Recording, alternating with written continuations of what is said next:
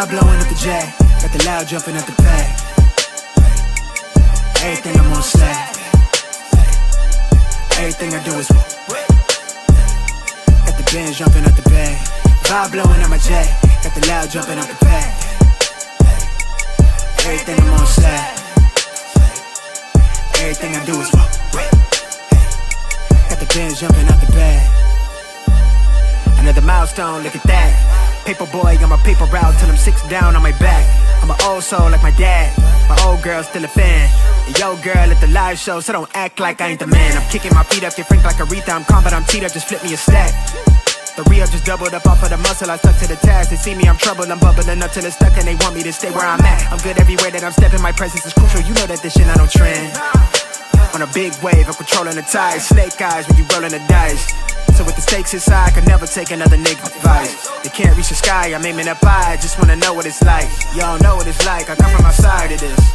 Out the quicksand, I'm the big man, doing big things. Couple big change, up a state lines, doing stage dives on cam. It ain't no limit to my vision. Check the temp, I'm on fire with it. Got the bands jumping out the bag, Prosecco on ice. I'm nobody nice, gon' run up a check. Demand my respect, I'm doing the most. I never quit, they want me to quit. I'm good as it come, I'm good as it gets. Vibe blowing at the jack, got the loud jumping out the bag. Everything I'm on slide. Everything I do is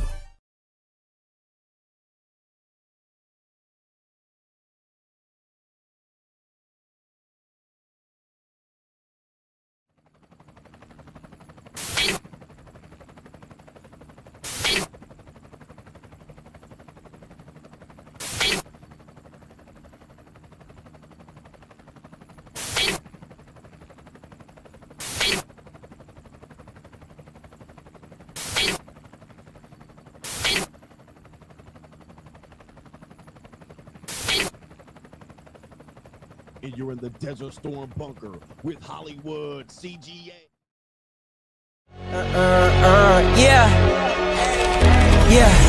Legends ain't born, they built from the grind. From benches to banners, we sharpen the mind. We sharpen the sword and promise and swore that we going hard and leaving it all on the floor. Ayy, yeah, we going hard and leaving it all on the floor. Ayy, yeah, we going hard and leaving it all on the floor. Legends ain't born, they built from the grind. From benches to banners, we sharpen the mind. We sharpen the sword and promise and swore that we going hard and leaving it all on the floor.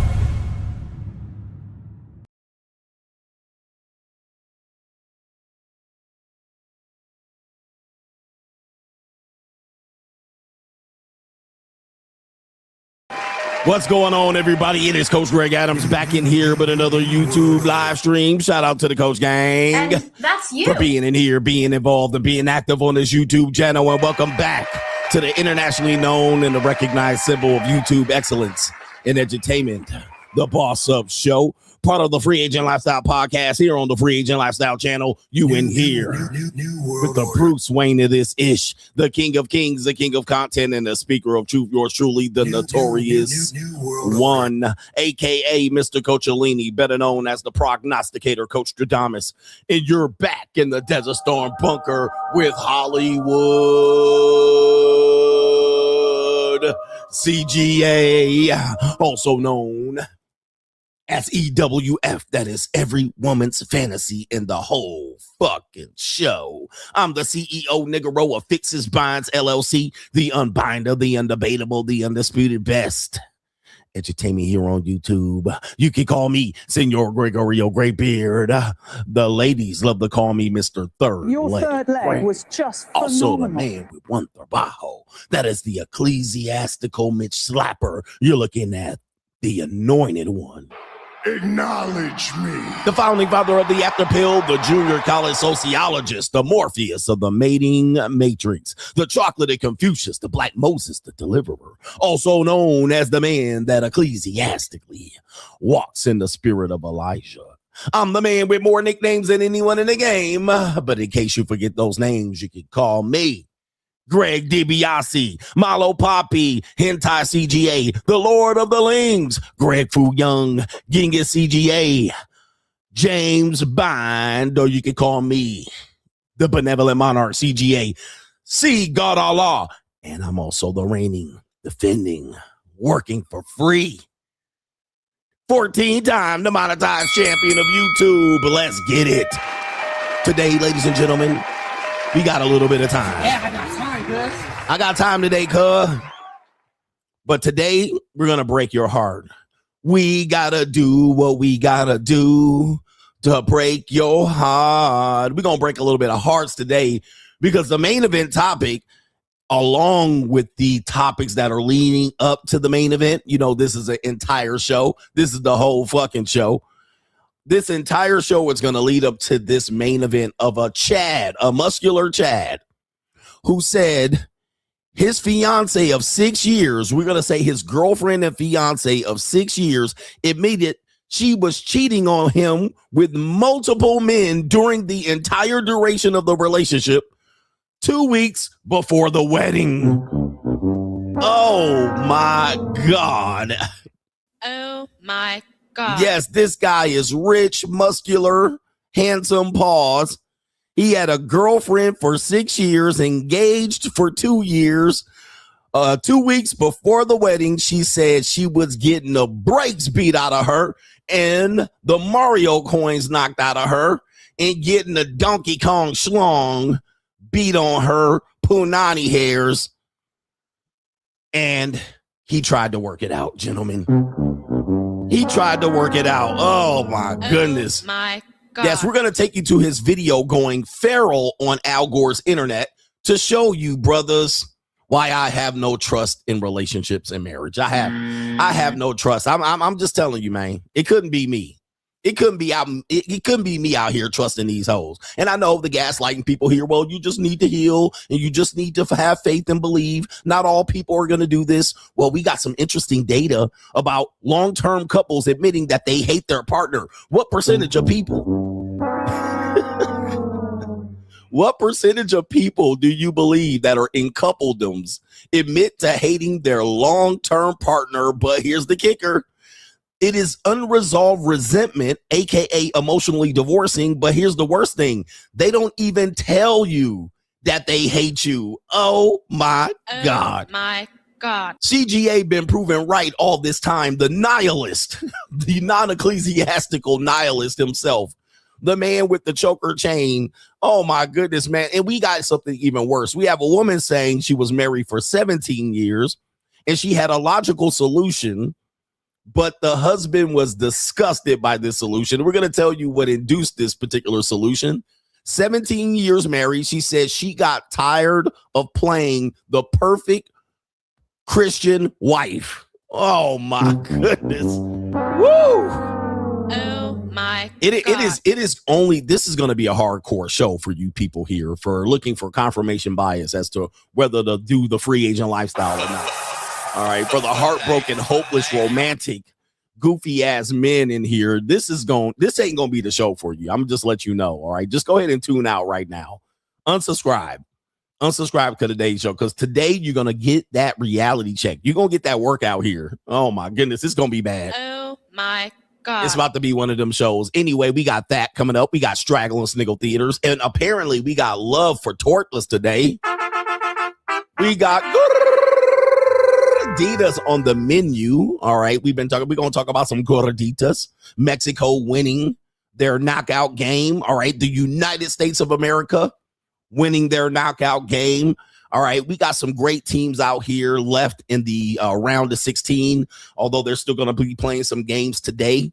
All right. To fill out the rest of the bracket. And then next week going into the round of 16, the U.S. and the Mexico has no chance of meeting each other unless they meet in the finals. All right. They're in separate brackets. So I would love to see USA versus Mexico in the dream North American battle of the World Cup of North America. But the problem is this probably not going to happen. New world. All right. But I would love for the Team Mexico versus Team USA, but it's not going to happen. Anyway, World Cup shit going on in shenanigans and anyway, all that shit. And we got an update on what do we got here? Warren Buffett. Warren Buffett's always used, all right, as a person, a beacon of what you should do to follow your investments. We have an interesting story about his relationships. You know, people always talk about people's relationships or their investments, they never bring out both of the story. We never get the full story. Again, you guys think Warren Buffett's driving around in the Toyota minivan, living in a humble house in Omaha, Nebraska. And the real rich don't buy sports cars and luxury watches and shit like this. You know, these niggas, sorry, these guys. All right, but we got that coming up here on today's show, an update on Warren Buffett's relationship. It should be an interesting one. All right, if you haven't heard of that. Plus, apparently, I killed somebody the other day, right? That wasn't even dead. I have the ability to do that. I don't know how that happens. All right. I don't know how that happens. I be thinking people dead. Okay, she been dead. All right. I guess people were announced she was dead. I don't know. She been dead as a doorknob. Anyway, I don't know. But to contribute to today's show, $, the Notorious CGA on the Cash App, Venmo, Coach Greg Adams TV, PayPal is paypal.me/Coach Greg Adams. And that is near to the top of the description box on the Free Agent Lifestyle channel. And you can super chat by clicking the link on the bottom of the live chat. On the Free Agent Lifestyle channel, the best entertainment in the world is here. This shit ain't gonna be boring. This shit ain't boring, right? You watching my show, you might not agree with everything that I say, but y'all agree with these grifting ass females giving you content, agreeing with everything she says. Yeah, sister. But CGA, you be like, well, I don't believe in everything CGA says. You know, I'm the Minister Louis Farrakhan of this shit. You know what I mean? Like pro-black white people, you know who Louis Farrakhan is. He's the minister, all right, the honorable minister of the Nation of Islam, still alive. He lost his wife recently. All right, he been taking care of himself. All right, he got that good curly wave, you know what I mean? He's a mulatto too. I mean, he's somewhat mixed, but you guys know him. All right, when black people want to agree with Farrakhan, what do they say? Well, I don't agree with everything Farrakhan says, but I like some of the things he say, ass niggas. All right. You know, they always say some shit like that. Like, why you got to preface it? If you like what he say, nigga, why you got to be like, well, I don't agree with everything he says, ass nigga. All right. Nobody agrees with everything somebody says. But if you like what they say, just go ahead and just let it ride. You know what I mean? Just be like, I like the Honorable Louis Farrakhan. All right. But I'm like the Louis Farrakhan of the YouTube. They be like, yeah, coach, I like some of the things he says. I don't agree with everything he says, but he be on point when okay. All right. Just go ahead but y'all don't say that about these grifting ass manosphere hoes y'all be following. Right, when y'all be doubling down on them. I love that manosphere. I love that one woman that slide in the video and then give these feminists the works. You know what I mean? So don't be half-stepping when you come over to my show. That's all I'm saying, ass niggas. Y'all don't half-step on Melly the Monaco or whoever these other people are. Anyway, enough about that. We just out here bullshitting. With that being said, I was supposed to unban somebody from the chat, and that didn't get done. Plus, it's not going to get done now because I'm doing the show. All right. But of course, I can't sign in to my PayPal. All right. PayPal is like, no sign in for you. You got to go through security. All right. They saying my password is wrong and whatnot. Now, this is a disgrace. Like, what did I do to you this morning, PayPal? All right. Anyway, forget it. Let's go to Cash App. We do have some Cash App love, and it is from Activities. It is our brother here. It is Ian Williams says salute to Hollywood. CGA. He says, I got money, and it's the first of the month. I got money. Some of y'all rent. Your rent's due, motherfucker. The rent is due. All right. Your landlord is going to be knocking on your door in about one more day. Okay. If you ain't got the money on. I got money. You ain't got the money on. Landlord going to put a note on your door tomorrow, right before the 4th of July, saying you got 3 days to pay or quit. All right, pay your rent out here. Pay your rent. Your rent's due, motherfucker. All right, pay your rent out here. You know what I mean? Or sometimes if your landlord really wants the money, they're going to hear by the end of yesterday, they were texting you like, where my money at? You like, I got a grace period, nigga. I don't got to give it to you on the 1st. Contractually, I can give it to you on the 3rd. But I'm not that type of guy. I try to pay mine early. Sometimes I forget. I'll be like, oh, I'm supposed to pay my mortgage and rent. I forgot. Sorry. I mean, I got it and all, but you know, I know. But yeah, get something on your rent. All right. Anyway, somebody said it's a holiday on the 5th. All right. So y'all got an extra day, ass nigga. You know what I mean? But on the 6th, they gonna be fired up. All right, they're gonna be fired up because if your rent, that your grace period falls on a Saturday, you got till Monday. All right, you're like, man, I got an extension on my grace period today. Dr. Dub says, gonna watch the replay. Gotta lock in for my big exam tomorrow in medical school. In the name of CGA, wish me luck, Coach Gang. Shout out to y'all. Becoming a doctor ain't easy. Keep being excellent, CGA. Free agent lifestyle for life. Hashtag the shield. Hashtag boss up. Shout out to you. Good luck to Dr. W. Dr. W on your exam. He's out there in medical school. All right, man. I'm telling you, boy, we gotta wish our future doctors a good place in our society. We need these good doctors out here. We need the good docs out here. We need Dr. Feelgood in the building. I'm Dr. Feelgood.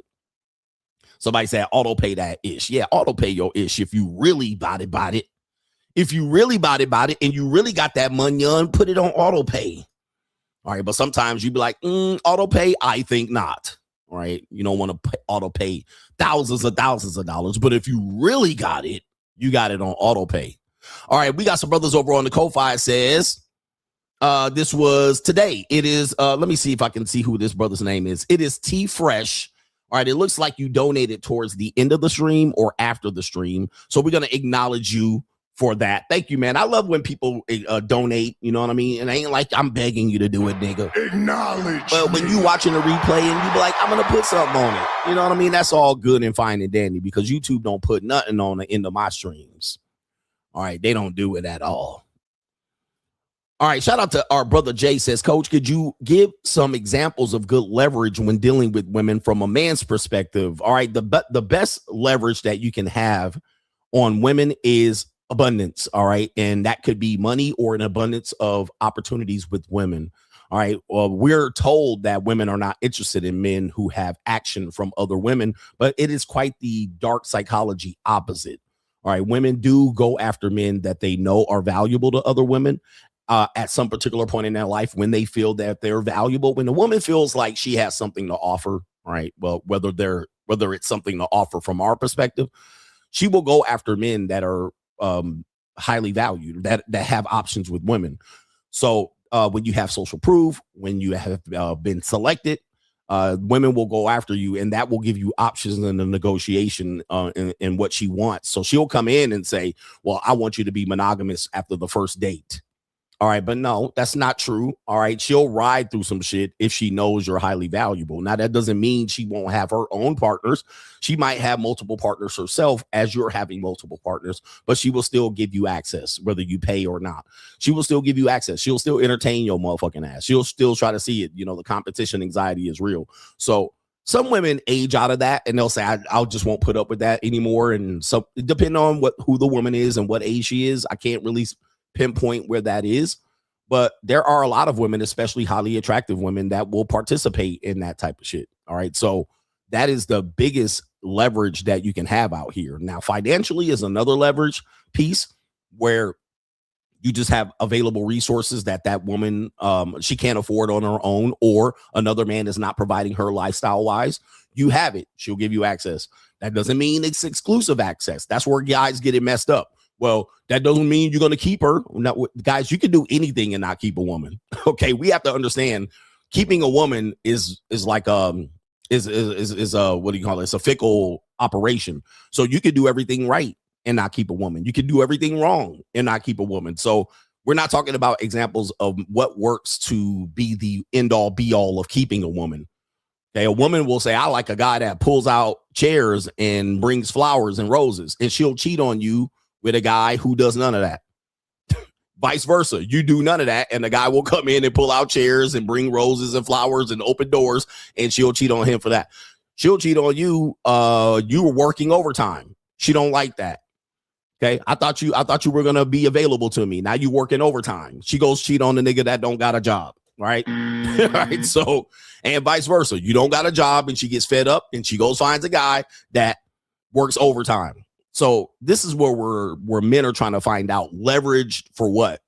We always call it leverage for access, not leverage to give you the advantage of keeping a woman. The only thing you're getting with leverage in keeping a woman is keeping her for a period of time longer than the next nigga or the previous guy. That's all you're doing. Okay. That's all you're doing. Keeping her longer right? But you're not keeping her for good forever. That just doesn't exist. Just so you guys know, PayPal is down or something like that. PayPal not working on my side of the street.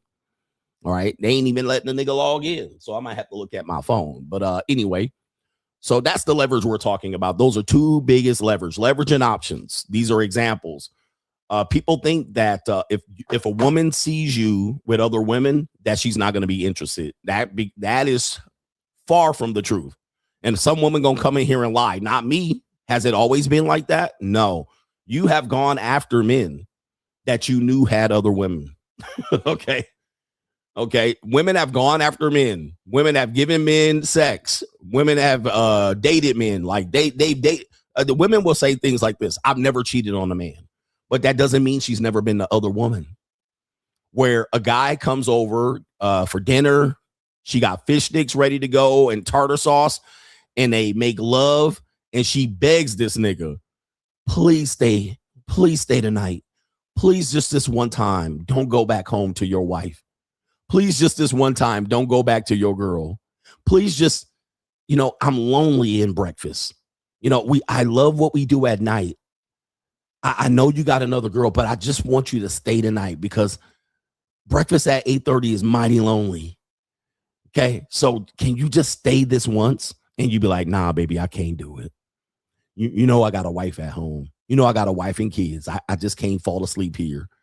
It just ain't gonna happen tonight. And she like, but now this woman's gonna stab him in the back at some particular point. This is not a good scenario. You don't want to be this guy if you have a wife and kids at home. She gonna stab you in the back. Or if this woman works with you, she definitely gonna file a sexual harassment claim on you.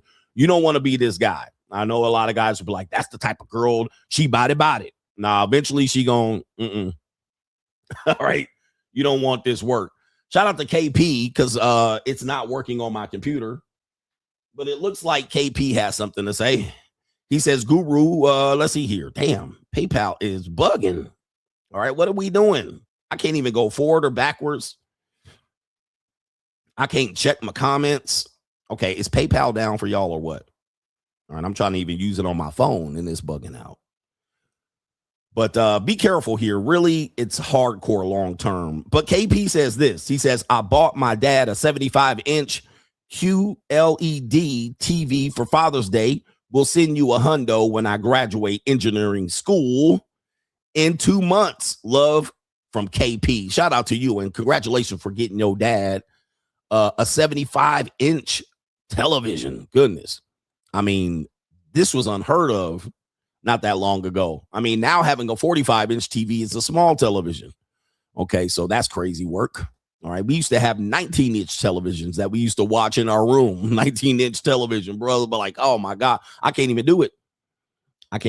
So anyway, man, shout out to you guys. We're going to break your heart today if you're just joining us. So if you're squeamish about dating and relationships, please, I would say don't watch today's show if you trust your fat girlfriend, your chunky ass wife. If you trust that hot girl you're in a dating and a relationship with, and you're like in a long distance relationship, a long distance monogamous relationship. If you're in a long distance monogamous relationship, do not watch today's show. Okay. You about to get hit over the head. But what we're going to do is we're going to hit you over the head today real quick with Straggle and Sniggle Theater. We're going to hit you with the comedy section of today's show. Let's get it. Like, ride with me if you ride with me. You can slide with me if you feel like 550 on the 5 sticky. Come get high with me. That's a deal, right? Straggle and Sniggle Theater, let's do. Line up that like button, turn that phone, turn that son of a bitch sideways. Click the like button, or as they say, chink the like button, and then turn it backwards, and then you're going to have me out here landscape right there on your phone while you're at work, chained to your workstation in your cubicle, watching the Notorious One. If you're in the gym, be careful lifting weights, watching me at the same time. It is quite the hazardous activity. But here we go, Straggle and Sniggle Theater. This is something that we just talked about yesterday, dating sisters. Who remembers that? I broke it down. I was like, sisters just got it bad. They got it bad. And sometimes they kill the vibe, all right? They kill the vibe, man. Here's a sister right here. Okay, she definitely a single mother. She got that little marsupial pouch in front. Shout out to her. Ain't nothing wrong with a little marsupial pouch. We love that. And there's a little stretch marks on the titty. Hello. But anyway, we're here. Apparently, this it says right here how quickly your girl can ruin a good day.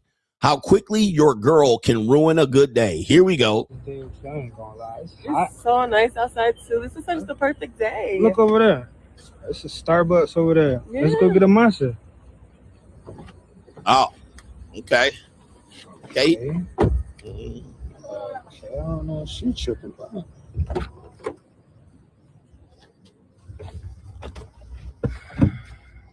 So what's wrong with you? So what would make you want to get a matcha? Oh no. I never had one. I just Exactly. wanted to try. You never had one. So what would possess you to want to get a matcha? You never see me drink one. I just seen something on TikTok. So you seen a bitch pick. That's what it is. You seen a sexy bitch TikTok and she was drinking fucking matcha. Now you want to try it because the bitch was drinking it. No, I don't think she's sexy. I just want a matcha. Why is you even watching bitches TikToks? No, you don't know nothing about a matcha. Now you want one because you seen a bitch was drinking one. That's weird. Babe, nice day. Oh. It always be the sisters too. That be the sisters, but you know, the white women do this too. They be passive aggressive with it. They just don't be confrontational about it. They'll be like, why you mad? Well, you should know. Bitch. Where the white women at? All right. But as you can see, this type of toxic relationship, I can't go for that. No, can do. All right, just like that, he brings up Matcha. The whole date is messed up. And see, the thing is, when you're trying to give a woman a fantasy and trying to treat her like a gentleman, and you're trying to treat her like you're my lady, and you're opening doors and you're rolling out red carpets and you're bringing flowers and roses and chocolates and teddy bears and, you know what I mean, lingerie draws and gifts and rings and diamond rings, she gets set off on this. Ruin the whole day, and then blame you for ruining the whole day. Now, why would you bring up Matcha? And it's all Jermaine's fault. Okay. It's always Jermaine's fault. And then got a attitude. You done took her out to dinner and shit. Now, when it's time to go home, you drive her home to get them cootie cats. Guess what? Now she got an attitude over some little shit. See, it's shit like this that makes you ruin the whole day, ass nigga. I ain't gonna lie. It's so nice outside too. This is such the perfect day. Anytime I see a black woman smiling, I just think she's faking, just so you guys know. They never really smile like this. And they're just they're just happy. They're just happy, pappy. They're just happy. They're being treated nice and holding hands and PDA and opening doors and shit. Look at how happy I am. You know she about to turn like a devil here. Hey, look over there. It's a Starbucks over there. By the way, this is a skit. We know this. Let's go get a matcha. Oh, there she is. Oh, the matcha and turned her Jerry curl off right here. Now, the reason why they also do this is because they know sex needs to be given up, and now they're going to have to find a reason why to not have sex with you. But let's continue. It's time to drop draws.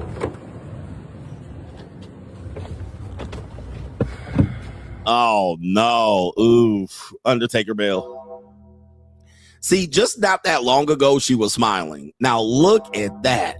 That is the face of... Hold on for a second. I got a sound effect for that. I got a sound effect for this. Let me see here. Here it is. You see that? That's a stupid bitch. I can't stand that face. The stink face. The blank stare face. The blank stare looking out, you know what I cannot stand that look, brothers. That's hey, any woman around me that have that face, you getting kicked out. All right, Uber straight to the crib. All right, anyway, Straggle Sniggle Theater presses on. We have a man apparently takes melanin instead of melatonin, which melatonin is a sleep medication that people take, which is crazy. But, you know, some people can't go to sleep. They got a guilty conscience or they're broke. All right. And they thinking about the bills and all of this stuff. But it says right here, when you take melanin instead of melatonin. All right. There he is right there. You can see clearly it's a white man. Here we go. Let's play the video. All right. There he is. He's taking melanin instead of melatonin. There it is right there. He's taking melanin. Let's see what happens here. The next morning. What the fuck? Oh. That wasn't melatonin, that was melanin. Let's go! Oh, no. Oh, no. Niggas! Man, really want to have sex with a big white girl. Oh, no. Yeah. Oh, the humanity. Wow, overnight. All right, he wants to have a sex with a big white girl. Oh my goodness. Here we go right there. Skinny black dude, big white girl. Skinny black dude, big white girl. Skinny black dude, white girl. Skinny black dude, big white girl. And then not the smoke detector chirping already. All right, and not the bonnet on his head. He got the bonnet. Oh my goodness, what else could go wrong? Definitely don't feel like going to work either. Oh Jesus, no job. Look at this physique. Natural muscle. I'm killing it. I might go for a drive. What could go wrong? Man accuses an officer of racial profiling after being pulled over. Jeez. Video of that traffic stop was then shared on TikTok. Just like that, brothers. Just like that, man. It happens. Hey, white guys, you know what I mean? Hey, you listen, I'm gonna tell you something, dude. And a white guy once told me this joke. And it was an Italian, a little short Italian guy. And he was like, no matter how good a black man has it in life, he could be the richest black man. No white guy will ever trade his white life for that rich, successful black man. None. Think about that. I want you to think about that. You know, white guys do have a lot of insecurities about black men. You know, naturally muscle, they got charisma and charm, automatic swag, they get all the girls. But at the end of the day, in evaluating the benefits of a black man, a white man would never trade their life to be the best, most successful black man. Did Chris Rock say that? Did Chris Rock say that? I had a little Italian man when I was in college told me that. All right. He was like, I'll never trade. And he was a little Barney Rubble ass nigga. All right. He would look like Barney Rubble. He was like, I would never trade my white life to be a black man. Golly. All right. I was like, damn. But there are some benefits, like fat white women. You know what I mean? This is crazy. All right. White dudes is like, yep, not giving that up. Well, why would you? All right. I understand. There's a lot of white privilege in our world today. I ain't giving it up neither.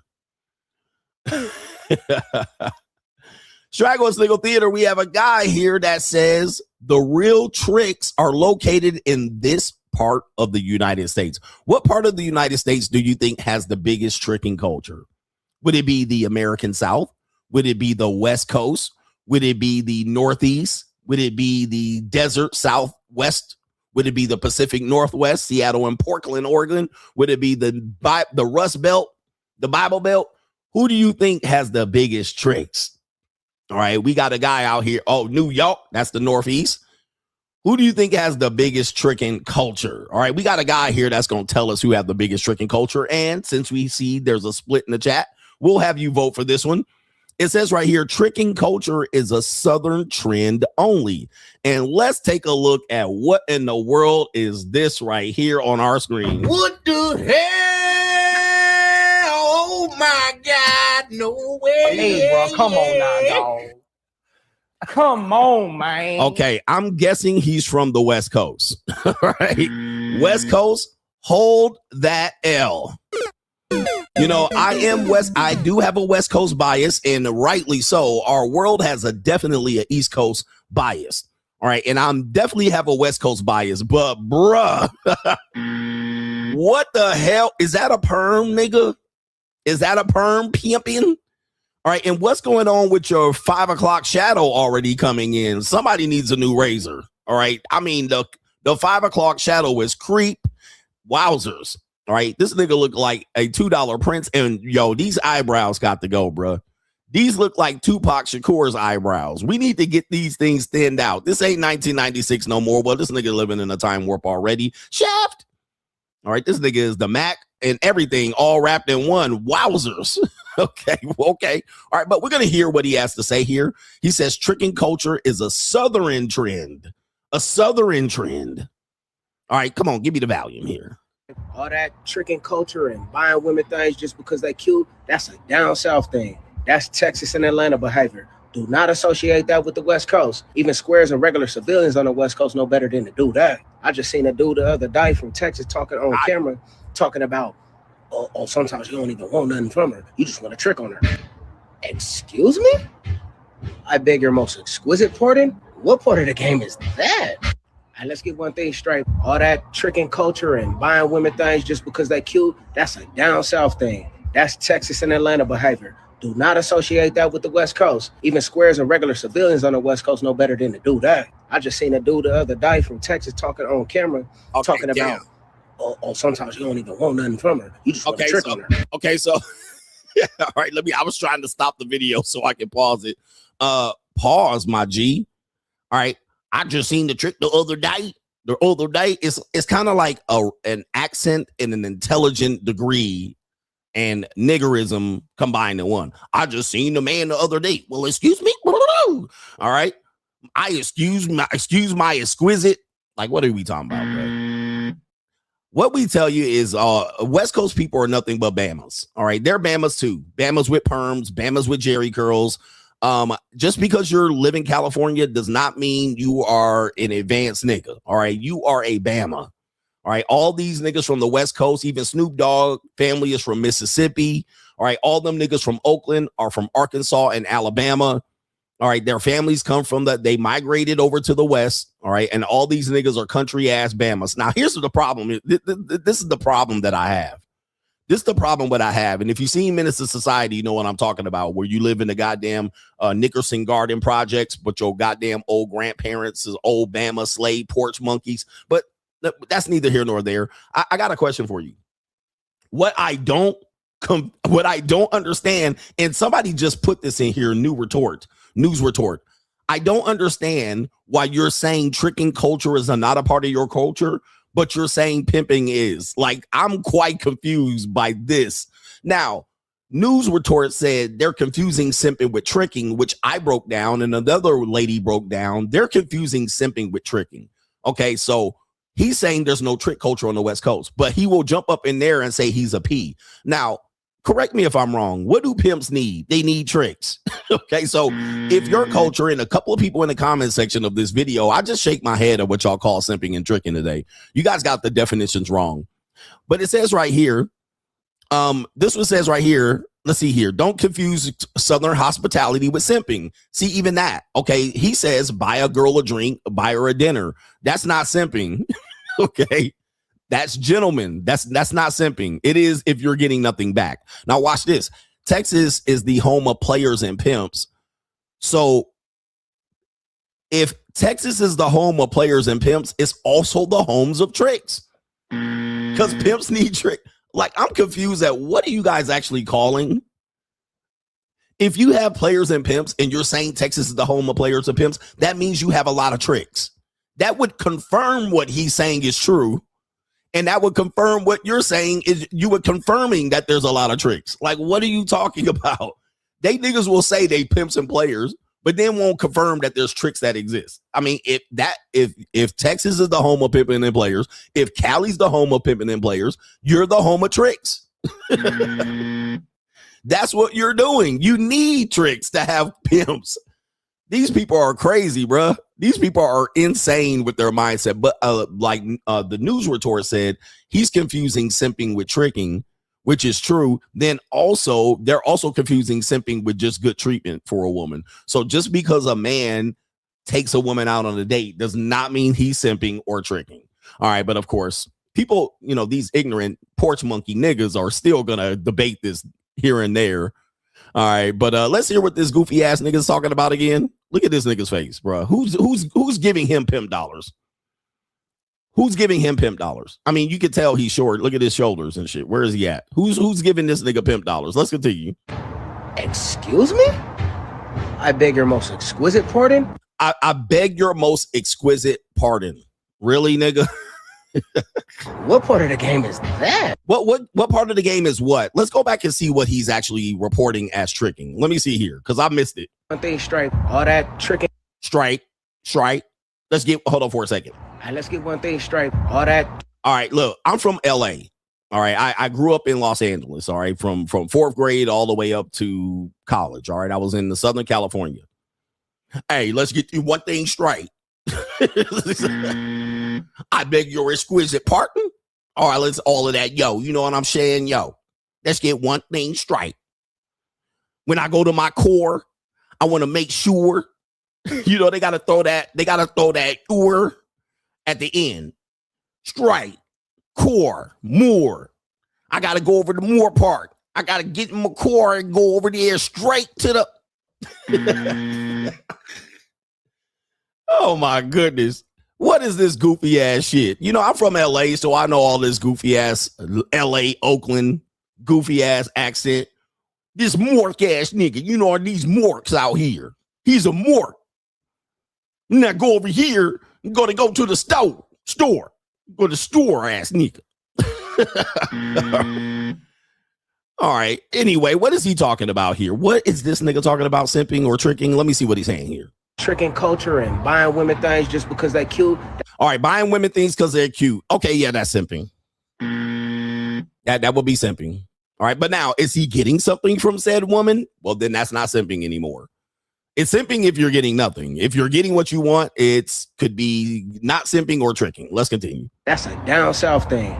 A down south thing? That's Texas and Atlanta behavior. Do not associate that with the West Coast. There's a whole bunch of tricks. I mean, the West Coast, stop. I mean, listen, my West Coast bias is telling me, I'm going to just let you know, dude, if you talk about the rich, non-black dudes, they do the most simping and tricking of anybody in Los Angeles, LA. Do you realize what these girls are doing for doing absolutely nothing all day in Santa Monica, in Marina Del Rey, Manhattan Beach, Laguna Hills, Laguna Beach, Newport Coast, okay, Newport Beach, La Jolla, Coronado, Gaslamp District. Are you serious, bro? You got to be kidding me. Girls are getting college education since back in the Jerry Buzz days. You are crazy. But somebody said his target audience is niggas only. That's true. All right, so he's talking about niggas. All right, which only make up less than 10% of the population in Southern California and the West Coast. All right, the whole West Coast has less than 10% niggas. All right, and of course the niggas are gonna say that's the white man statistics. But let's continue. Even squares and regular civilians on the West Coast know better than to do that. All right, he talking about square niggas. I just seen a dude the other day from Texas talking on camera. Talking about, sometimes you don't even want nothing from her. You just want a trick on her. Okay, so there you go right there. So well, let's just say, man, this sounded like a broke nigga alert. Broke nigga alert. What they got? Broke nigga alert. Broke nigga alert. Broke nigga alert. Stop. Nigga My alert. assistant pressed the button. Broke nigga alert. It's the one thing I don't get. The one thing I don't get is dudes that swear up and down their P's. They always mad at tricks. Now, here's my solution. This will be my solution. Why don't you send your girls to the known tricks? That's what a real P would do. Listen to me. A real P, like let's say, for instance, I was a P. I'm more than a player. I'm more like a pimp. All right. Anyway, shout out to Second and None. Let's say if I was a real P, if I saw somebody talking on the camera, as he says, wouldn't I send my hoes to go get money from the trick? Wouldn't I say, all right, hoes, round up, sit around me. Listen, hoes, come around and pile up around the Cadillac Eldorado. All right. Toodaloo-doo-doo-doo-doo. Shout out to Rosebud. All right. Come mess with some pimping real quick. Right. And had a hole standing around the Eldorado, the Maserati.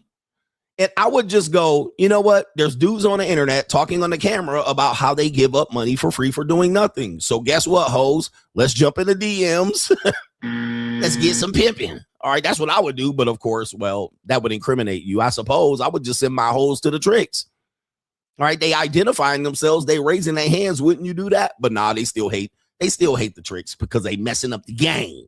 Ass niggas. Well, you ain't got no game. You just a broke nigga. Couch surfing, fake perpetrating pimp. What did I tell you about these fake perpetrating pimps? They ain't got the ism. They got the motherfucking bug bites on couches that they couch surfing. Broke niggas, all right? That got leases, apartment leases in the name of they hoes. All right, put that Straggle in Sniggle Theater. Like, ride with me if you ride with me. You can slide with me if you feel like 550 on the 5 sticky. Come get high with me. That's a deal, right? Straggle and Sniggle Theater, man. I'm disappointed in these so-called perpetrating pimps. They don't make pimps like they used to. All right, they ain't making pimps like they used to. By the way, man, don't catch a trafficking charge out here. They getting kind of hectic on people out here. They making a pimp work for their dollar. All right, while we making hoes holler. All right. Somebody said there's plenty of tricking in LA. I'm telling, he said it, dude is one of them for real, bro. Like, you're telling me in Los Angeles there's no tricks, but they're talking about the black tricks. That's what I'm assuming that they're talking about. So they're talking about the nigga tricks, which in LA there's a lot of nigga tricks too. I mean, they're the least likely to, but don't get it twisted. I beg your exquisite pardon. Is that what he said? I beg your exquisite pardon. Why do these fake perpetrating pimps always try to sound educated? Interesting. Kaylin says women will never understand supply and demand with men and infidelity. The men that they want can cheat if they want, and they surely do, especially since they don't want average men, which they surely don't. I mean, theoretically. Women can cheat and still expect a man to care for them long term. Women can't cheat and still expect a man to care for them long term. Men continue to boss up. We've heard that argument in comment sections on social media where a man will say, well, since I have enough money to be able to afford as many women as I want, I will exercise this option. Or a guy will be in a poly relationship where he has multiple wives. And a woman will say, well, why can't a woman have multiple men? And they will say, well, if a woman has her own money, she can have multiple men. Of course you can. You can surely do that. I can't say that you will not be able to do so, but I'm going to say not many men are going to take you seriously. While you could be with one man and multiple women could be with one man, he could take you seriously if you're faithful to that guy, if you're all, but it doesn't really work the opposite way. It doesn't work the opposite way very successfully. It does work in poor communities where there's closeted bisexual men, like in Atlanta. They'll play that role, but not many men are just going to be like, okay, I'll be with you, monogamous and faithful with you while you're out here screwing multiple men. It doesn't happen very often, I would assume. And if you're a nobody, maybe Jennifer Lopez can get away with that shit, but not many dudes are going to be like, okay, yeah, I'll stay faithful to you and have multiple men. Also, if the guy's supporting her, men always see support as a means of he owns.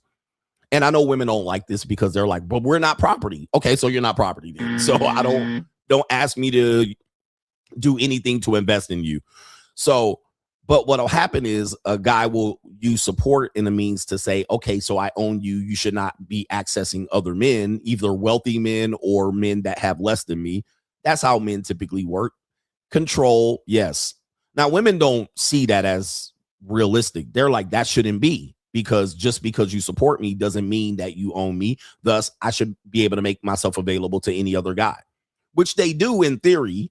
They just don't do it openly. We'll see this when we get to the main event, where we have a woman. Actually, I'm going to just show you a clip. This is an example right here of them exercising their options.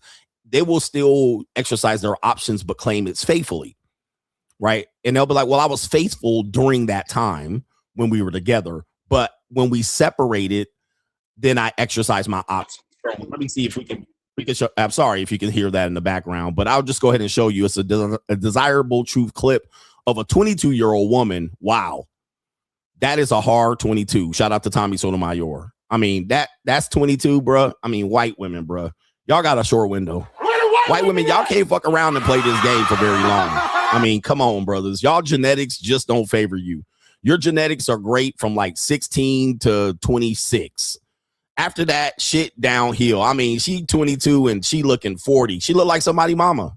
I mean, I'm just saying, I'm just describing her, but everything about her is aging rapidly. You know what I mean? Because there's different sorts of ages at before, and I'm here to teach. There's chronological age, there's physical age, there's mental age, and emotional age.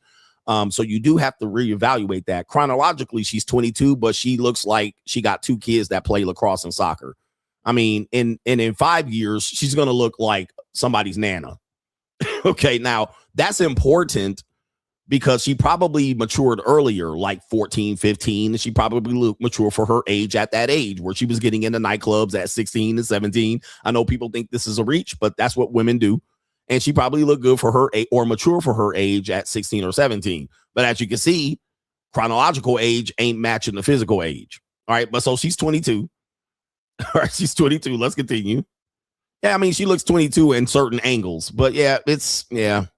And she's extremely tall, so she's probably about 5'10", all right, maybe 5'8" without heels. Let's continue.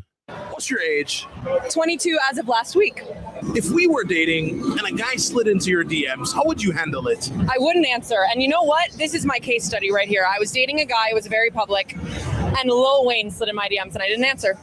Lil Wayne, Lil Tucci, lollipop, 6 foot, 7 foot. Lick me like a lollipop. Yep. What did he even say to you? He sent me a rose. All right, so let's stop right here. Apparently, she's saying right here she dated a high-tier, recognizable public man. She said it was very public. So I'm assuming either they were public on record, all right, or they were public. Maybe he was a well-known person. And while in the relationship, Lil Wayne slid in the DMs. Okay, now you can see that there's a response below that because there's the date right here, and the date coincides when she says she did not respond. We don't know if this is her actual DM, but you can see there's only months separating this. All right, August to December. All right, so it wasn't like years that she held out on this one. Number one. Number two, he does this to many women. So again, your girl can go as long as a celebrity can jump in there and throw a rose in there, and Andrew Tate an orange or a strawberry. The men at this level don't have to say much. This is an example of what we're talking about. All right. Everybody, all these women know Lil Wayne has multiple women. They don't care. All right. They still going to brag and say that he stepped in there and threw up a DM. And somebody said they're lying. Guys, I date regular women that get rappers in their DMs. Okay. So it's not hard, guys. Celebrities have the same Instagram you niggas got. Okay. I often want to warn you, celebrities have the same Instagram you do. Okay. They don't have a different Instagram. Right. These women are not lying, bruh. Niggas think they're lying. They are not lying. These celebrities be in the DMs. Okay. I got proof. They be in the DMs and they don't say much. All right. They just say a sentence and these bitches go swooning. Now, if I jump in a woman's DM, highly likely if I said a sentence or put a fruit in there and they go look at my Instagram, they ain't gonna swoon. But yes, bro, I'm telling you. All right, so now she said she didn't respond, but we're gonna break that part down here in how they play the game, the mating strategy. So this is the difficulty here. So she was in a relationship with one guy. Wayne slid in. Then listen to this. All right, I want you to listen to this part because this is not the important part. The important part comes here. And then I didn't answer until I broke up with my ex. There it is. I didn't answer until I broke up with my ex. Now, see, that's the part we're talking about. Now, my question is, if you were so faithful in your relationship and a celebrity slid in your DM, why didn't you delete the DM? Can't you delete DMs? That's my problem. You didn't delete the DM. Now, for your own mating strategy, this makes sense. It makes sense from a woman's perspective. But if I'm supposed to be having a faithful girlfriend and I'm supporting you, why you don't delete the DMs? Why? Because they have to have a backup system. This is just exercising hypergamy. This is just them monkey branching to the next thing. We're going to talk about that. So now she's crossing her arms and say, I didn't slide in until the breakup. She crossed her arms. Yeah, she's lying. Because it didn't take long. She was faithful in August, but all of a sudden that December, hi, Tucci. All right. Hi, little Tucci. I'm available. Come hit them cheeks. Do you think she met up with Lil Wayne? Yes, she did. Listen up. Did he hit you back after? Yeah. He's a friend. He's a friend. See, when you're a man that has multiple women, you can fuck these women and just be a friend. But if she feels like she can make you commit and be monogamous, your boyfriend, you're locked in, your fiance, you're in a monogamous relationship. We just talked about this. So these women say, I wouldn't date a man that has multiple women. Yes, they do. They date and fuck them all the time. Okay, they do it because they know they can't make Lil Wayne commit. They know Lil Wayne got women all over the world. He got a song that says he wish he can F every woman in the world. I mean, so she knows that going in. Does she care? Nope. She gonna let him slide with no condom. No condom, no conversations, no nothing. He'd be like, I'll hit you when I'm in town. I'll send you an airline ticket, sliding. How do I know? Because I'm on the minor leagues of this level, like single A baseball. All right, Lil Wayne is in the major leagues. He's a Hall of Famer. All right, so I'm not completely on that level, but I can get in the game. All right, I can put the helmet on and shit and stand up there and bat 200. So I'm in the fucking league, and I'm a celebrity. I'm Hollywood. You know what I mean? I can play this game just a little bit. So new world order. But she said she was faithful in a relationship, but also soon as the relationship ended, allegedly, she getting fucked by Lil Wayne. Okay, now this works for women. This is why I would never be monogamous and have a faithful relationship with a woman. This is just me. I'm not advising you to do it. I'm just saying this is why I would never do it. Just because of this access. Hell no, I'm never committing to no woman. Hell fucking no. I mean, she would have to live under my roof, nigga, and but then that's controlling, so that doesn't work either. Now, all of a sudden, he wouldn't let me go by myself to the grocery store. He kept tabs on me. He had to check my location 24/7. He was a weirdo. So even then, that don't work. Okay, so, and then I have to live with her, which is a whole L in itself. All right. So, yeah, that don't work neither. So me being faithful and monogamous in today's world, hell the fuck no. Hell no, bruh. Nah. Not when the bitch is on Instagram. But look, I'll bang Instagram women all day. I'll bang them. But also what people don't understand and men don't understand, I'm here coaching you. Women will have breakup scenarios presented to force her to go ahead. Oh, here's a breakup. Oh, so as long as they know there's another man that wants them, at least a high tier man or another man that's pining for her, then she'll be more likely to be impatient with her current boyfriend. So now anything he does is a fight. Okay, let me just show you that real quick. Anything he does is a fight. Because women inherently cannot serve two kings. All right, so she cannot serve two kings. So now everything you do, nigga, is like slipping on a banana peel. Everything you do is like triggering her trauma and pissing her off. So she has a short fuse now. Because there's multiple men. We call it another bull in the ring. When there's another bull in the ring and she knows she can go monkey branch and level up, if you will, red pill incel shit. She's now everything triggers her. Now all of a sudden she mad at everything you do. And all of a sudden you have a breakup. She's like, I just need some space. And what's happening? She's making space in between her legs for the next bull. All right. So this is why for me, this is just for me. I'm not advising this for you. This is why I don't engage in the ridiculous natures of trusting monogamous relationships. It's just a farce to me. It's a waste of my time. All right. Like it's a slap in the face. You trying to make me be willfully ignorant. I'm not. All right. Well, maybe you never know. If you trust somebody, it might work. No, not me. Fuck that. Nigga, I'm too old for that shit. Look, you do who you do. I'll do who I do, and we'll meet in the middle. That's all I'm saying. All right. There don't need to be all this rigmarole and games, and you never know. I'm not playing the lottery. You fuck who you want to fuck. I fuck who I want to fuck. We fuck each other. All right. And then you go back who you were fucking, and I go back to who I was fucking. All right. That's how I'm doing it. But you could do it otherwise, nigga. I'm not advising. Anyway, and if you want to not fuck somebody else and then watch me fuck other women, fine with me. All right, but what I ain't gonna do is give up holes on the behalf of trusting you. I'm not gonna get rid of all my hoes and then you out here, I'm trusting and believing what you doing, but you over here doing what you doing and having niggas slide in your DMs. It ain't gonna be me. Not me. All right. Anyway, Kevin Sullivan says, got a question. What do you think of the women that set their sons up to be son husbands? I see moms congratulating and condoning something that they know more than likely will not work out. The number one thing a woman needs is protection. She's going to make sure she has a safety net. And you said a son husband up to be stepdaddies. Well, that ensures that mom has protection. Okay.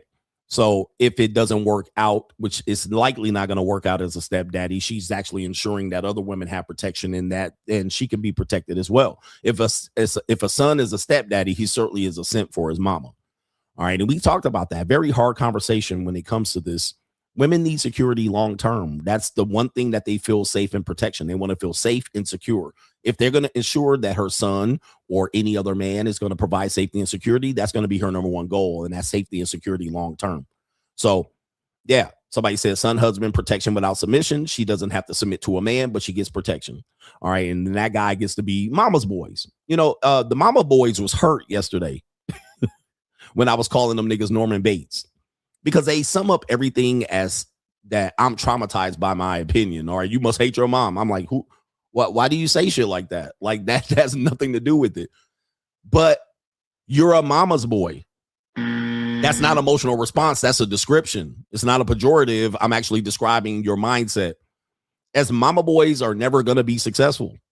Mama boys will actually run up under their mama, under the protection of the bat wing fat arms of their mama, and then act like they're doing a good thing. Oh, I'm doing a good thing because I love my mama ass nigga. Look, hey man, ain't nobody trying to, this is not a love your mama competition.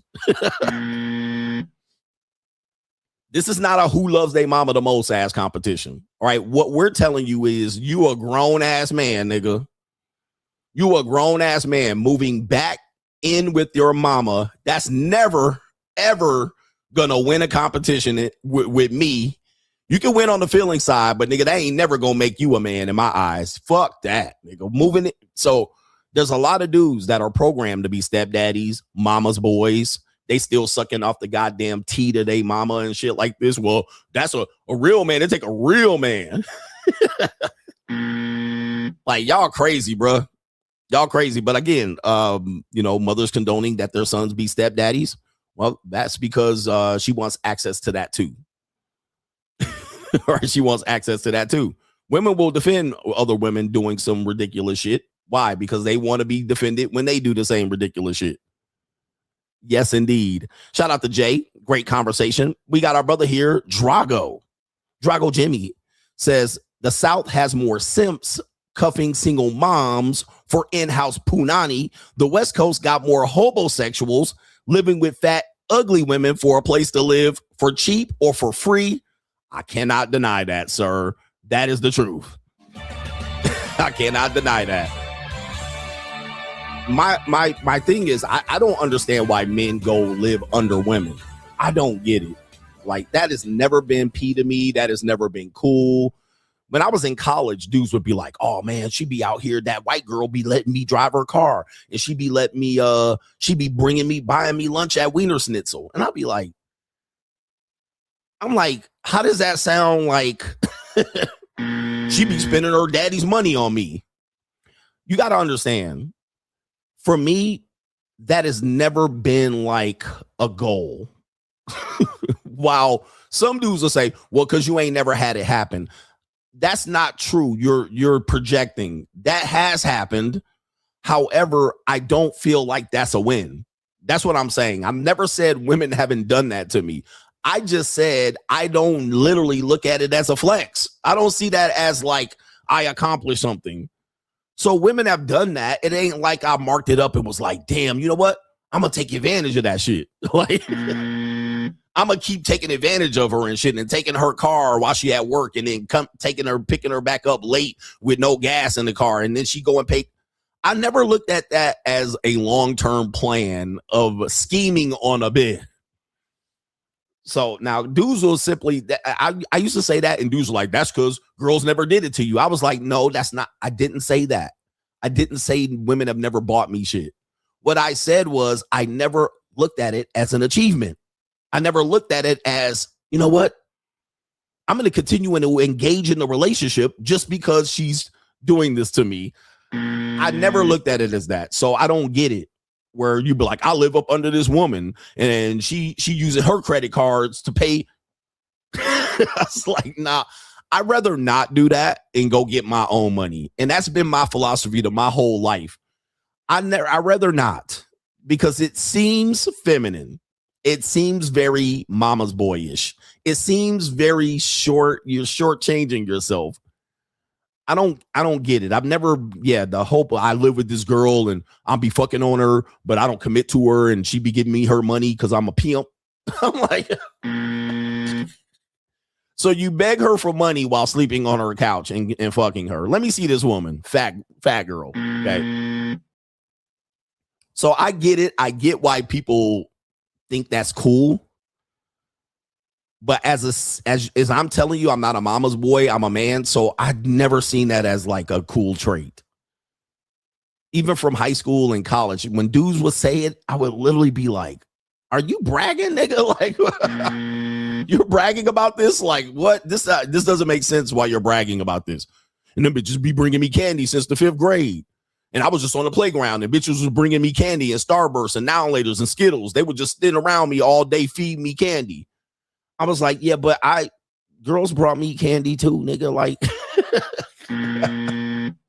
but I never was walking around like I was the only nigga bitches was buying candy for. Like, girls gave me candy too. They gave me Hubba Bubba and Now and Laters and Butterfingers, and I don't get it, man. So anyway, he said the South has no more simps cuffing single moms. Yep, programming. My mama said, and my mama I always said, if you still scared of your mother, nigga, and you an adult, something is wrong with you, bro. I'm scared of my mama. Big mama, we go home and my mama start to cussing and throwing pots and pans and thunder and lightning, and mama come and do this and mama come and that, and then mama tell us to shut up, and we a grown ass man and we shut up still. Because mama start getting the attitude and cussing shit out, and all of a sudden it'd be motherfucking hot grits on everybody's back.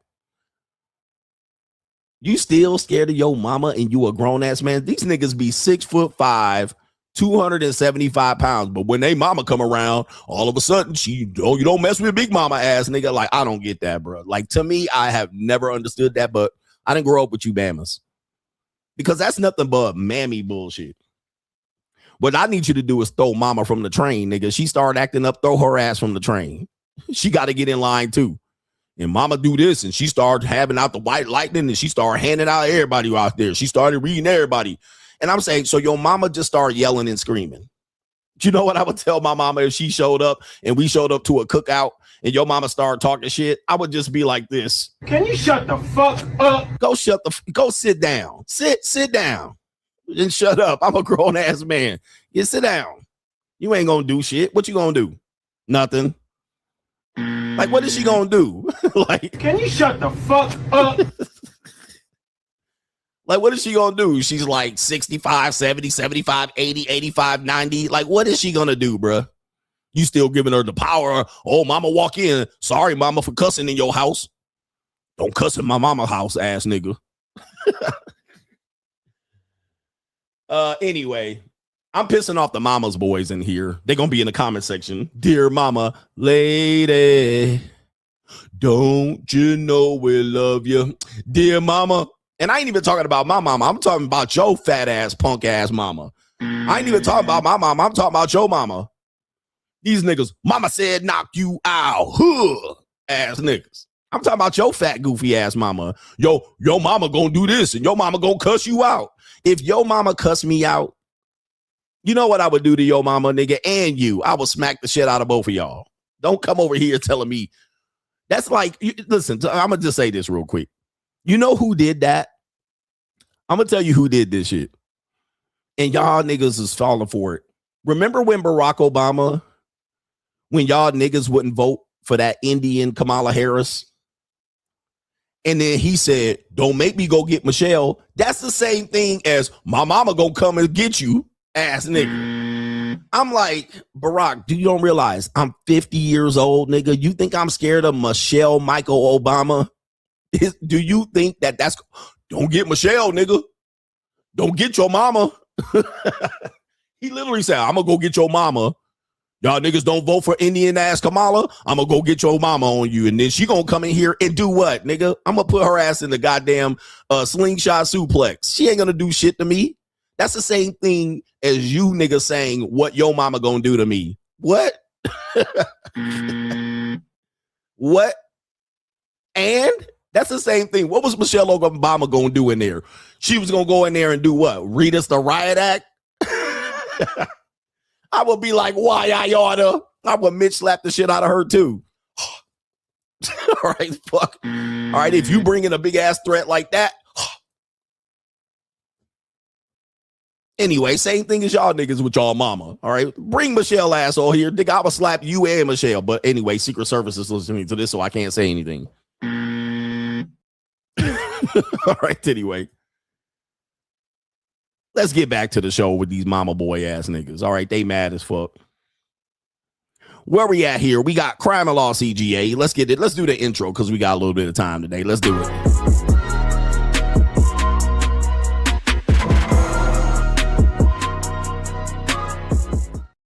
All right, crime and law CGA. Oh my goodness, I'm causing problems here.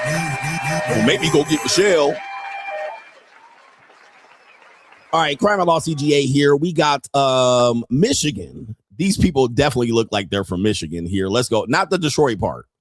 All right, not the Detroit part, but Michigan parents have been charged with deletion after 7-year-old dies at 255 pounds.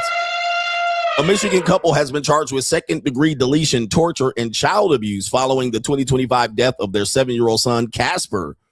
Prosecutors allege he endured years of severe medical neglect, inadequate care, and unsafe living conditions before dying from heart disease. And it says right there, with morbid obesity listed as a contributing factors, the parents have pleaded not guilty. As you can see, the child is right here. You can see the child right there. Well, that looks like a boy. They definitely neglected him. Didn't even give him a haircut. All right, he looking like Shirley Temple. Okay, a fat one too. 255 pounds, but are we shocked? Look at the parents. This is the definition of there's somebody for everybody. You know, when people jump on the internet, there's somebody for everybody. Not every woman exercises hypergamy. There's average women that go for average men. And this is the evidence. This is the evidence. The internet will make you believe that these women are out here exercising hypergamy. That's not true. There's somebody for everybody. Go outside and touch grass. All right. Regular women go for regular men too. All right. And I'm guaranteeing you these people are related. All right. I'm not sure that these people are unrelated in any way. I mean, and what is going on with they definitely look inbred. The man looks inbred. Okay, and the woman looks certainly inbred, and we need to check the DNA tests on all of these people, all right, because we need to figure out how this nigga hopped on top of her with these two bellies slapping like big mooses and shit. Like, this is Michigan to a T. All right, this is Michigan. I know people think Detroit is Michigan. Detroit, nigga, literally could fall in the water of the lake, Superior? Erie, Michigan? Okay. Detroit can fall in the water, nigga, and they won't be missed. All right, because the rest of Michigan, including the Upper Peninsula, all the way past Kalamazoo, all the way over there in everything but Flint. Okay. But this is, by the way, this is the average white American. Just so you guys think, white people are all polished and put together. Like, this is MAGA America, just so you guys know. Like, these are white people. These are the white people of America, from Louisiana all the way over to any of the Louisiana Purchase and the shit in the Colden areas. This is white folks. All right. I know y'all think white folks are sophisticated and shit like this, but not so. All right. Not so much. Not so fast. All right. I got a phone call coming in. All right. But we can't answer said phone. All right, but I already know what the phone call is. All right, but yeah, brothers, this is Wyoming, Colorado, all the way over to North Dakota, South Dakota, certainly Virginia and West Virginia and shit like this. All right. All right, it's the evil world we live in here. What do you think about that? 255-pound 7-year-old. All right, speaking of, yes, we're getting it back. We're going to go to Buffalo Wild Wings, an employee from Wilson. This is North Carolina. We're going to give you the story first before we show you the pictures because it's interesting. There's a lot of confirmation here. Okay, here we go. We're going to go to Wilson, North Carolina. Y'all remember the viral Facebook from Wilson, North Carolina, where a woman named Lacey Kinsley, that definitely sounds like North Carolina, went public accusing Buffalo Wild Wings employee Timu Supremo of unwanted physical contact. The post blew up, and then Timo came back swinging with alleged text messages, screenshots, claiming the narrative wasn't adding up. Everything has changed now. According to the police warrant, the person, Timu, was charged on June 30 of 2026 with misdemeanor sexual battery. Warrants allege that on or about June 14th, he unlawfully and willingly grabbed the victim's buttocks by force against her will. Lacey is named as the victim in the case. We're going to see what the story is real quick. Apparently, check this out. This is the alleged victim with the said abuser. And are we shocked again? Skinny black dude, big white girl. Skinny black dude, big white girl. Skinny black dude, white girl. Skinny black dude, big white girl. All right, so hey man, you mess with the bull, you get the horns. Here is the alleged victim at the establishment. All up on his neck, and look at all of them flaps and toddies. Look at this, bro. Holy mackerel. Now, it looks like she's committing the charges here. Whatever she charged him of, she was committing it. And look at them fingers, brothers. Look at them toddies. She got back titties on her back and all of that. All right, I like the back titties. The titties in the back, all right, they at least an A cup or a big small B. All right, apparently here, there's Lacey Kinsley, somebody's piece of trailer park trash from South Carolina or North Carolina. And there's Timu Supremo talking about he get it for free. I get it for free, coach. Girls be buying me Buffalo hot wings. They take me out for dates. Okay. And yeah, Timo Supremo. Man, this is crazy, man. Yeah, wow. How did this happen? I wonder what happened in this particular story here. So we gotta pull this up. What is it called? The ncbeat.com. Let's pull it up. The ncbeat.com, Timo Supremo. But what was the rest of the story here? We got the North Carolina beat. Oh, okay. It's on the police beat. Right, 2 days ago. Apparently here it says right there, during the investigation, they obtained surveillance footage from the business that corroborated the victim's account and showed that he inappropriately touched the victim. A warrant was obtained for one count of misdemeanor sexual battery. And it says right there, she was listed on the warrant as the victim for unlawful touching and grabbing of a victim's buttocks by force and against the will of the other person for sexual gratification, arousal, or abuse. Okay. He claimed that the accusations would damage his reputation. Okay, let's put this up on the screen just so you can see here. But it looks like the opposite is happening to me. He claimed the accusations were damaging his reputation and job, even calling out the people who threatened to show up at the place. It says right here, updated court records show that on Wednesday during his court appearance, he secured $1,000 bond. Okay, there it is right there. All right. Oh, man. Yeah. Wow. This is a miscarriage of justice. Look, she's putting his butt on him. Like, this is crazy. He should file the charges. Like, I don't understand why he's being charged and fired from his job. She definitely is the one. Now, maybe when she got up and she didn't consent anymore, he grabbed the fat area. You know, the fat area behind the butt. You know, it's like a triple butt. I can't show it on YouTube, but it's like the butt. It's like a little butt right here on the fat woman, but they butt be wide and there's like a little butt where they panties are. You know what I'm talking about, the little butt. What do they call that area? What's that area called where it's just like a little booty and then they have the wide booty, but it's like a little booty at the bottom? What is that called? All right, I don't know what it's called here. It's like it's right before the crack. It's like a fat wide ass, and then right before the crack there's a little butt. Well, what is that called? Fat? No, there gotta be an area. Underbutt? What is that butt called? I can't show it on the screen though. I can't show it on the screen. It's the extra fat area. I don't know what it is. But anyway, she looks like actually the one committing the sexual assault. But she must have got up and he thought the shit was continuing. I don't know, man. This is crazy. I think he's being tried here in North Carolina. He definitely gonna get a life sentence by the Hang'em High judge in North Carolina. I hope they throw out the case, but I don't know. Okay. Update on crime and law CGA. What do we got here? Update. Chris Brown. All right. You know, all men pay. All men pay. This is a disgrace.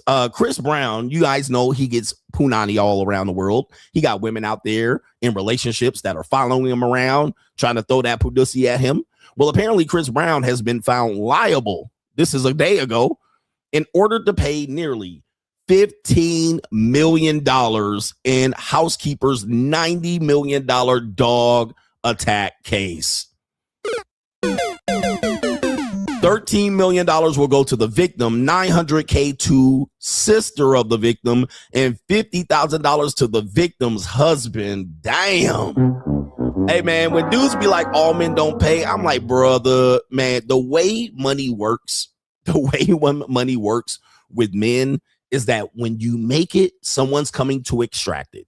All right. And I want you to know that as a man, that's going to happen. So you might not get women to charge you, but some woman or man is going to charge you. All right. Somebody coming to extract that money. It's kind of like the movie Final Destination, where you skip death, aka you skip payment, but then death comes to follow you, or aka payment comes to follow you. Somebody coming to get that money. All right. And it's only going to take an incident like this. And I can't show you the pictures because they're very graphic. But the woman in this case says that let me see if we can get the actual details here. It's the singer's bodyguard's Caucasian shepherd. White folks at it again. All right, white folks, it's y'all again. Where the white women at? A Caucasian shepherd, a massive aggressive dog breed notorious for their use as guard dogs at Russian prisons. Maria alleges the dog ripped off a large chunk of her skin, resulting in permanent facial disfigurement, scarring, visual loss, and nerve damage, along with emotional and psychological damage. Earlier this month, in a trial ended in a mistrial. Okay, a mistrial over a jury issue. And it says right here, in the case, Brown conceded to partial responsibility before the retrial began, ending with him paying nearly $14 million. So I'm assuming that this was a settlement. Yeah, they settled it. All right. That's why she had a $90 million case and she went ahead and settled it. All right. He went ahead and settled it because he wasn't going to win. And certainly a retrial wasn't going to happen. Okay. A retrial is going to be bad news for him. All right. And it could have ended up with even a massive, that is a partial image right there. We're not going to show you the full, but I'm wondering how either some dogs do jump up. You know, owners do have problems training their dogs not to go up onto to lick the person's face or smell their breath or whatever it is on their breath. And if it's an aggressive dog, then you have that problem. Yeah, well, you know, you're going to have some issues. But sometimes people do bend over in front of dogs, which we always tell people don't bend in front of dogs. You know what I mean? Don't, when the dog's sitting like this, looking at you and going, come here, I just want to lick your face. And you bend over and you put your face in front of the dog. Okay. Okay, you asking for it, nigga. Do not bend over and put your face in front of a dog, nigga. You asking for the dog to bite your nose off your face. And as you can see, that's what happened. So I'm just going to say here that she probably, I don't even know what happened, but she probably bent over in front of the face of the dog. I don't know. And then shit went left. But it is still the responsibility of the owner. Okay, it is still the responsibility of the owner if such things happen. And as we can see, it only takes you one woman to make you pay for all the other women you got for free. And of course, this was a maid. All right. So this was a maid. All right. So anyway, you got to be careful with people's dogs because you never know, man. And I think we have one more crime and law situation here. We got crime and law CGA. We have Lonzo Ball. All right. You guys know him. He is the son of LeVar Ball, who has been going viral recently that his wife has filed divorce from him and they have now separated. He has a new Latina, big booty Latina in his house that he's cursing out.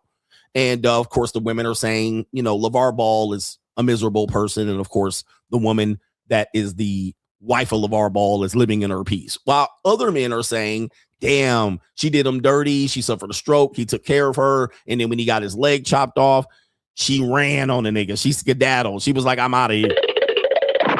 So we know this story. I talked about it. Many people and many men are talking about it. You know, there's lone love out here. There's no loyalty. These women are out here divorced you after 30 years. And yes, the game is dirty. Well, apparently Lonzo Ball, he is the eldest brother here. He formerly played for the Chicago Bulls and the Los Angeles Lakers. And Jello, who didn't play in the NBA very long, he's out here. They're talking about the divorce on their podcast, and they want to clear the air here. They're speaking out. Shout out to LL Cool C. They're speaking out about what the real reason was for their split. So let's hear from Lonzo. There's been an uproar about the situation. I'm going to touch on it briefly. First and foremost, I want to say I love both my parents, but the situation that is put before y'all is not how it went down. I'm not about to get into all the details. But long story short, my mom didn't want to leave. She was quote unquote, damn near forced to leave. I helped her leave. I'm glad she left. She's in a great spot. Shout out to Dip. Put her up nice. So she's good. My pops is good. They obviously don't fuck with each other. But I fuck with them both. And she was not wrong at all. She did not leave him because he lost his foot. That's a myth that was put out there. Okay. What else have I seen? I don't know. But my dad did a great job raising us. My mom did a great job raising us. They didn't work out. And it is what it is, man. Okay, so this is a good take. I like this. But as you can see here, man, divorce is hard. Separation is hard. It is actually harder, believe it or not, on people when they're older. Okay, so if your kids are teenagers or young adults under 30, divorce is actually harder on the family. And you can look this up. It's actually easier on the family when the kids are young. So when your kids are 5, 6, which was in the case of my divorce, all right, they can recover a lot faster than older people because older people have to play an active role in a divorce. As he said, he had to move his mom out. And of course, now the mom is what? Under the protection and guidance of the kids. She no longer has to get guidance and protection from the father, okay, from the husband. So now they become, in essence, son husbands here. But it sounds like they're playing the middle here. They love their father and everything they did for them. They don't sound like they're siding with the mom, but in essence, I think they're more 60-40, 70-30, 65-35 on the mom side. All right, which they're also going to step up and take care of the mom, right? They're saying that she didn't do him dirty and leave because of the leg. Also saying she was forced to leave. Interesting. That might be a shot at LeVar. What do you think about this situation here? We do have a poll running in the background, and right now they're saying the Southern niggies got the most simping or tricking culture, with the West Coast coming in second, all right, and the Midwest and Northeast coming in last. Interesting here. They do have some more to say related to this. And they both doing well, and I love them both. We can move on now, unless you want to say something. Well said, Duke. I don't know that the internet's been. All right, shout out to them on this one. All right, so these are people. This is a reaction video to this one. A lot of people have made reaction videos related to the 30-year split, and this guy saying love doesn't mean anything. Not real. Love is not real. All right, they're saying that you can last 30 years and still get got out here in these streets. Gotcha, bitch. Yes, man. And let's just say this for people who are listening to this, because I'm going to break your heart today. I'm going to break your heart. When it comes to these relationships, I know people think that maybe they had a relationship that lasted a few years. Most of the time when relationships end, it's probably ending because it needs to end, and it was over before it ended. But people are looking for long-term love and loyalty, and it just is not the status quo. It is not the norm for even with celebrities, but it's not the norm for people to stay together. And even then, we're going to show you later on and break your heart. Even when you stay together doesn't mean you're actually together. Okay, so this is a difficulty for people to learn, and young people, specifically Gen Z and millennials, are learning this right now. Like, we already learned our lesson as Gen Xers. There's still some Gen X believers out here, and they got a woman that rocks with them, but it's not a long-term endeavor anymore. Women have changed, and people are going to say they changed for the worse. Women are going to say they changed for the better, but in reality, let's just get this straight. The women don't need men like that. Okay, they don't. I'm sorry, guys. There was a time where women would stay and they had to stay. But today, women just have too many means to survive. Right? They can make their own money. They can live a subpar C- quality life and still date. They could date YNs.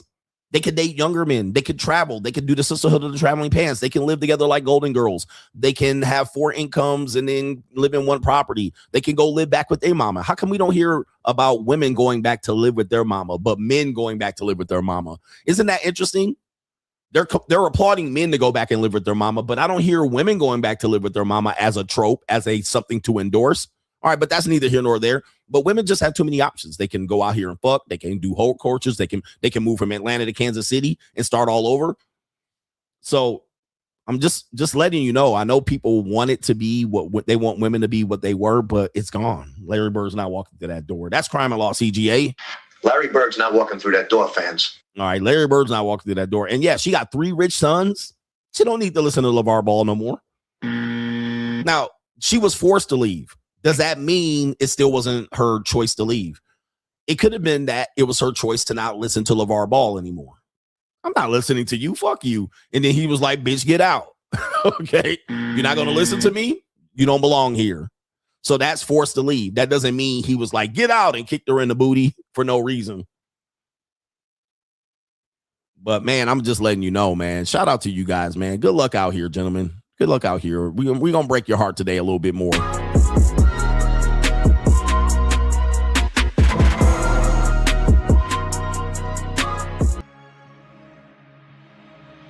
And I'm going to tell you, nothing is going to get you rich overnight.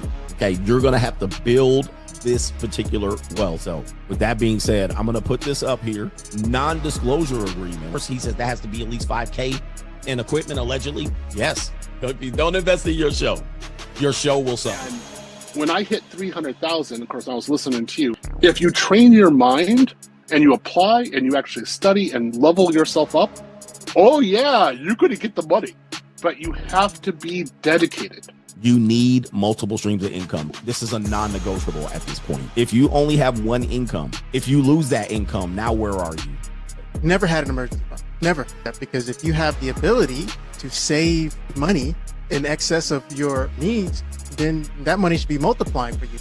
What we do is we help with unified systems, your brand system, your web system, your data, and your operations. If you get into a situation where you were going to take a shortcut, this is when you're going to get scammed. Like you apply to a job and a day later, you got a rejection letter. Nobody read your resume. The AI rejected your resume. I have my cameras down here so that it's always behind everything else. One of the things that we definitely want to practice in picking these stocks, you definitely want to exercise patience. So if you're doing diligence on a stock and you don't have to buy it at that particular point in price.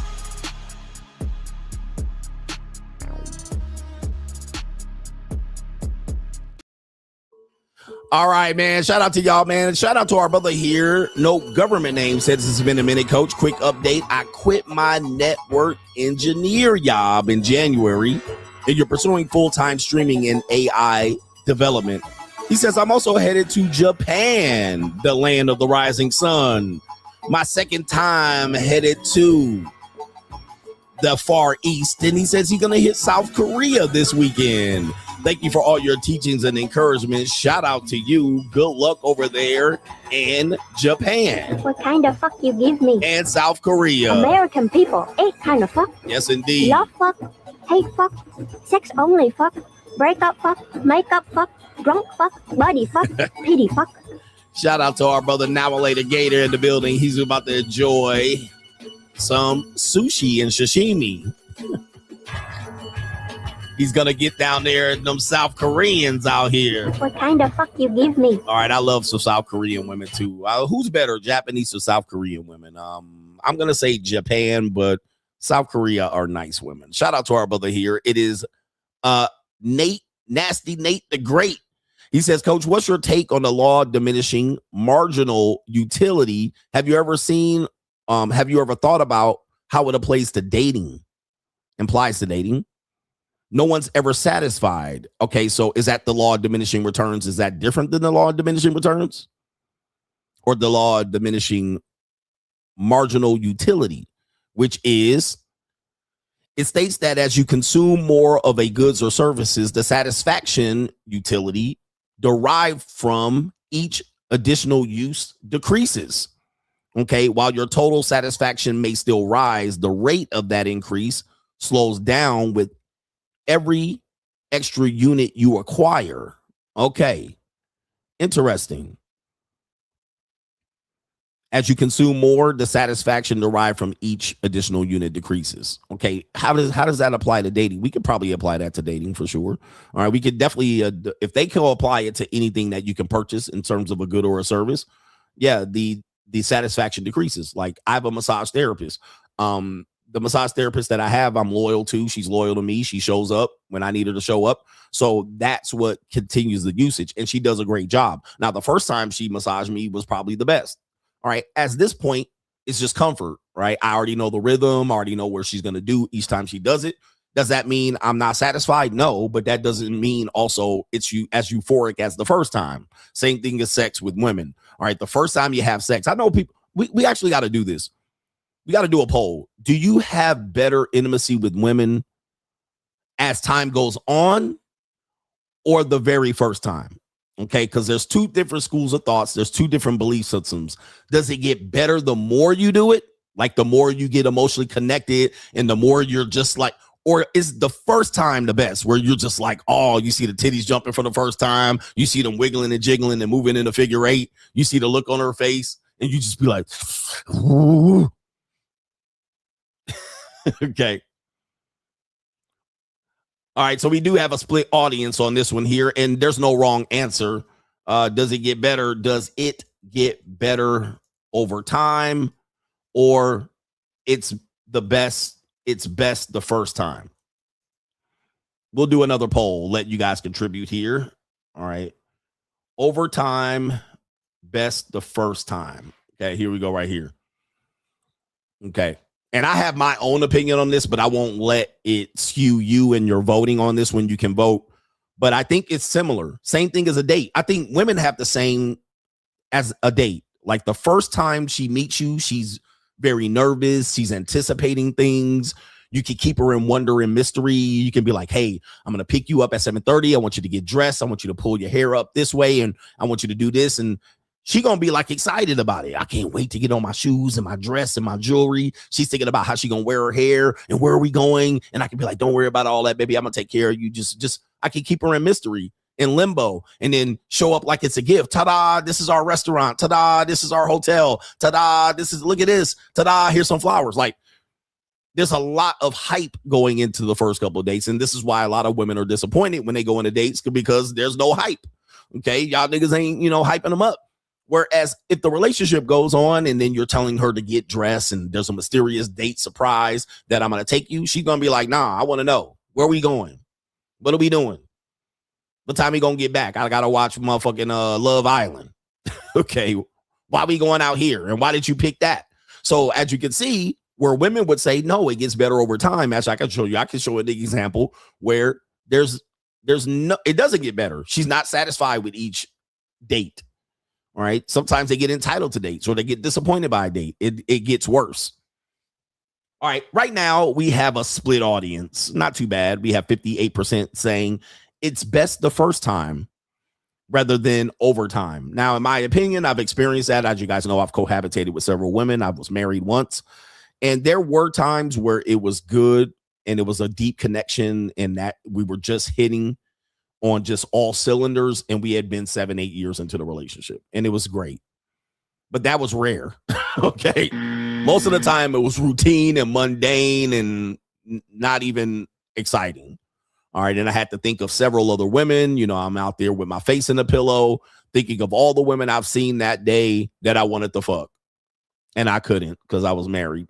So now I had to conjure up some sort of imagery or imagination to get myself through it.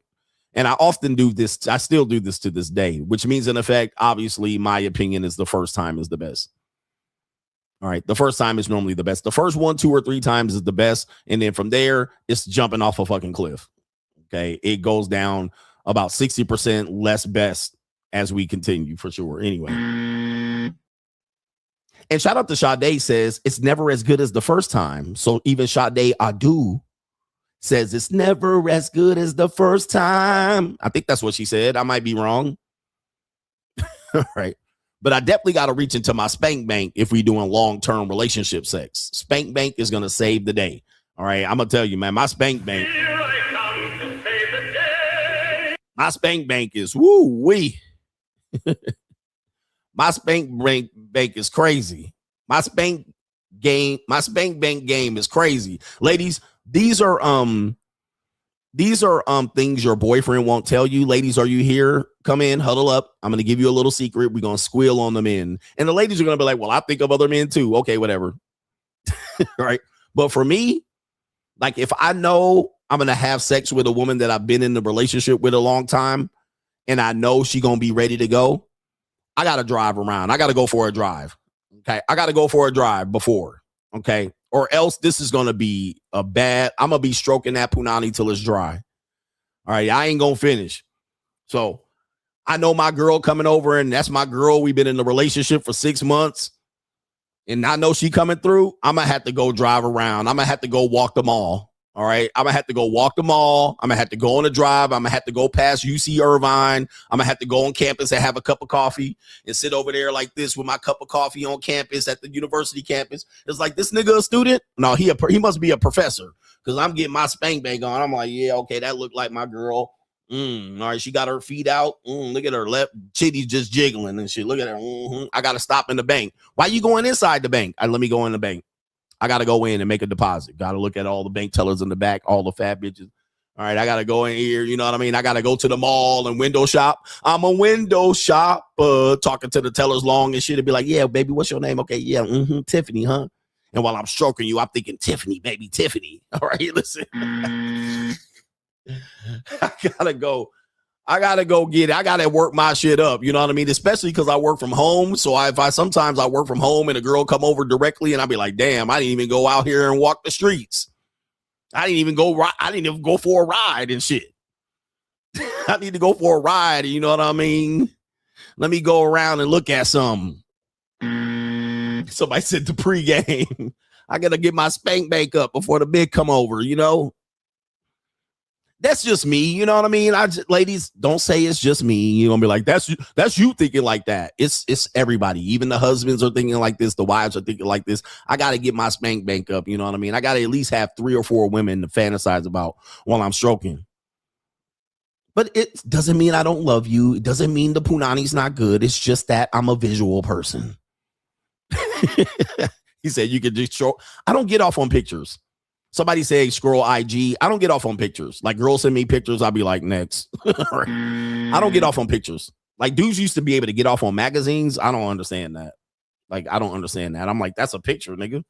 I got to see flesh of my flesh. I got to see bone of my bone, nigga. I got to see all that shit. I need to see the back fat.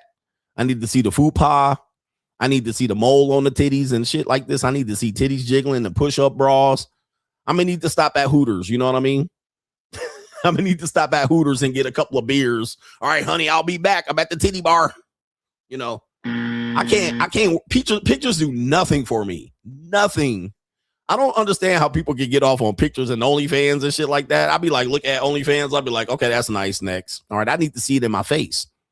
I need to smell. One thing pictures haven't been able to do, and whoever's going to be able to do this, is going to be the richest person in the world, richer than Elon Musk. Maybe I'll come up with it. But the person that is going to be able to activate smell from a photo is going to be the most richest person in the world. That's going to be the richest person because that's the only thing missing from photos. Smell. Like you can get everything. I mean, you can almost touch, you know, at this particular point. But the person that can get smell from a picture, like a woman, she got her legs wide open and you can go in there and be like, scratch and sniff the photo and be like, and get her aroma and shit, like her actual smell. Somebody said smell-o-vision. No, somebody said smell-o-vision exists.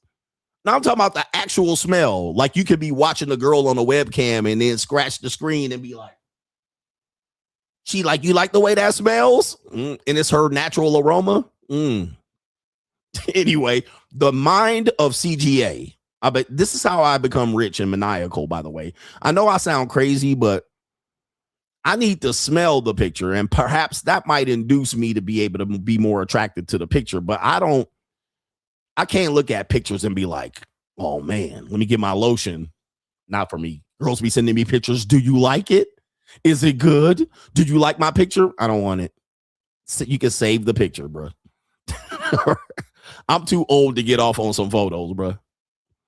Girls be sending me photos of them. Bzz, look at me squirting all on my mirror. Like, okay, yeah, anyway. I don't want no pictures of you standing in the mirror, taking a picture of yourself. Next. Big Boy says, I'm still blocked, but I will contribute. For the other broke hating ass niggas, coach, he says, hit the real problem is niggerism right here. Boss up in 2026. Let me see if I can solve this problem really quickly here. The real problem is niggerism. That's the real problem. All right, yeah, ladies. I mean, you can send me pictures if you want, but I'm gonna just download it and it's gonna be in my goddamn picture Rolodex. I'm not gonna stare and look at it and wonder what it looks like with the clothes off and undress you with my eyes. That's not my thing. All right. Other dudes can do that. Not I. I mean, I'm interested maybe the first time. All right. But let me see here. Let me see if we can pull this up. Let's see here. People saying they blocked. You got to realize how hard it is for me to find blocked people. Okay. It's not easy. It's not easy as you would have to go in and then scroll all the fucking blocked people, then find your name, and then your name is not the actual name that you chatted me, and you're like, find it. I'm like, I don't even know what your name is and shit. So anyway, where is it at? Yeah, I can't find the damn thing. It's harder than it seems. You can't just call up your name and unblock it unless you have your YouTube channel. It's not easy. Let me see if I can find this. All right. So, yep, we got like 3 people saying they're blocked, and I got to find it. All right. So, imagine. J Flow says, appreciate you, coach. Go Team USA and free Larry C from YouTube jail. Damn. Shout out to the coach gang. Okay. Larry C needs to get unblocked. It's not easy to do, but maybe on this weekend, I'll get it. I'll get it going on. Yeah. And why did you get blocked? That's the real question. 62% said the first time is the best time. Well, that's pretty much going to be, I would say 62% of men lose significant interest in intimacy with the woman after the first time. And that pretty much lines up with post-nut clarity that it's after that. Okay. Larry C's not blocked. See, they got me out here chasing the dragon. But it lines up. Post-nut clarity is real. All right. The first time you have intimacy with, but this is why women get mistreated typically after the first time. And I can go dark psychology on this because it gets darker. Let's just say a guy commits a crime, a sex crime.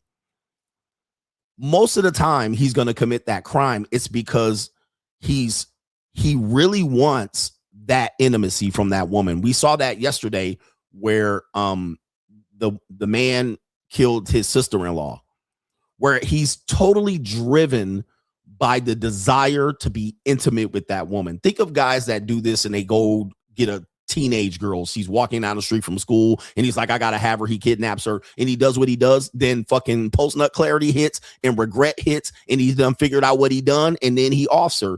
That's what happens psychologically with most men. They are driven, highly driven, and then once they do it, they go for regret. There are men that hate women and they hate prostitutes, but what do? They drive around serial killing prostitutes because they want to be intimate with her. Then they're intimate, and then the regret shows up, and then they have to offer.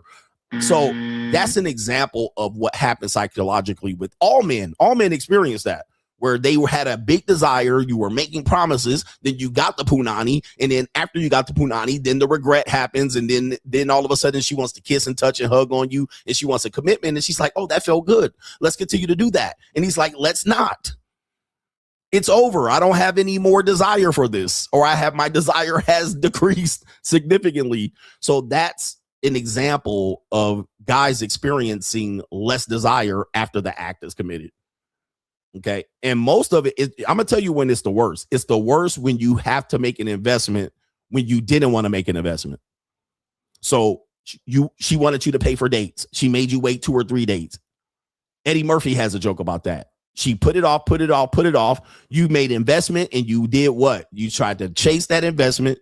You had the sunken cost fallacy. You put all that time and energy and dates and all of that shit in, and then you waited 2 months or 90 days or 6 weeks, and then you fucking hit, and you like, is this what I waited for? You got the nut, you got that venom out, and now you're going, this was not worth it. Now you're looking at it like, I had to do all that for that nut. Now you came to your senses. So once you understand that, you can use it to your advantage. Same as guys that don't like women who sell sex. They'll get with her and pay for it. Like the guy in Thailand. He had that 17-year-old girl in Thailand. He got the sex. She asked for an extra $15 and he killed her. He was like, nah, I already gave you $15. I'm not giving you $15 more. And she was like, I need $15 more. What happened? The desire for her decreased significantly. And then now he's like, I got to make more investment. No, thank you. And he's like, it's time to pack you in a briefcase, in a suitcase. So this is a known thing. What people try to do is make you feel bad for this behavior when it's completely natural, detaching from women after intimacy, and men finding the first time they have sex with a woman is most likely going to be the best time, and there's no more additional investment needed. Okay. So a woman goes like this, like what you did for me, what you used to do for me to get me, you don't do anymore. So you used to take me out on dates and do all these things and be interested and talk and text and be responsive and all of that stuff. Once he starts fucking, now he's less responsive. He's less likely to initiate texts. He's less likely to set up dates. He's less like, well, let's just come over here and chill. Come directly to my house. Don't meet me at a restaurant. He starts to invest less. Okay. His investment goes down. I'm not investing more into getting that thing. You can bring it over and drop it off, but no. All right. So yeah, this is a psychological game that men have to navigate through, and it's very difficult for people to understand because they get it in their feelings. Well, it doesn't have to be that way, and men should be able to control this. They can't. They can't control it. It's a natural response because they're built to be with multiple women. And they're also built to, this is why it's important for a woman to provide value other than saying it's me. Listen, ladies, you want to know how to do this. This is how you beat this game. And by the way, this is the main event. This is the most important part of the topic. There's more shit coming up though. The way you beat that is that if you have the mindset that you're the prize and where they say you get me, or you get me to I'll just show up and you get to spend time with me, or the other one is they got the best pussy in the world type of thing. If that's your strategy, you're gonna lose a lot. And I know you think you shouldn't provide value to men that aren't giving you a commitment. But the reason why you're going through multiple men, or you can't keep the men you want, is you believe your presence is enough alone. And I'm going to tell you, once dudes get post-nut clarity, and all men are going to, once they hit that first time and they hit you and the table and all of that shit that he's valuing before he gets it, once he gets it, good luck. You better be providing something else to keep that nigga. You better be providing something else. Now, if you feel like you don't have to provide nothing else until you get a wedding ring, which I can understand, I'm going to just say good luck. All right, y'all going to have problems. You're going to have problems keeping men. They just, because post-nut clarity is going to hit. Just always remember, a man loses interest, 60% of interest, and this is just a made-up statistic by me, but this is just for you to think. He loses 60% of interest in you after he busts the first nut. Okay. Now, from there, he must gonna have to find something else keeping him there. Like you wash this dick off with a warm rag afterwards. You continued to suck him off after he nutted. You gave him a 15-minute break for him to get his spirits back up. You cooked some bacon while he was taking a post-nut clarity nap. All right, there's something you're going to have to do. And I don't know what that is because that's different for every guy. You know what I mean? You cleaned his closet out and he came in there and you folded up all this fucking laundry when it was sitting in the dryer or something. And he just came in and was like, damn, I didn't even have to ask you to do that. That's great. That's wonderful. You think you can do that off? There better be something happening. A fried bologna sandwich with bacon, a BLT. All right, bring a drink into the room. Okay, I know he's on this stream. Let me massage his neck. Okay. Something. Okay. You know, yep, you had a salad waiting from him for lunch and you dropped the salad off at the job. Now that I'm telling you, I'm just trying to help people in their relationship pursuits. I'm just letting you know, once he busts a nut, he done lost 60% of interest. You need to recoup that interest back. You're not going to get it 60% back because he done already smelled the room. And another thing, about, smelling, a man is interesting. We all think women smell like potpourri. But of course, once we bust that thing wide open and we smell the actual smell, we be like, woof. Opening up a hole in the body is not good. You can have a hole in any part of your body. It's going to smell, but you got this hole right here. And now he done smelled the room and it's so funkified. And now he looking at you like, damn, that's you. That's what you smell like. You know, he's done lost interest. His interest has gone down. You know, he like, oh, damn, she just a human being and shit. I thought it was going to be potpourri, but it's smelling like Badussy. So funkified. Now, that doesn't mean he don't like the smell, but him liking the smell goes down after he orgasmed. Now, before he orgasmed, he had his face right in between your legs smelling it. We're just animals. Like, he was down there lapping it up, smelling it, putting it on his nose, tongue, and his beard. All right. His beard got it right in there, the juice right in there. All right. So much so that he laying there trying to recover, and all he smell is Badussy on his nose, lip, mustache, chin, and beard. He had you right in the face. Now you're looking at this woman like, I know this ain't you all up on my beard. And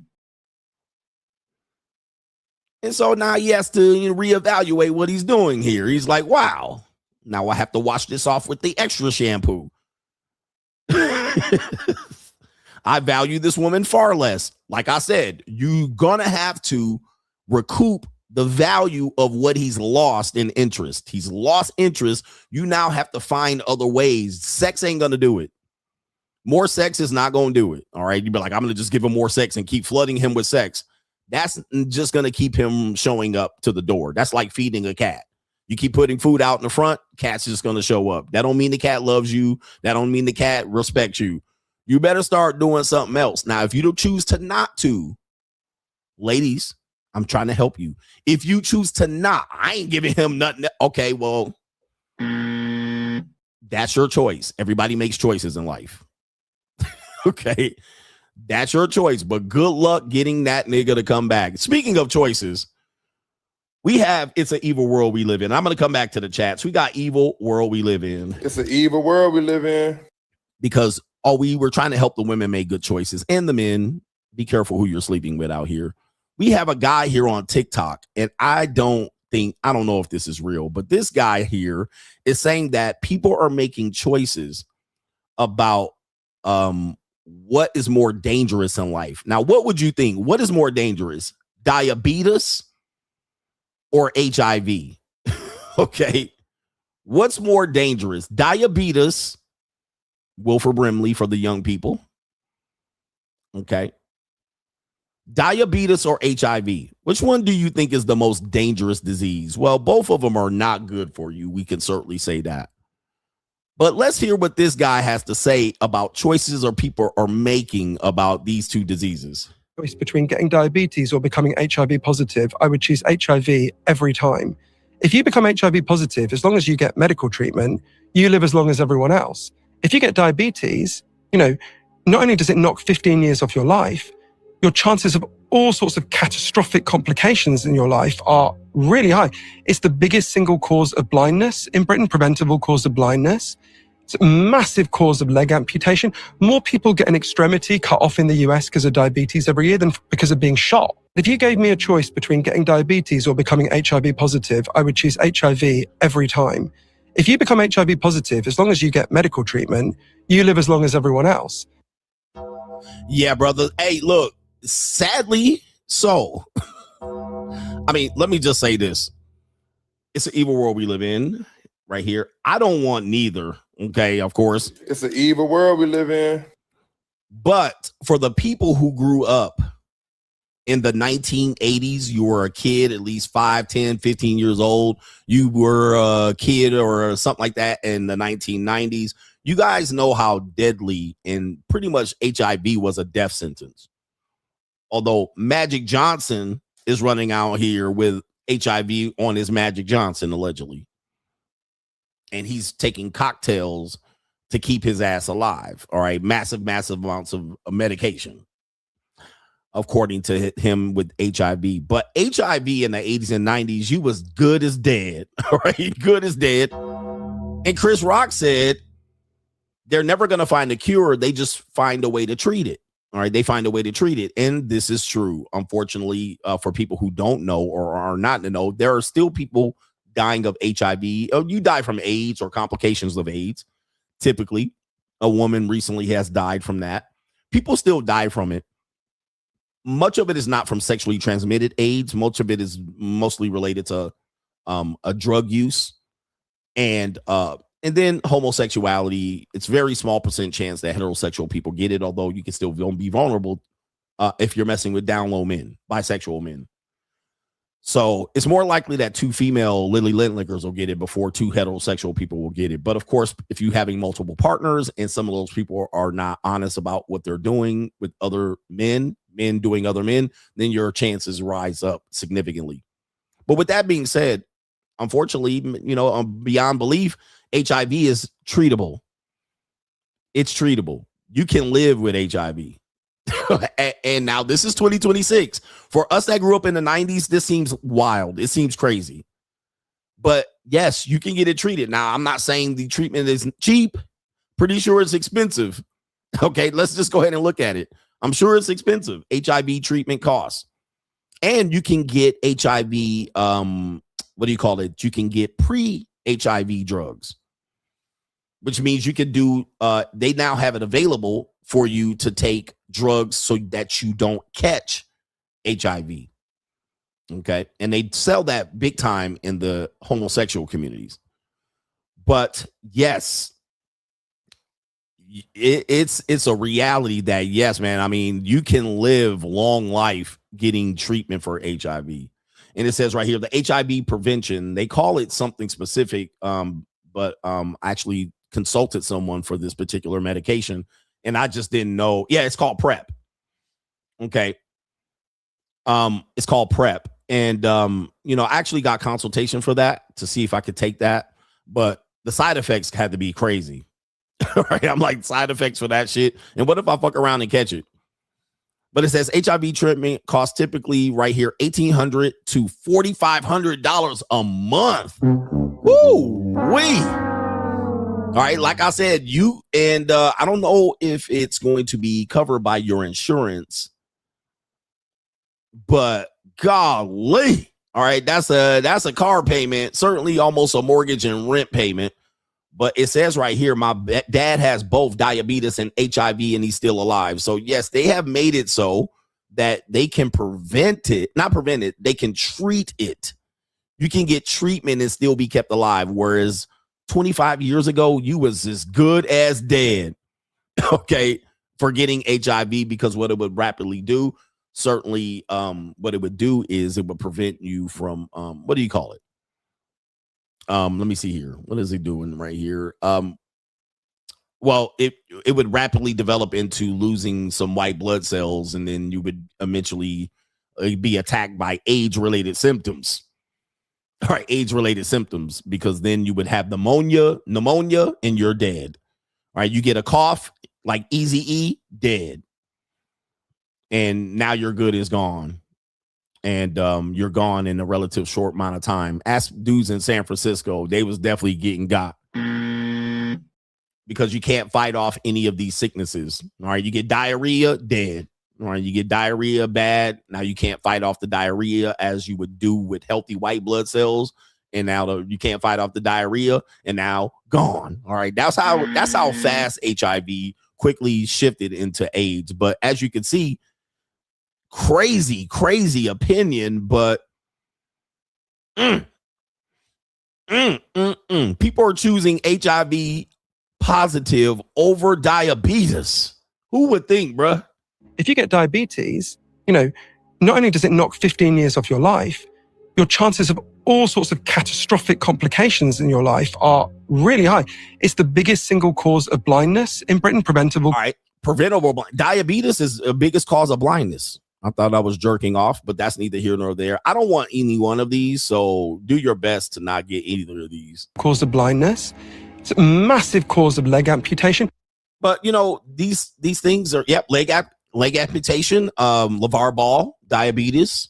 What typically happens is a lot of the sugars that you eat and a lot of these so-called processed foods that you eat, oils and all that shit, what happens is most of the time these are going to settle down at the bottom of your body. All right. And sometimes you might, there's times that you think you're healthy because up in the face area and in your upper body, you're healthy.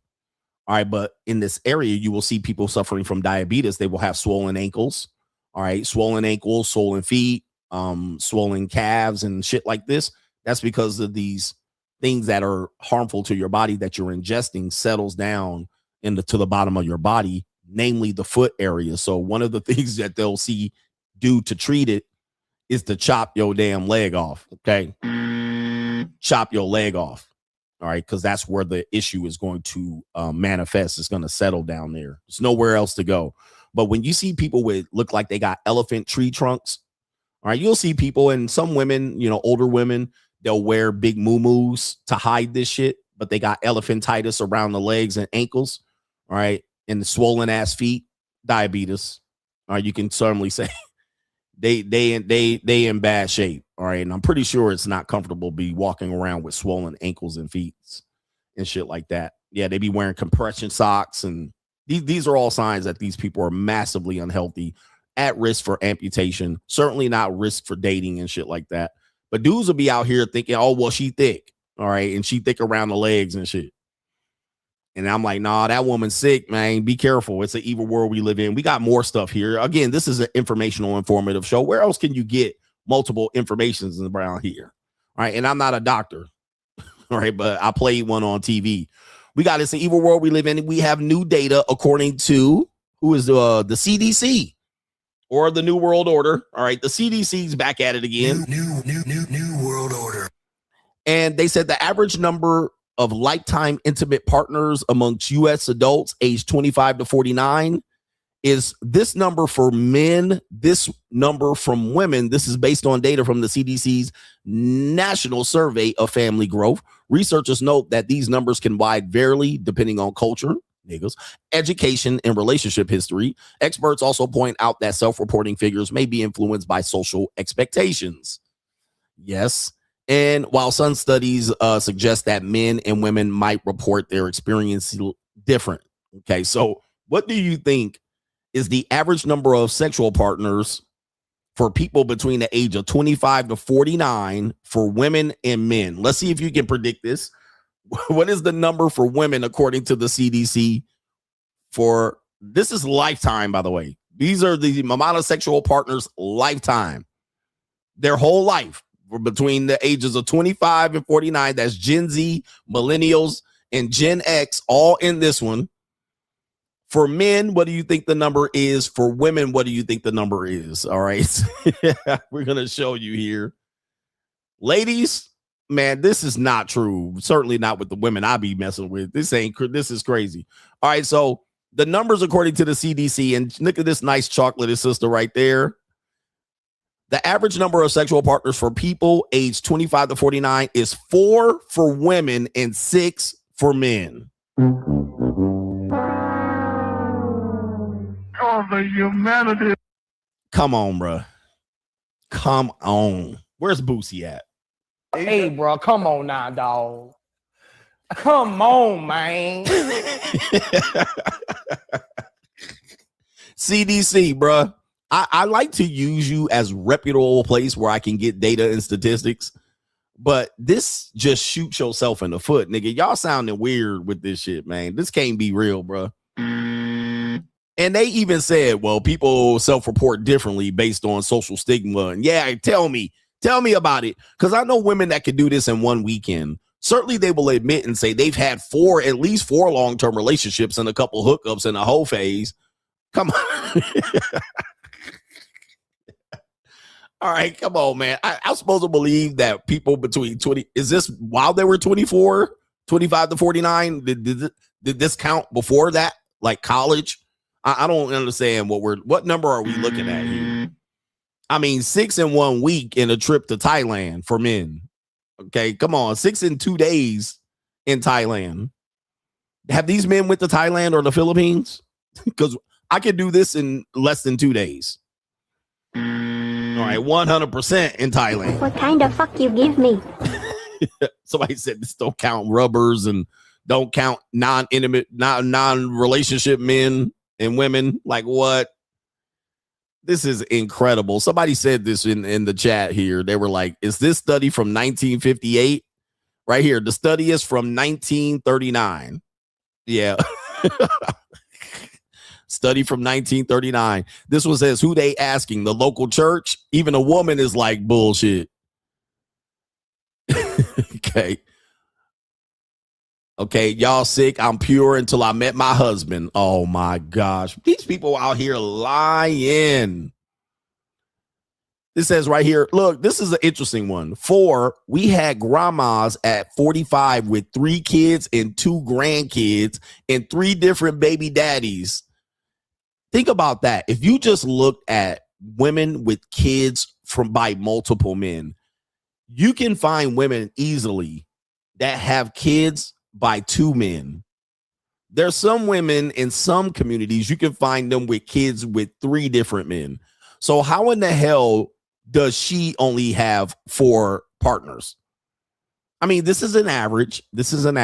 So we get it. But you can find people easily in Walmart that have kids by at least 2 or 3 men. Easily. I mean, that's not hard to find. There's women that, yeah, come on, brothers. All right. What do you think the real number is? What do you think the real number? All right. That is incredible that they're still pushing that New World Order shit. It's an evil world we live in. What about this? Warren Buffett out here. Boss up Warren Buffett. We hear him used a lot for people who want financial information and how to invest.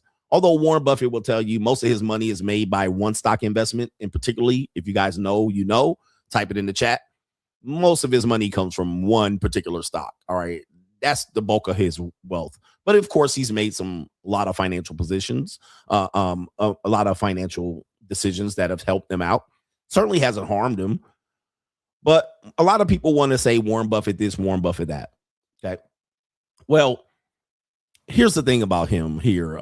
People use him as an example of how real rich people move. And they'll say Warren Buffett doesn't drive a Ferrari. Warren Buffett doesn't have a Rolex. Warren Buffett doesn't have a McMansion.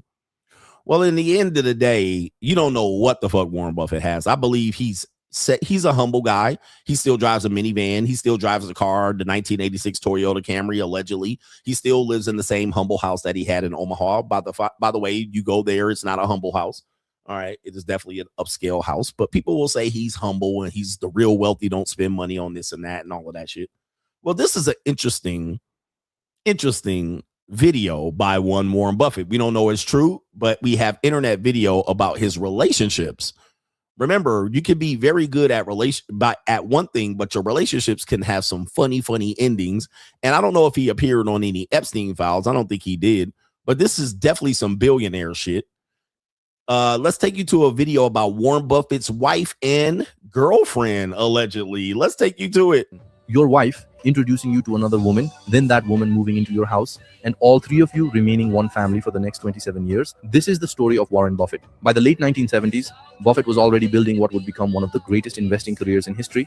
While his business empire was growing, his wife, Susie Buffett, wanted something different from life. She dreamed of pursuing a singing career and decided to leave Omaha for San Francisco. This move created an unusual problem. Susie was constantly worried about Warren, not because he lacked money or resources, but because he was so completely absorbed by his work at Berkshire Hathaway that she feared he wouldn't properly take care of himself. So she introduced Warren to a woman named Astrid Minks, a restaurant server she had become friends with. Initially, Susie encouraged Astrid to spend time with Warren, cook for him, and help look after him while she was away.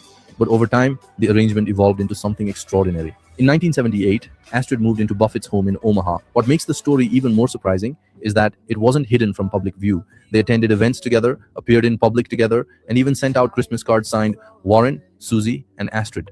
To outsiders, the arrangement seemed impossible to understand, but for them, it worked.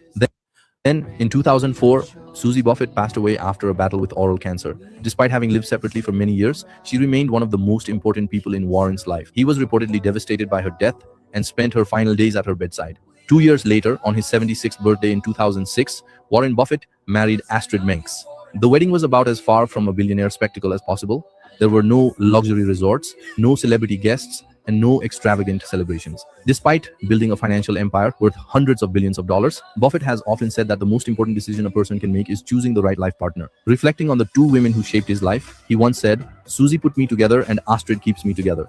A billionaire and one of the most unconventional family stories in business history. This is episode 75 of Crazy Billionaires, and this is Warren Buffett. All right, shout out to, what do you think of Warren Buffett now? See, well, here's the deal, man. A lot of people think that especially dudes that have money are going to do monogamy the old school way. Monogamy is for poor people. Monogamy is for middle class people. Warren Buffett basically said, look here, ho. I got money. Look, man. I'm gonna slang some dick. All right. You want to pick the woman I'm gonna slang dick on or what? All right. And the wife was smart. She was like, he a billionaire. Let me do what I need to do. I'm a hand pick. All right. Let me give him access. Let me give him a release point. And let me go ahead and make sure we keep that shit in the family. One dick in the house. Keep the dick in the same house. He's like, I'm not gonna be monogamous and faithful. All right, I'm gonna be out here with hoes, even at an older age. She picked up, she was like, you pick her here. This is her. He out here living a poly life. I got money. I told you, man, these people out here, man, they're not monogamous out here. He out here living poly. Got 2 hoes, all right? Got 2 hoes, and they working together in conjunction. And the wife was like, yeah, all right. See, a lot of women will be with a guy like this and be like, yeah, but he has other girls and he need to treat me like I'm special. All right, Warren Buffett was like, nah, let me just go ahead and pick my replacement ass nigga. And they signed in Christmas cards for people. They signed in Christmas cards as a throuple. Shout out to all my poly people in the house. Poly is it. Okay. Like, yo, you gonna know the rules. This is how we run shit. I got my JUCO, I got my side piece, I got my throuple. All right. And pick my next hoe. All right. And they said, dude, they called it an arrangement. As I said, that what is that? That's a financial arrangement. Okay. We talk about it. These are arrangements. Okay. He was like, look, I'm supporting you, I'll support you, and you do this, you do that. All right, there it is. They out here he said, and it wasn't private. They was public about this throuple. Okay, look at that, man. I'll tell you, man, look at that. And he was fixing one bind over here and had the girl over there. And then kept the wife at home and brought the side chick out every now and then. All right, let me bring the side chick out. There's the wife. Oh, she hit the Undertaker bell. All right, she done died. And guess what? Let me go get my other girl right here. And that's why he looking the way he looking like, he worn the fuck out. He worn the fuck out. 2 years later, he married his other B. All right, look, let me pick my other one right here. Oh, all right. Anyway, they was once young at one point. They was once young. What do you think about Warren Buffett now? Is he about the pimping? Is he simping or tricking? What is it?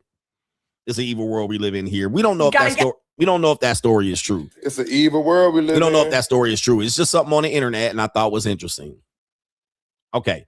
We have Inside of the Mind of Modern Women coming up here. Shout out to you guys. Hit the like button on the day stream. I'll check the apps just in case there's some donations and you want your voice to be heard. You can contribute to the day show by hitting the link on the description box or the QR code to get right to it.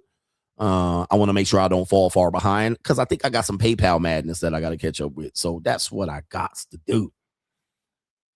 Somebody said he was born 97. Okay, that's the thing about being young. Dudes be like, being young is everything. I was like, dude, when you die, if you lucky to die old, nobody's going to remember you being young. There's going to be very few people that are at your funeral remembering the young version of yourself.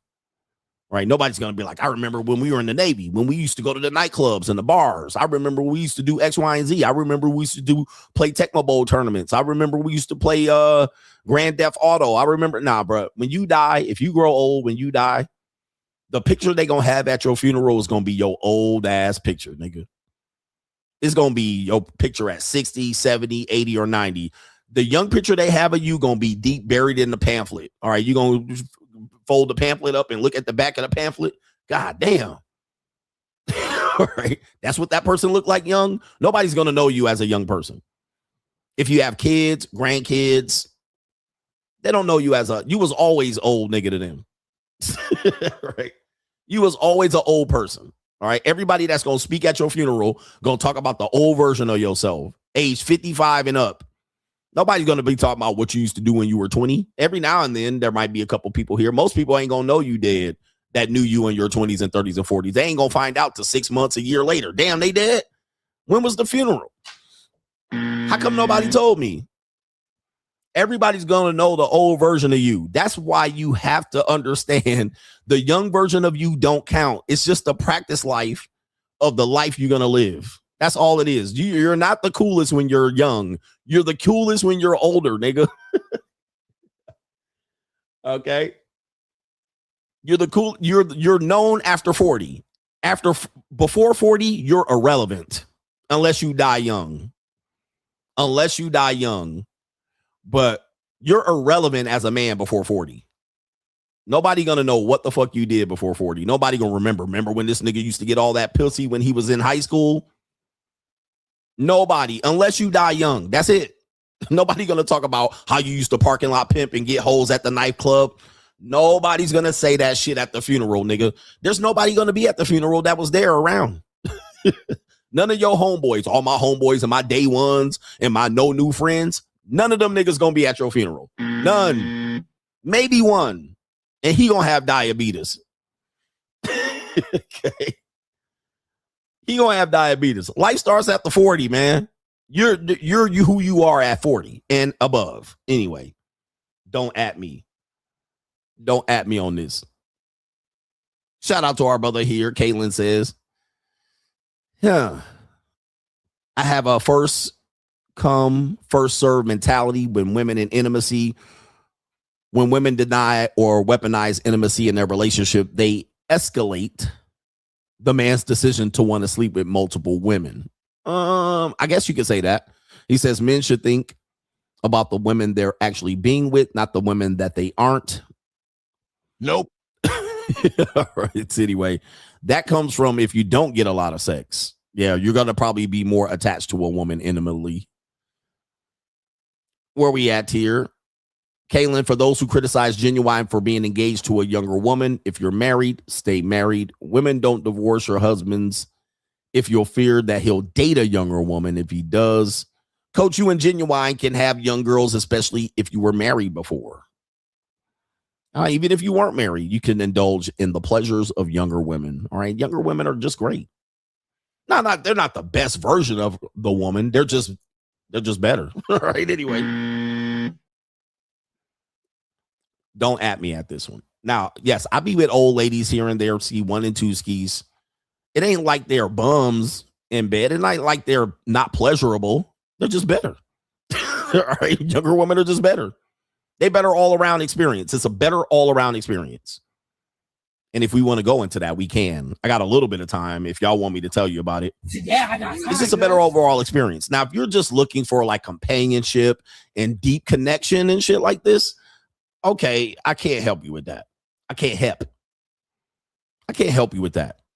Like if you're just like a lonely ass man or you want to build with somebody or this is your first marriage and shit like this. Like, okay, go for it. Like, I can't help you with this. And you want, like deep Christian, intimate connection with them. You want to be equally yoked and you want to be like, then go take an old bitch. Go take an old woman that been through the gauntlet of life. You know what I mean? And you never been married and you just want to marry a 46, 47-year-old woman. Go for it. Like that's going to be better for you. That's going to be better for you. If you're 40s and she's 40 and you just want to be married and go through, useless conversations and shit like this with remembering back, remember this song, look, let me tell you something, man. Because there's people that thrive on these type of relationships. I don't. Where you could be like, oh, remember this jam? Oh, my goodness. Let's make this a night to remember. Get ready. Tonight. Babe, I'm gonna make this a night to remember. Y'all can go to the old R&B club with all them old niggas with sideways hats and tight ass motherfucking, suit vests on and shit. If y'all want to do that shit and y'all can be like, oh, remember when this came out and remember when this came out and remember when OJ Simpson was driving up the freeway and remember when, and y'all want to reminisce and shit for the benefit of y'all just looking back at memories of having conversations that are going to go nowhere. Hey, remember when, nigga, and remember when A Different World was on and remember when, nigga, remember we used to watch Say Bell to Bell in the morning and shit. If you want to do that and go to the jazz festival and shit and all this stuff, I mean, yeah, there's value in that. There is value in reminiscing. Remember when Michael Jackson videos were motherfucking movie productions? Remember when MTV? Remember when BET sold? Remember when BET Uncut? And remember when motherfucking 106 in Park? Remember when, if you want to do that shit, Like, there's value in that. I don't value it, but you know, it's like, remember, where was you at when Tupac got shot? What happened when Biggie got shot? What happened when JFK got shot? What happened to this? And remember when shit cost 25 cents? Remember when you can get candy for a penny? Remember when you can get hot dog for a nickel? You know what I mean? Y'all want to go to the jazz festival with your sideways hat, nigga, and then you want to go into the jazz festival, 60-year-old nigga with the gray beard and shit. He coming in there sliding. Remember we used to go to the mall? Remember we used to go to the movie theater? Remember when we used to? Because that's when people say, remember, they'll say, well, what do they have in common? What do they talk about? That's what they talking about, reminiscing. Remember we used to go to the club. Remember we used to have fake IDs. Remember we used to go to the concerts. Remember we used to see New Edition and Bobby Brown wasn't out of shape. And Bobby Brown was my prerogative. And now look at Bobby Brown now. He out of gas. Ha ha ha ha ha ha. You know, for some niggas, they like to reminisce and I call those just motherfucking reheated. I call those reheated conversations. Those are just reheated, easy conversations that we can spark up and just laugh when Bobby Brown out of gas on the stage. You know what I mean? Look at Bobby Brown. He trying to keep up, but he tired now, ass nigga. But he used to be the jam back in the day with the New Jack Swing. Teddy Riley, the best producer. Name the 5 best producers in the history of hip hop. Name the 5 greatest basketball players in the NBA history. Like all of this shit. These are just reheated conversations that connect people, lonely ass niggas that want to talk to other motherfuckers, conversations that go nowhere. Remember when the relatives used to sit out and play bid whisk and spades and dominoes? All that is microwave conversation. All right. Or you relate, you understand. You're definitely going to remember this. Put that shit in the microwave. Boop, boop, boop, boop, boop. Wait 30 seconds. Pull the shit out. It's still a little bit too hot. All right. Conversation going to be brewing this shit. We're going to eat off this conversation. Remember in the 80s, video games where you used to put the quarter up? Remember that shit? Remember them jelly shoes the bitches used to wear? Remember bitches used to wear braids and barrettes? Remember back in the 90s, it was so, to me, this is just reheated conversation that people find that connects them a little bit more when you just sitting on the couch doing nothing, drinking wine coolers and shit and Bartles and James, sitting back reminiscing about Zimas.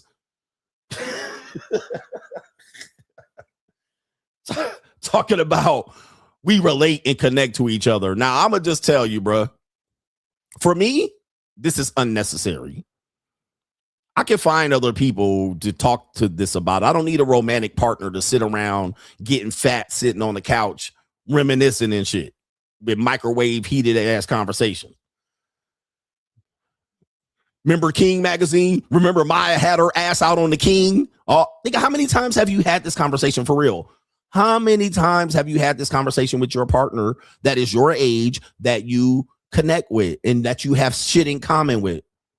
How many times? How many times can you say you play with He-Man and the Masters of the Universe, and again, you used to watch Nikolai Volkov and the Iron Sheik beat up the British Bulldogs? And nigga, like, how many times? I'm just asking. How many times can you talk about that shit? Remember Snoop? Remember when Eazy-E lost Dr. Dre, Ice Cube, and Ice Cube? Remember No Vaseline? God damn, I'm glad y'all set it off. And you look at each other, used to play hard. Now you just went and saw first you was down with the AK. And now I see you with the video with Michelle A looking like straight bozos and you like connecting. I saw it coming. That's why I went solo and kept on stomping while y'all motherfuckers move straight out of Compton. Living with the whites, one big house and not another nigga in sight.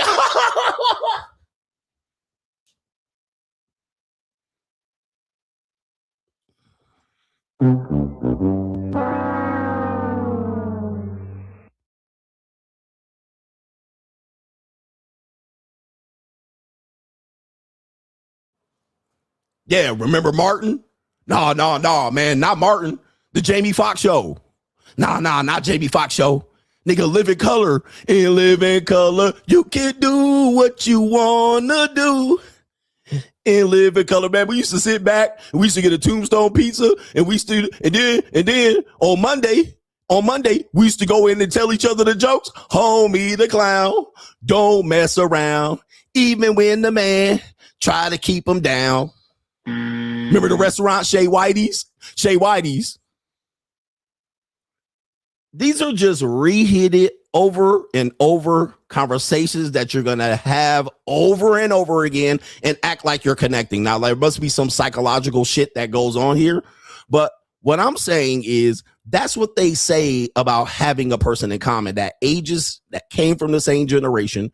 And then you can have these conversations and over again. And you can talk about, you know, what went down, and then you can connect. But for me, give me some young pussy. I'll take a woman that don't even know that shit. All right. You know what I mean? I'll take a woman. I don't need that type of connection. What I need is I need to touch some young tender. I need to put some hands on young and tender, legal preferably, and most definitely. I need to put something on some young tender. I need a woman. I don't care what she understands. All right. I want to be shocked that she knows some shit back in the day. Oh, you know about this? All right. Anyway. All right. But anyway, that's just me. But a lot of people think that's important. And what do you sit around and talk? What do you sit around and talk to with a younger woman? Talk. Do you think I'm sitting around talking with a younger woman? What I'm probably trying to do is recover from my post-nut stupor. All right. And while she off shopping and texting other niggas and hiding WhatsApp, Snapchats, taking pictures in the fucking bathroom, she in my garage taking pictures in the Porsche with the headrest, I'm asleep. All right. And then when she come back up, I'm trying to put hands on young hips. What you mean talking? I prefer her not to talk. I could actually prefer her not to speak English at this point. She don't even need to speak English. I be hanging out with girls that don't even speak full English at this point. English. Yes. I be going to Japan. They don't even speak English. They just be looking at me like they had a car accident, just looking at me with the blank stare and shit. Blinking. You ever be around Mexicans and Asian people and they do something fucked up in traffic and you be like, hey, Hector, Jesus, what the fuck? All right. And Jesus just looking at you blinking with a blank stare. All right. That's all right. Oh my goodness. You be like Helen Choi. Now you know you wrong for that. She just blank staring your ass, just looking at you with a blank stare ass. All right, anyway. All right, anyway, I'll be going off the rails here. All right, shout out to our brother No Government Name says NPCs would rather choose so-called true love over $10 billion.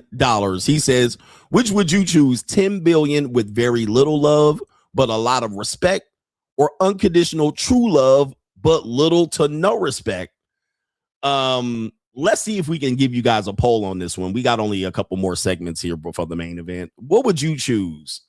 Which would you choose? And by the way, I got a lot of love in my life, so I'm not absent and void of love. A lot of people love and respect, and you know, not all the time, but sometimes they do at certain points of my life. So I'm not absent of love or intimacy. So I don't have this need and desire for it, but I can tell a lot of people do.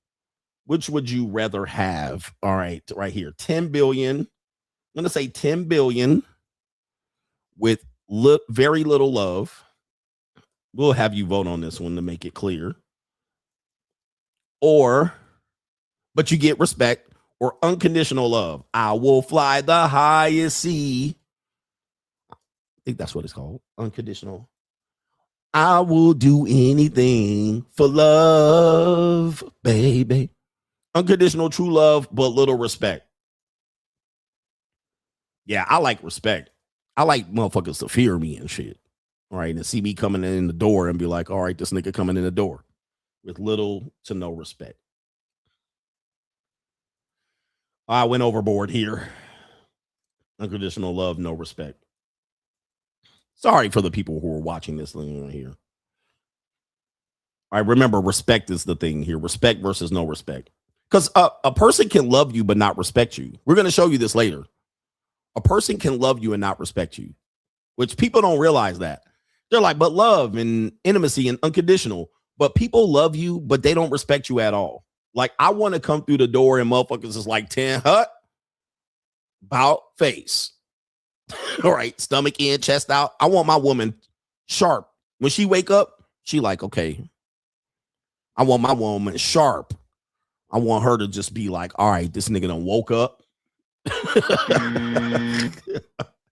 This nigga done woke up. He gonna want water. He gonna want to start asking me where the eggs is at. Why ain't I don't smell no bacon crackling? All right, he gonna be hungry and horny. All right, what do I attack first? Okay, the nigga's up.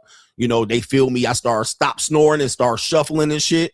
All right, she starts seeing the sheet. I'm starting, stretching. I want her to be like, all right, this nigga's up. All right, he gonna start doing things. He got to get ready for work. All right, I got to get ready for work in the meantime, but he likes bacon. That's how I want my woman. Okay. Now I've had women like that, but they lose that. They're going to lose that over time. And because familiarity breeds content. And the minute you don't demand the respect back and you let shit slide, she's not going to respect you even further. And that's just a lesson in human behavior. If you are running a tight ship and you start to loosen up on that, and let shit slide, guess what? That is the new norm. She's going to be like, well, you didn't ask for bacon yesterday. You didn't ask for bacon last week. In fact, we went 5 days without me cooking bacon. You never said anything. So here's day 6, no motherfucking bacon. You see what I mean? Familiarity breeds content. You no longer run a tight ship or a tight program. Now she could start slacking on her pimping. This goes for kids, men, women, your boss at work, employees. It's all human behavior. The minute you accept less, that is now the new norm. Less. The minute you stop demanding respect and demanding that shit be on point, motherfuckers stop being on point. All right. So love doesn't matter at that point. Now she can still say, but I still love you though. I still love you. This happens when men don't demand that their wife stay on point, that she's dressed, ready to go. She got her face on and her hair done. When you walk in the house, she needs to be in that stat. She needs to be in that state. Now you'll get with a woman and say that's not important, and she wants to be comfortable and she wants to be able to be lounging on the couch when you walk in the door, and you got to walk over and give her roses and kiss her on the fucking cheek while she's standing there, ain't took a shower. Okay, so now once you accept that, that is the norm. But you say, well, okay, yes, I can understand that, wanting to be comfortable and you not wanting to be having your face on and present just in case I say, hey, baby, let's go to dinner. But she'll wonder why you don't do those things for her. Why don't you just take me out randomly and just take me out and just say we're going to lunch? Well, you know why? Because guess what? I got to wait 3 fucking hours. Okay. I got to wait 3 hours for you to get ready. Jump in the shower, take your makeup off from 2 days ago, wash your funky ass and armpits, put on your makeup, do your hair, curl the hair, get ready, put your setting spray on and put your fat shoes on and pick an outfit. That's why you don't get treated. That's why I don't impromptu say, we got tickets to Costa Rica, bitch, pack your bag. You're not ready. And so you're not ready to get tricked and treated on. But if you was ready to go and you had your weekend bag packed, bitch, we going to Costa Rica. Let's go. Airplane leaving in 3 hours. And if she was ready to go, she's ready to go. That's called respect. But as soon as she wants to slack on her pimping and get lazy, she wonder why you don't give her ass the royal treatment. Why don't you just take me places? And why don't you just book reservations? Okay, I book reservations at 7:30. I walk in the house, it's 5:45. You ain't got your face, hair done or nothing. Titties, you ain't got your bodysuit. You ain't got nothing zipped up or tucked in. Nothing ready to go. Bitch, you just laying on the couch. Or you got to come home for work. Now, what's going to happen? Reservations at 7:30. We barely leaving the door at 7:30. Now we late for the reservations. Now I'm stressed out. Like, oh, damn, I don't even know if we're going to get a table. What's the problem? They'll just give us, and they'll just be like, they'll give us a table. Don't worry about it. Then we get there, no table. Guess whose fault it is? My fault. Why'd you make the reservation at 7:30? You knew I get off of work at 5:45. Okay. Now all of a sudden we sitting quietly at the dinner table, like now the whole vibe is, hold on for a second. Now the whole vibe is cooked. Okay. Now the whole vibe is cooked. Now you pensive. Now you frustrated. Now she pensive and frustrated. Now you sitting there about to spend $350 to go to STK on a late to your reservation, bitch, half her. And I didn't even get to put my makeup on. Now you waiting an hour for the table. Let's just go over here, changing your plans. You see what happens if you stay ready, you ain't got to get ready. But a lot of people's problems in relationships, and most of the time men can't vocalize these issues because, of course, it's going to be our fault anyway. But this is how people go, normies. This is how normies deal with relationships. And I'm like, I don't have time for that. I don't have the energy. I don't have the attention, but I do have the money. All right. So, so this is what happens. And then people wonder why they don't get treated well. Well, respect has to lead. Respect is number one. Respect trumps love. And then after that, punani hole. So in that order. So I want punani hole, respect, love. I used to be respect, punani hole, and love. But now I'm punani hole, respect, and love. All right. So love is last on my agenda. All right. This last on my page. Anyway, enough about that. Just giving you the inside scoop of a goddamn crazy lunatic. By the way, 93% of people voted said they would rather have $10 billion with very little love and respect. But respect. As opposed to having love but respect. Sorry, or love without respect. I can't have a person sitting around here just... Yeah. Anyway, enough about that. Let's get in here. We got, is that an evil world? Okay, we have Inside the Mind of Modern Woman. Oh, my goodness. All right, we got Latinas. Latinas, y'all about to get this work. All right, Inside of the Mind of Modern Woman here. We're going to start with the world catching up with the so-called red pill. All right, check out this woman right here. She looks like a news anchor. Wait, stop it. Wrong sound effect right here. She has a news anchor, big old white woman right here. This woman is actually doing her best Pearl Davis. All right, so let's hear her here. This world, remember when you're the early adopter or something, people shit on you? So this woman's basically doing Pearl Davis, but in what we call the regular normie world. They've now mined the talking points of the manosphere or the red pill space. Now they've normalized these talking points and they're trying to introduce them, but the early adopters have been shot down. So this woman's going to talk about monkey branching. This is a divorce attorney. She's going to talk about monkey branching. Here we go. Do you see a lot of people who are getting divorced doing this thing called monkey branching? I think that it's similar to what I said in one of my other videos where women will secure somebody before they get a divorce. That's the term for it. It's called monkey branching. It's, again, having somebody already securing another relationship. With the monkey, you're swinging from one branch to the other. So before they let go of the one branch, aka the marriage, they're swinging to a new relationship, aka the second branch. So, of course, now that you have this term, monkey branching, it is very popular in the women divorcees. Do you see a lot? Okay, man. This is crazy, bro.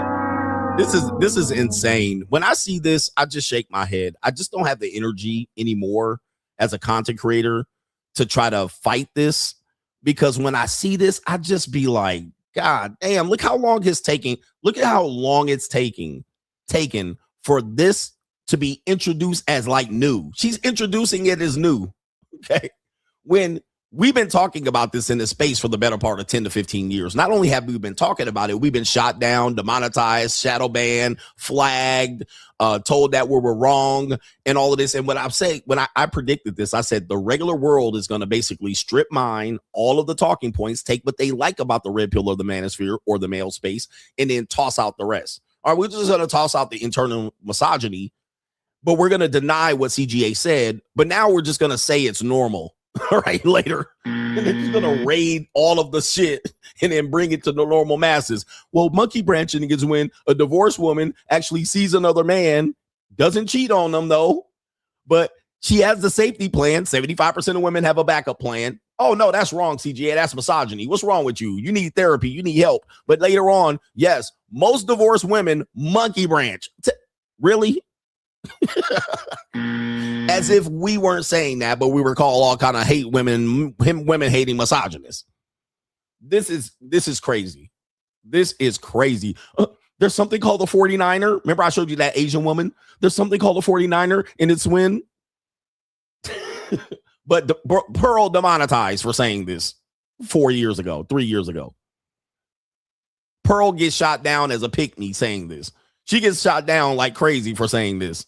Okay, so this is what I call tragic, is that the normies, it just takes them 10 years to catch up. It takes them 10 years to catch up with reality. And the early adopters, the people who came up with the concept, don't get no credit. All right, and they are basically put under the fucking the bottom of YouTube's basement. But also denying this while we're saying it. So they've been denying all of this. This doesn't happen. And these red pill guys and these manosphere guys, something's wrong with them. Denying it, now just saying, well, it's true. This is like when you have a conspiracy theory and then they deny it, shadow ban you, they kick you in the ass, they shoot you, assassinate you, and then years later, 30 years later, they'll be like, well, it actually is the truth that someone is in the grassy knoll. You're like, I told you. But of course, nobody cares at that point. The feelings and emotionals, and women will admit to it. Yep. I got to do what a girl's got to do. They'll admit to it when they have no other choice but to admit to the reality. Oh man, this is painful for me to see this happening, because I'm the one taking the arrows and getting criticized for my message. And people think I'm crazy. Coach, man, you're crazy. You're reaching, you're using anecdotal evidence. You're doing confirmation bias. You need therapy and help. They'll say this shit till they're blue in the face. Then they'll show up like this. Yes. A lot of people who are getting divorced doing this thing called monkey branching.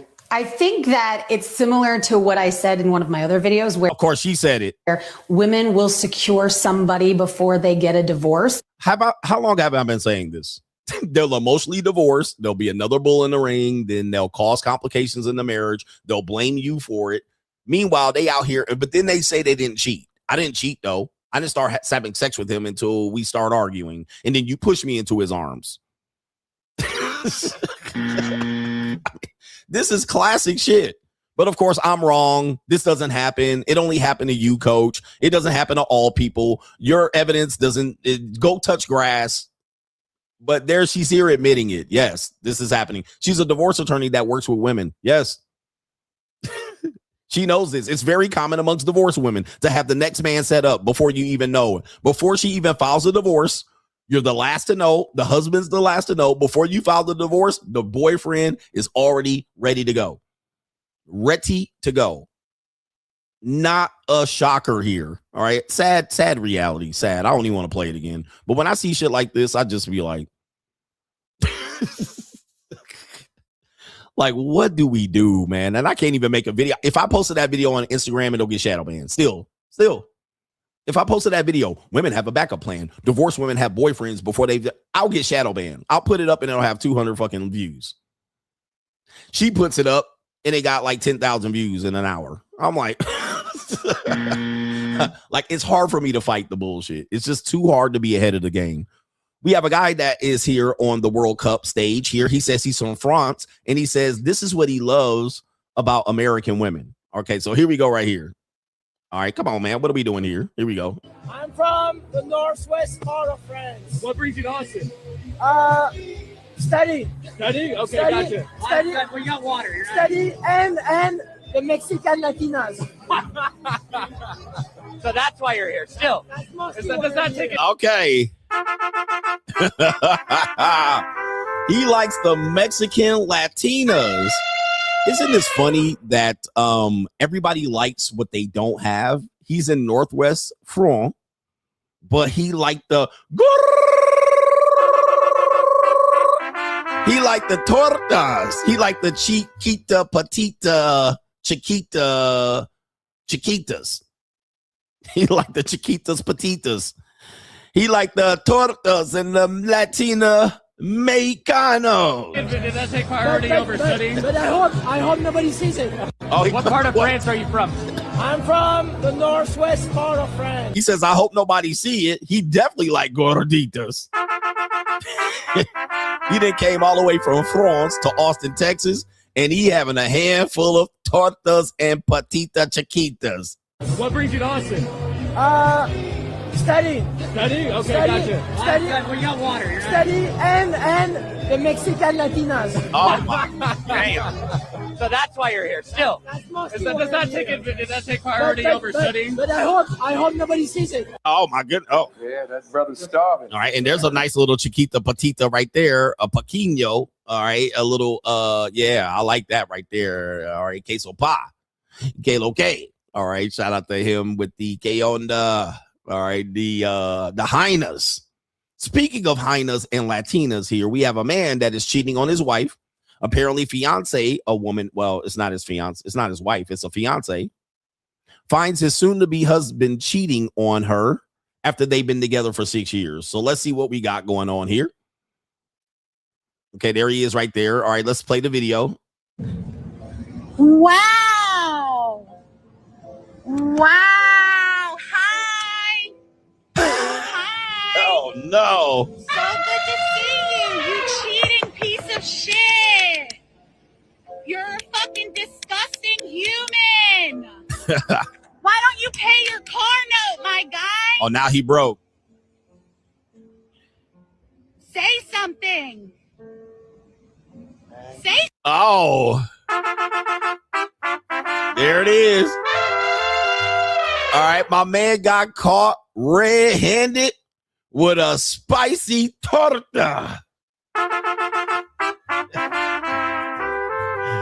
Caught red-handed out there with some juicy love. Oh yeah, and she got the bra with the Aaron right there, and she done got them over the shoulder boulder holder. She got a strong bra on. Yeah, look at him right there.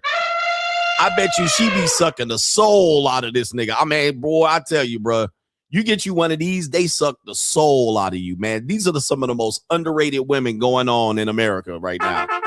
These some of the best women, man. I'm telling you. You get you a good torta, I mean, you gonna get some loving. All right, and look at her, man. She done sucked the soul out of the man's eyes. She done sucked the life out of the nigga. All right, look at him, brother. Get you a torta, man. Look at him. His life is gone. He got no life left. Soul sucking. Something. Look at her. She looked like she just finished swallowing all the kids. All right, look at it. Look at his face. Look at his face. She done sucked all the kids from him and kept sucking when the kids went down the back of the throat. All right, all down the back of her.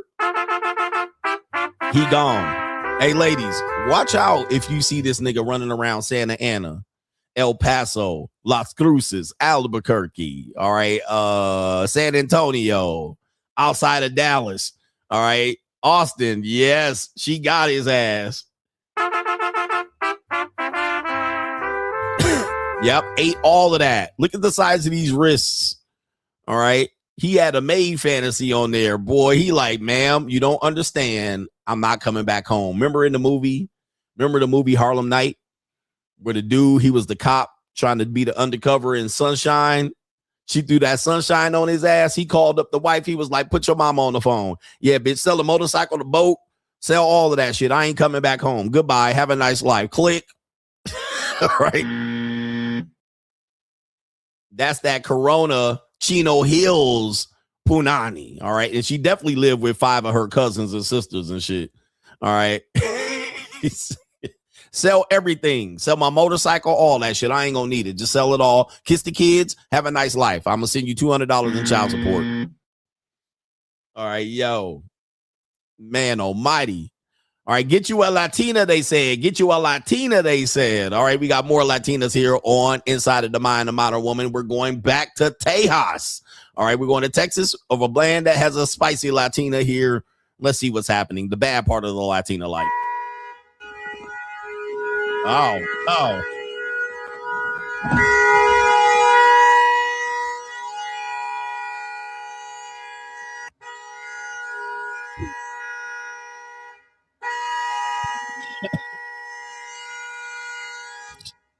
Oh my goodness. You're not gonna fucking apologize? You're not gonna fucking apologize? Can I have my keys? Oh, when you apologize.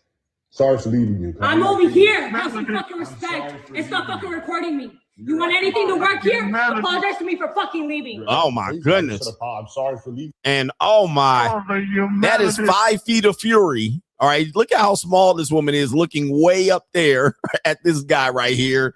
Wowzers. Get you a Latina, they said. All right, and by the way, man, her body has been worked on. It's jiggling. It ain't even keeping up in here. Her titty hanging out. Let me continue here. You don't fucking mean that. You just want your fucking keys and stop recording me. If you fucking meant that with any sincerity, you would not be recording me and you would look at me in the eyes and say you're fucking sorry for fucking leaving me at the gym. It's a situation you created, but I'm sorry for fucking leaving you at the gym. Are you gonna stop recording or not? Are you gonna stop acting crazy? Are you gonna stop recording or not? You're All I want is an apology. You're saying I'm acting crazy. All I want is an apology. Here's William. Here's the thing, man. These women are somebody said 5 feet of mountain. Boy, you date with a Latina and you think you just gonna deal with this bullshit, bro? You think you just gonna be just flicker off like a flea? Man, not these Latinas, brothers, man. This is the sad part of a Latina. And don't stop recording because she gonna start stabbing you. All right. So she already knows she got a knife behind her back. She gonna start stabbing you, and you don't have it on the videotape. All right, but let's take a look at the guy. This is when they say Pookie always wins. If you have muscles, if you're tall, you're going to win, and women are just going to fall at your feet, and you're going to get best access to women. All right, so let me show you the guy she's yelling at, just so you can see here. We're going to show you the guy that she's yelling at. Okay, let's put him up on the screen. Let's get him up on the Summer Jam screen. All right, so you think you have problems with women? Look, take a look. This dude is a whole mountain by himself. This is who she's yelling at. This is who she has the nerve to be out here threatening and telling to turn the video off. Look, he got the Timberland boots. He definitely over 6'4", right? 285 pounds of muscle. And she over there 5 feet tall, schooling this nigga, all right? Right? Treating him like he ain't shit and he can't squash her like a grape soda can. So you're being a hypocrite. Just fucking apologize to me. It's not that hard. I'm recording because you just broke your windshield.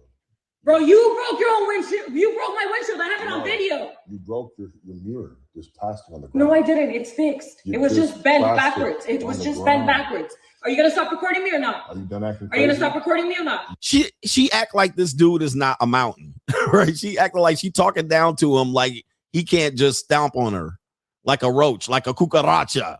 La cucaracha, la cucaracha. He can cucaracha this bitch, and she out there giving him the business like she 5'8". Yeah, if you can lower stop your tone, recording me then. I'll stop this if you lower your tone. Stop recording me then. Can you promise you're gonna have a respectful conversation? Yes, can you promise me you're gonna fucking apologize? Damn, see, you think respect comes because you're tall and handsome and you got money and you got game, and bro, women are gonna be women. You pick the wrong one and they go like this, they get triggered. And you're behind closed doors, the mask falls off. I don't care who you are, bro. You can have all the game and mouthpiece and crispy mouthpiece and ism, and you can have all the money and trucks and cars and muscles and height. It don't matter. It don't matter, bro. You pick the wrong one of these chicas. She got the vein all in the side of her neck. You pick these BBL Instagram baddies, and now you're cooked. I said I will, but can you have a respectful conversation? That's fine. Can you stop recording? Yeah, if you lower your tone. I already told you, stop recording. We'll lower the tone. I already told you, stop recording. I told you I will when you lower your tone. Whenever you want to stop recording, let me know. I'm going to stop recording. It's hanging out. Oh, you're taking my keys. No, I didn't. Stop recording. The keys are in your hand. I thought you're slamming the door. Slamming this shit.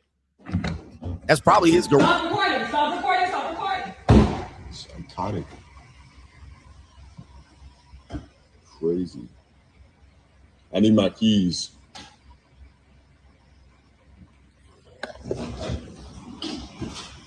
She trying to tear up the car. I mean, wow. Oh my goodness. Did she hit something? Crazy. Now she putting up the shade so he don't record her. I mean, she crazy, bro. Wow. Where's my Mexican horns here? Until you want to apologize, let me know. Find my keys back. You stole my property. Sheesh. You took my keys.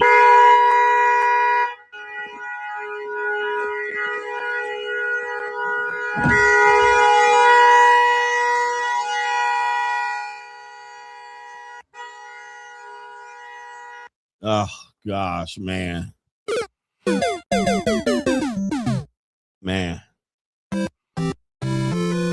Some dudes live like that. Some dudes can't cut these women off. Some men think they want love. They want companionship. They want to date someone their age.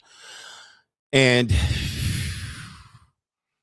we got the main event coming up here, but I got a couple more videos to set this up. I got to set this up thoroughly. You know, I have to have a thorough presentation. Shout out to the 1,700 people watching today's show concurrently, but we've had many people come in and out of today's show during your work day. We're still setting up the main event. We have this guy that has a question right here. I haven't heard a man say, "Can't no ninja F my woman" in such a long time. What happened? All right, let's go back to Pookie. Let's see what he has to say. Niggas even used to say that shit in songs and shit. Like, what's going on? Why y'all niggas stop tracking that? Like, what's going on? Like, y'all niggas is waking up or like, what's going on? Like, why y'all stop saying that? And I'm not gonna lie, I ain't heard a nigga say, "Can nobody fuck my bitch" in years, bro. All right, so is this true? What do you think about this? All right, the comment section. They be going, twin. Can't nobody touch my wife, he said right there. That was Luka Doncic who got divorced, by the way. Y'all wife women that's outside. Okay, can't expect loyalty and commitment. I love these women that say that's why you dating those type of women. There's women that are loyal and committed. All right, where okay, we all collectively learned as a whole, when all your heroes fall before your very eyes, you stop feeling invincible. This woman says everybody's easy. Okay, LOL, you have to be that guy, and many of y'all ain't him. This woman says that guy argument. If you're that guy, okay, well, show me that guy, right? And I'll show you, and I'll set the clock and show you he been got too. Everybody knows their girls going now, gang. This one says all of them out here going. These hoes ain't loyal from a woman. This one says don't want to provoke the killers. And then they giving neck because you got a car in a 3.5. Is that weed? All right. So we all know it's our turn, gang. You know, reality check here inside of the Mind of Modern Women here. We got a couple more pieces of data before we show you this main event.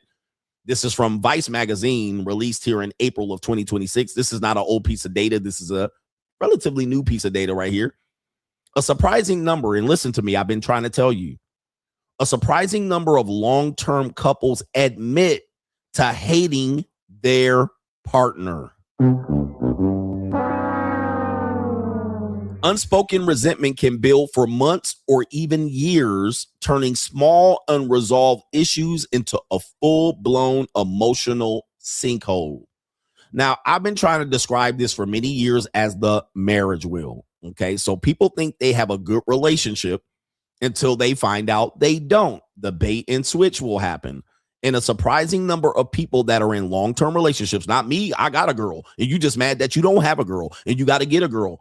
What I'm telling you is, yeah, getting them and keeping them is two different skill sets. It's two different expectations. We know that people get tired of each other relatively soon, but they don't break up. But I've been telling you that there's a high lot of people. When I wrote my book, I said there's people who divorce and there's people who are thinking about divorce. Okay. Then a small percentage of people are never divorcing, which is like 10% or less. But these are the things that I get persecuted for when I bring up and invite in the lexicon. Then when this happens, then they start talking about this. And then they don't mention CGA been saying this since forever. All right. But let me read this article. It says new research by Talkify found that a whopping 37% of people in long-term relationships believe they're carrying unresolved resentment towards their partner. Unresolved. 37%. Okay, let's just round it up. 40% of people in long-term relationships are pretty much emotionally divorced. What's worse, they have never voiced it. Now, that's where I'm telling you is the problem. You think they would tell you. They don't. You think they're going to tell you. You think you're going to see the signs. You think your relationship is going well. You think it's good. You think it's just an argument. You think I will just work through it. But it's not going. This is what you're getting. This is what you're getting. I'm just telling you, man. Like, this is why I don't engage in long-term relationships or just short-term. I'm here for a good time, not a long time. I don't have time for the bullshit. I don't have time to just risk hoping that I'm part of the 60%. I mean, and if you want to throw some data that overlaps. You could throw the marriage rate, the divorce rate. You could throw affairs in here. You could throw sexless marriages. People just don't talk to their person or their spouse. You think they will be open-minded and communicate, and they don't.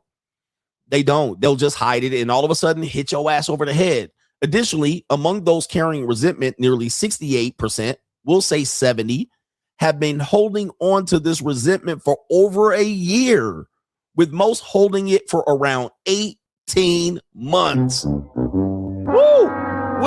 Golly. Oh, the humanity. Gosh, dang, bro. I mean, I hate to tell you I've been right, but I've been right. So I got a girl and you think it's smooth. I got a man and you think it's going well. But really, nah. You got to do some checking in on your boyfriend or girlfriend, your husband or your wife. And even then, they not going to tell you the truth. And you're going to end up trying to figure out how to save it. And it's unsavable. Unaddressed resentment is one of the most severe threats to healthy relationships. Healthy relationships. When someone secretly resents their partner, they might be more passive aggressive, less affectionate, and overall unfulfilled. CGA winning on this one. How resentment builds up. The research showed that 84% of people whose relationships ended say that unresolved and unspoken issues played a role. When you fail to address your concerns, resentment inevitably builds up and erodes the connection. What typically happens, in my opinion, I want to say it's unresolved or unspoken, but I'm going to say this. I think what happens is people put up standards or they'll put up boundaries, and then the person will not respect the boundaries, and they'll claim that they still love each other, but they don't respect the boundary. Well, you can have that boundary, but I ain't gonna listen to it. And then what happens is, okay, you be like, okay, maybe I'll let that slide. Maybe I'll let that slide until you realize there's no respect. Okay, the person don't respect your boundaries anymore, and that's where the resentment piles in, especially from women. It says, for men, I should say, the main reason why resentment builds up in relationships is because of the unresolved issues that occur over time. This is according to Krista Walker. She's a licensed counseling and therapist. She has a law degree, clinical director of the Ohana Luxury Addiction Treatment Center in Hawaii. When things aren't addressed, it builds up and leads to feeling resentful and unseen and unappreciated. Additionally, resentment often stems from multiple sources of frustration, not one, like misaligned values or unmet needs. This is when I always tell you, like, what? When people say, why you get divorced? And I always tell people, it's not one issue. It's a bunch of issues. And most of the time, it's a small issue, and then it becomes the straw that breaks the camel's back. Then it becomes a big issue. I often said women don't have issues with the husband until they find the new boyfriend, which was said in the previous conversation. Once they find the new boyfriend, now y'all arguing over bullshit. Now, all the shit that she found in the new boyfriend or the new person at the work husband, now she just can't deal with you doing it anymore. We talked about that earlier in today's show. The woman talked about that, monkey branching. And so when the new person comes up, then all of a sudden it's time to address the issues. And then if they don't fix it in a relatively short amount of time, then it's time to pull the ripcord. Signs of resentment. It says, in fact, 22% of people in long-term relationships say they have been carrying the same unspoken resentment for more than 5 years without voicing it. 5 years, guys, man, golly. I can't lose, nigga. I'm like Parker Lewis. So 5 years of resentment and still in the relationship. What do I tell you? Women do everything but leave. Everything but leave, nigga. They ain't going nowhere, especially if they're still getting some sort of financial support, or there's children, or, you know, the reputation of staying married is high. They maybe have a religious reasons for sticking around. We're going to show you this later on. But 22% have unresolved, unspoken. So she never said anything. He never said anything for 5 years. Nigga, wow. 62% of people in long-term relationships say they have stayed in a relationship situation longer than they wanted to, simply because they didn't know how to communicate their resentment. They stayed. When I tell you, just because you have a boyfriend or a girlfriend, a husband or a wife, that don't mean shit to me. It doesn't disprove anything that I'm saying. This is when I tell dating coaches, nigga, you're saying something works. That's short term. Try that long term. Well, I'm that guy. That don't last very long. That lasts for getting some pussy at a bar. That's it. You're that guy. Don't work. that don't work long term. All right. Cold approaching and running some game, that don't last long term, because eventually, boom, reality check. You could be still in a relationship and not know it's over. It says right here, this isn't always the other person's fault. If you're not communicating your concerns or needs, that might not be picked up on the disconnect until it's too late. In fact, 47% of people whose relationships ended believe their partner felt the breakup was sudden and unexpected, aka the blind side. Okay, let's round it up. 50% of people who get broken up on or dumped are blindsided. Blindsided. What? And then when the person says, well, you should have known and you should have seen the signs and you should have saw that. Hold on for a second. I'll show you this.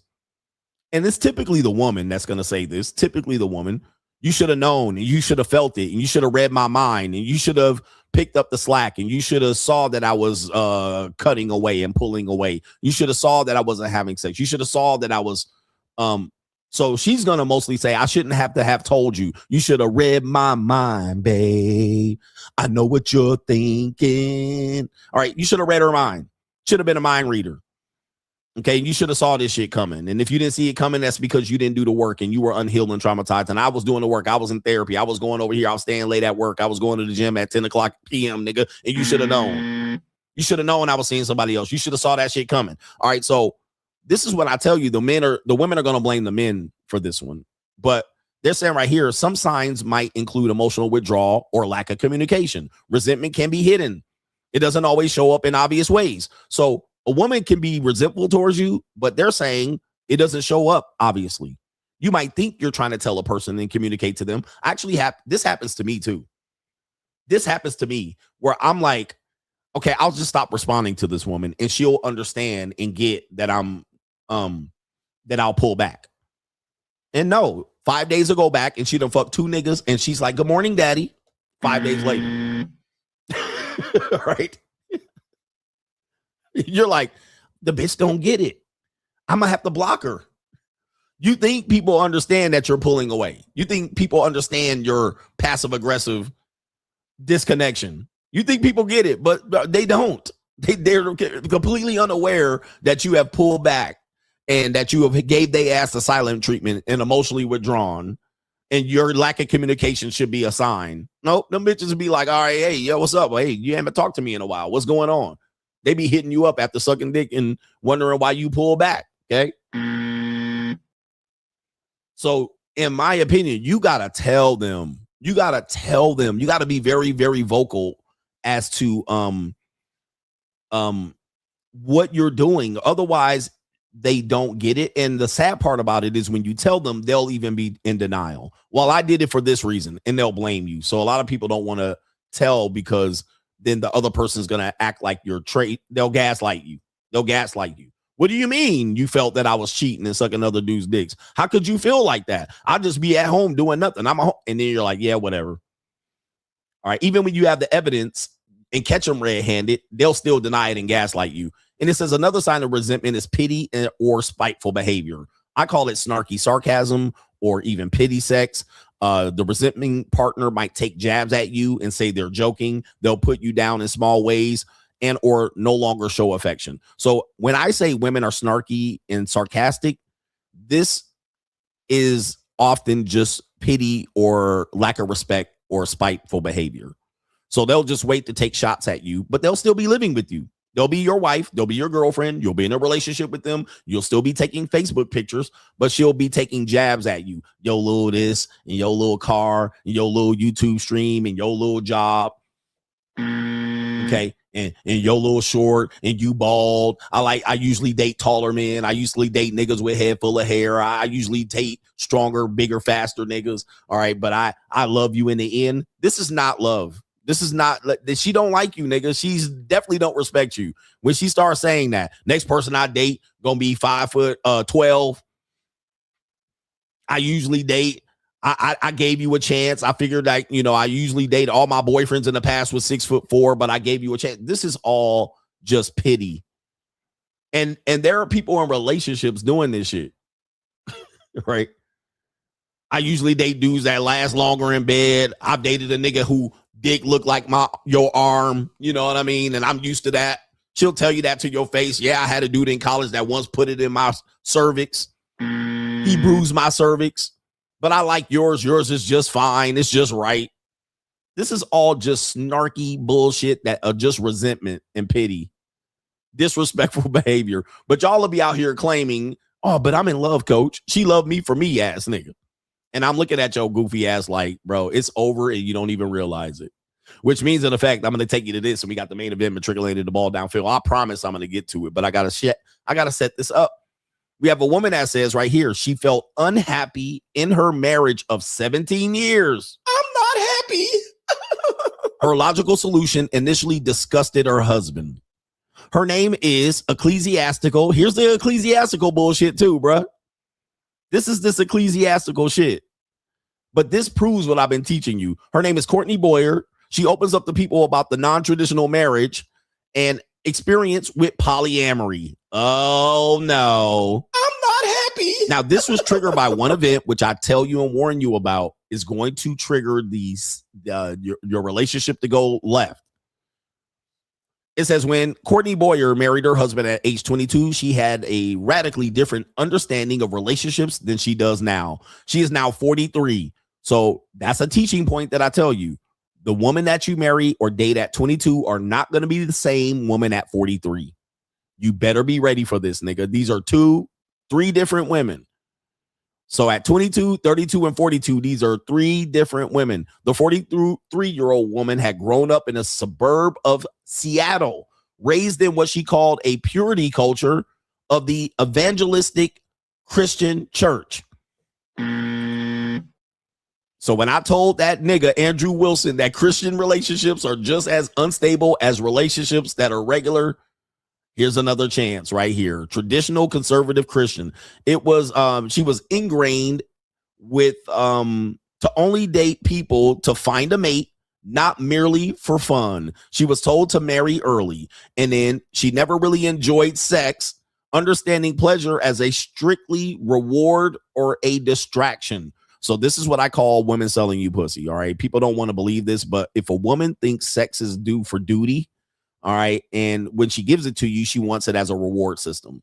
Okay. What do I get? What do you get? Okay. You should only get it if you do this. This is called selling of sex within your marriage, but people are going to say no. She says, I experienced shame around most of the things about myself for the first decade and a half of her marriage. Decade and a half. She was entirely focused on playing the role of the perfect Christian wife. That's a trad con, right? I got to be perfect, dutiful, do what's right under the name of the Lord Jesus Christ and the Latter-day Saints. She welcomed 3 kids, and she was the ultimate cheerleader to her husband. But in 2017, shortly after the death of her father, Boyer started to recognize she was no longer happy. I'm not happy. Gentlemen, I hate to take victory laps in the middle of this. I got time. I told you. Trauma. She gave up her younger years. So she gave up her younger years. She was resentful in that. Then her father died. And guess what? Now I can be different. No, my father's no longer judging me.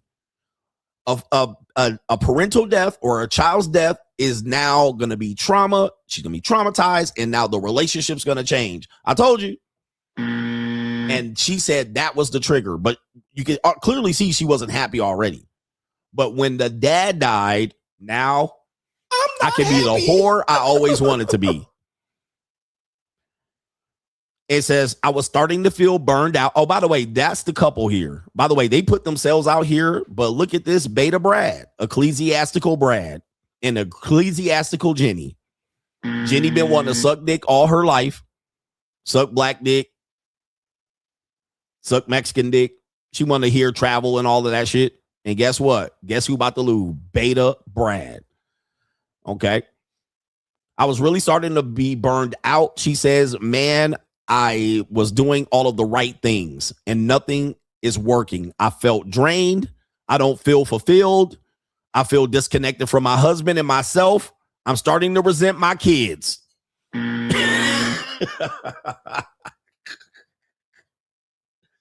Man, I cannot lose, nigga. I cannot lose. Okay. He put in 17 years and she ready to get rocked. Shortly before the start of C19, her family of 5 relocated from the U.S. to a small town in Germany. Oh, no. That moves across the country and across the world, dude. That's another traumatic event. As was common for the area, she joined a local soccer team and often played alongside male soccer players, many of whom were relentlessly flirting with her on the pitch. And for the first time, the flirting sparked something inside of her. What would it be like, she thought to herself, to be with another man besides her husband? I can't lose, bro. I'm undefeated in this shit. You know why? Because I recognize patterns. Now, not to say everybody's going to do it this way. Not to say everyone's going to do it. The fact is, when they do it, it's going to be the same pattern. So that's why I'm successful in what I do.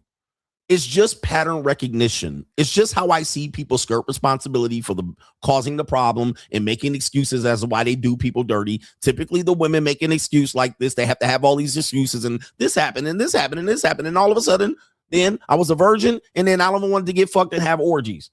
And how did it start? She put herself in the position. What did she do? She joined the male soccer team. Okay, now that's where it started. She knew what she was getting into when she did that. Oh, I'm going to just join this volleyball team. I'm going to just join the soccer team. I'm going to just go to this CrossFit gym. She's setting up the bullshit. She already know what's going to happen, nigga. You already know nature going to happen. And now they were flirting with me and they were saying, I can't believe you have 3 kids. You still look 22. And she said, what would it be like to go get a train ran on her by all these guys? Man, come on, brother. This is just too easy, man. It's too easy for me. She went there prospecting. Bitch went there to campaign on the pitch. She knew what was going to happen. Go run around huffing and puffing around young niggas playing soccer? Come on, bro. But it says, but Boyer remained faithful to her husband, initially bottling up all those exciting feelings. That was until the pandemic struck. Her husband traveled. Jesus. I can't with this, man. And the way they're, look, if they switched the genders on this article, the dude would be an asshole. The dude would be an asshole. How dare you do that to your wife? She's sitting at home and you're out there watching your kids. Meanwhile, it's a fucking love story.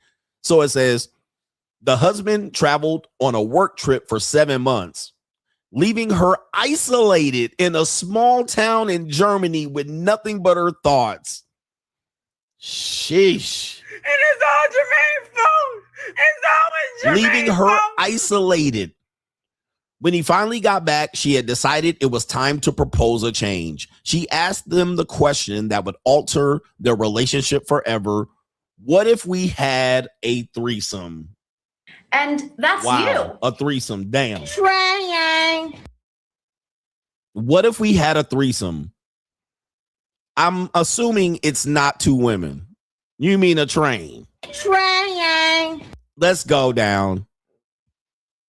Though polyamory was never something she would have thought her religious upbringing, or she was never taught it in her religious upbringing, she had some early exposure to the phenomenon in grad school, where she studied education in human sexuality. Trying. All right. Some of her classmates were queer or in thruples, and though she was aware of it, she said she thought she wasn't interested in that type of thing. I did have inklings in finding myself drawn to other men sexually and being interested, but I was like, oh, that's adultery. You can't act upon that. So again, as we can see clearly, women think about adultery and sex with other men, whether they act upon it, whatever. All right. And also, as you can see, a woman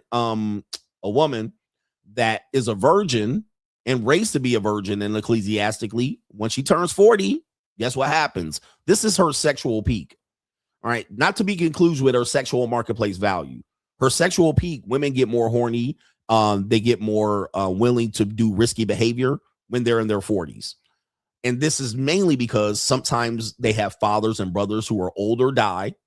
They no longer have to live up to the stigma of the family and represent that. They feel like they have done their job to be a mother and be faithful. And then they read 50 Shades of Grey. Now they want to be choked, whooped, spanked, and their hair pulled, and threesome and orgies, and doing the whole motherfucking Vanilla Sky. And they start experimenting. Also, they're more confident in their skin and their bodies. Women tend to be more confident and realistic of who they are, as opposed to at 21, they're less confident in their body. All right. Even though they may project that they're confident, they're insecure about their body. Well, a woman at 40 that has 3 kids and motherfucking cesarean section scars and tiger stripes and saggy titties. All right. She already like, this is me. All right. I'm uncomfortable. I accept me for me. Also, there's less risk in these activities to get pregnant. They can prevent pregnancy. They can go get pregnancy prevention medicine, as opposed to having their parents pick it up and having a conversation around sex. They get less judgment for being whores at 42 than at 22. All right. There's also less repercussions long term in terms of finding a spouse or a partner where they already have a spouse or a partner. Then at 22, she's got to have to think about that and her reputation in the world. Whereas at 42, she can hide this behind some little fantasy. She can hide that. Whereas at 22, men who bone and run trains on 22-year-old girls are going to tell everybody. So there's a lot of things going on. It's not just that she's at her sexual peak. She has less inhibitions around her sex, less inhibitions. So other women in her friend groups that are 40 are either going to be divorced, single, or whores themselves, married whores. So they're all can talk about it, as opposed to a woman that's 22 with a friend circle of girls that are 22 that are ecclesiastically. She can't share these feelings. So there's a lot of, it's not just she's at her sexual peak biologically. She also has social issues that have eroded. Her father is no longer a 40-year-old guy protecting his 20-year-old daughter. He's now dead or 60 or 70, and he don't give a fuck. All right. So this is all plays into it. Social, biological pressures that lead them to do this. And now they want to explore. I'm not going to belabor this article, but you already know what happens. She brought it up to the husband. It says at first her husband didn't exactly see it the same way. He was disgusted.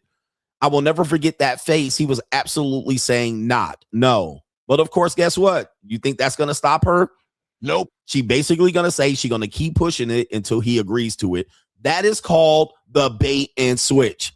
Going back to the teachings of CGA, the bait and switch says she changes the rule of the relationship and you either agree to it and keep it going, or you say no and you get divorced and lose your kids, the house and the car and all the investment. This is the bait and switch. So she bait and switched him. Look, I want to keep you around. I don't want to mess up the household, but we're going to change the rules and you either going to accept it or reject it. And these are your consequences. You reject it, you get divorced and you lose your kids.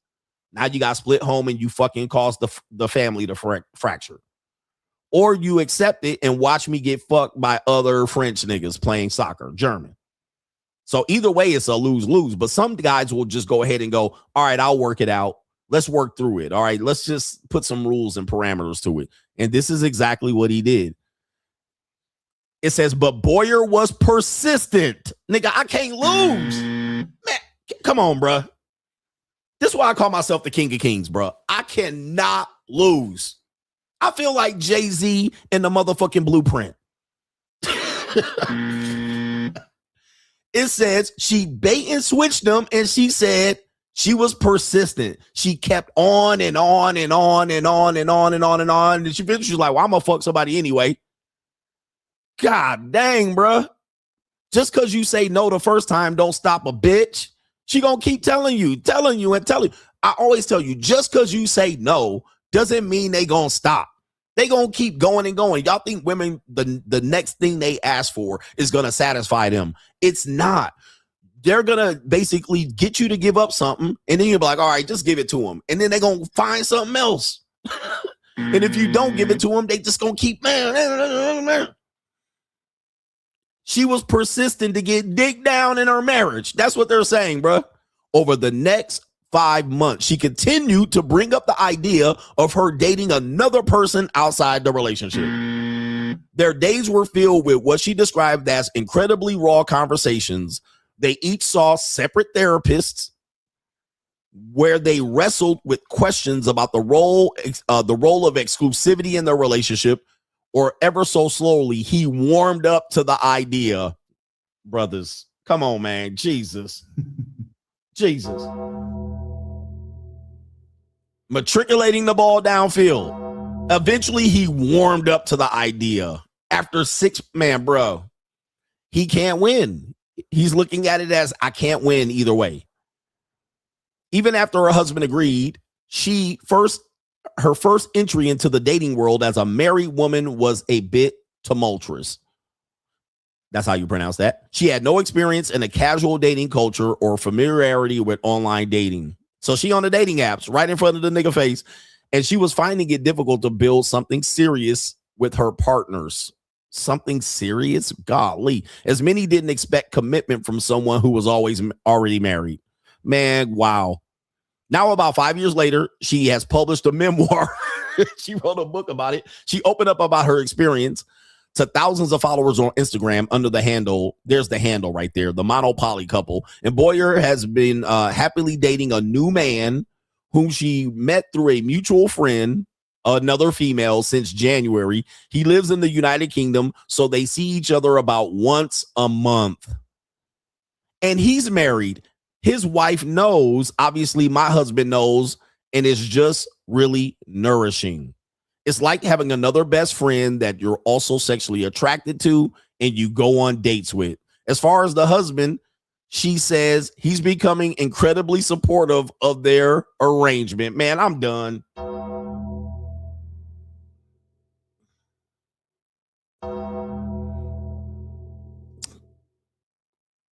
We got the main event coming up, gentlemen. Imagine a man writes this article about him doing it to his wife. He'd be the most evilest person in the world. He'd be the evilest nigga in the world. Oh, man. Ladies, where y'all at? Y'all quiet. Ladies, y'all quiet. But he gets it for free, huh? He don't pay. He paying, and the other dude is getting access to his wife. I mean, I just can't even, as they say. All right, anyway, shout out to Caitlin. He was the last one there. All right. He says, if a man is with the woman he can truly care for and the woman treats him well, I'll say sex can get better over time. Since we live in a promiscuous society, sex with someone will only be good once. There's a price to pay for sex. Choose one. Shout out to you on that one. And now other women are going to read that. Obviously, they said she has hundreds of thousands of female followers. All right, I'm going to pull her up and see if we can find her account and see what's going on. All right, but boy, oh boy, shout out to Big Boy. Speaking of boy, oh boy, Big Boy is in the building. Shout out to you. Let me see if he said something. He says, I'm still blocked. Okay, that was you. Shout out to you. Larry C says, for viewer in Atlanta, the black guy Ferrari profile picture. Last night, I asked my wife a stupid question. She was in the middle of putting on a mud mask. You should have seen the dirty look she gave me. Shout out to you. Appreciate that one. Where's the car? Much love to all. Shout out to you, Larry C.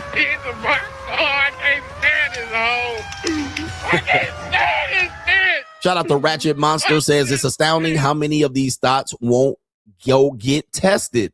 I've been offering them cash to go get tested as like for the first date, and they refuse or flake. Ring the bell. Yes, but yeah, that's the thing we tell you. Women will they will tell you that you're the dirty one. You're the dangerous one. You need to go get tested. Have you got tested? They'll bring that up to you. It's very rare that a man will bring that up to them. Even if she brings that up to the guy will go about proving, hey, I've been tested. I don't have no symptoms. I'll test if you need to. And he'll never put you back to her because she's coming in with the understanding you believe she's monogamous or that she's not out there with her deals, Nick. But you won't tell her. You're going to get tested too. Show me your test too. Okay, so they'll ask you when the last time you got tested, when the last time you had something. Do you always go raw and bitches? I only do condoms. I never do raw. I don't like condoms, but I want to do raw, but I want to ensure that you're safe. And then you go, okay, where's your test? Crickets. Nigga, they'll act like, oh, I don't know. I can't log into my account. I don't know. I had one. I'm looking it up here. I can't find it in my. Now, if you came out initially say, you know what? I only sleep with women that have STI test results. Them bitches will be like, what? What do you think? We're out here sleeping around? Right? They'll act like you called them a whore and a slut. What do you mean? Me? Not me. I'm careful with my punani. I only sleep with men that I've been in relationships with. I never hooked up with more than 3 men in the last 5 years. They start lying and shit. You can't trust me. All right. You can't trust me. All right. You don't believe what you think I'm some sort of skeezer and floozy.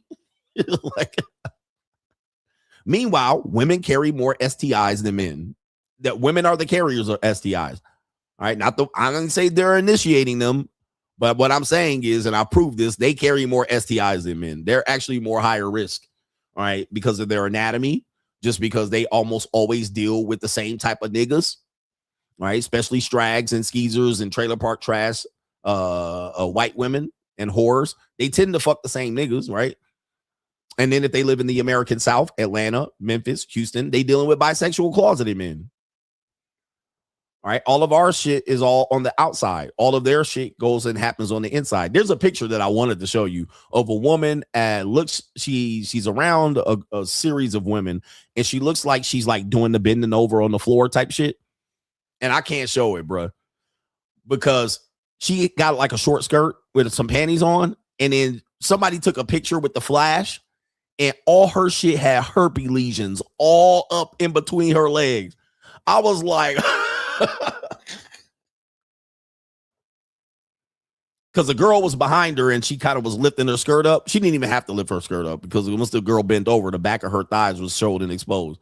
Herpes lesions all on her legs, all up to her butt crack. I was like, damn. Anybody seen that picture? I'll post it over on Locals for free if I have it here. But I couldn't post it on YouTube. I was going to post it in the community post, but I was like, damn. I was like, some of y'all will be out there not asking her for a test either, nigga. She'd be like, can you turn the lights off? It's too bright in here, ass nigga. Oh, man. I was like, damn, man. That's cold-blooded. That is cold-blooded. Let me see. Where did I put that picture? Somebody posted it on Locals already, but let me see. I'm going to get y'all to go over it on Locals. Somebody posted it on Facebook? I saw that shit. I was like, man, I lost faith in people, man. There's no way. There's no way I could deal with these people out here, bro. All right, anyway, you got to be careful, man. I want the lights on, all of that. I'm checking all in betwixt them legs. By the way, that means even if you wear a condom, you can still catch herpes because it's skin-to-skin contact. Doesn't have to be genitals. All right, so I'm doing a little sex ed. You don't have to go inside of her to catch that. You could just lay between her thighs and catch it. It's skin-to-skin contact. So you can wear a condom and all that. You still getting infected.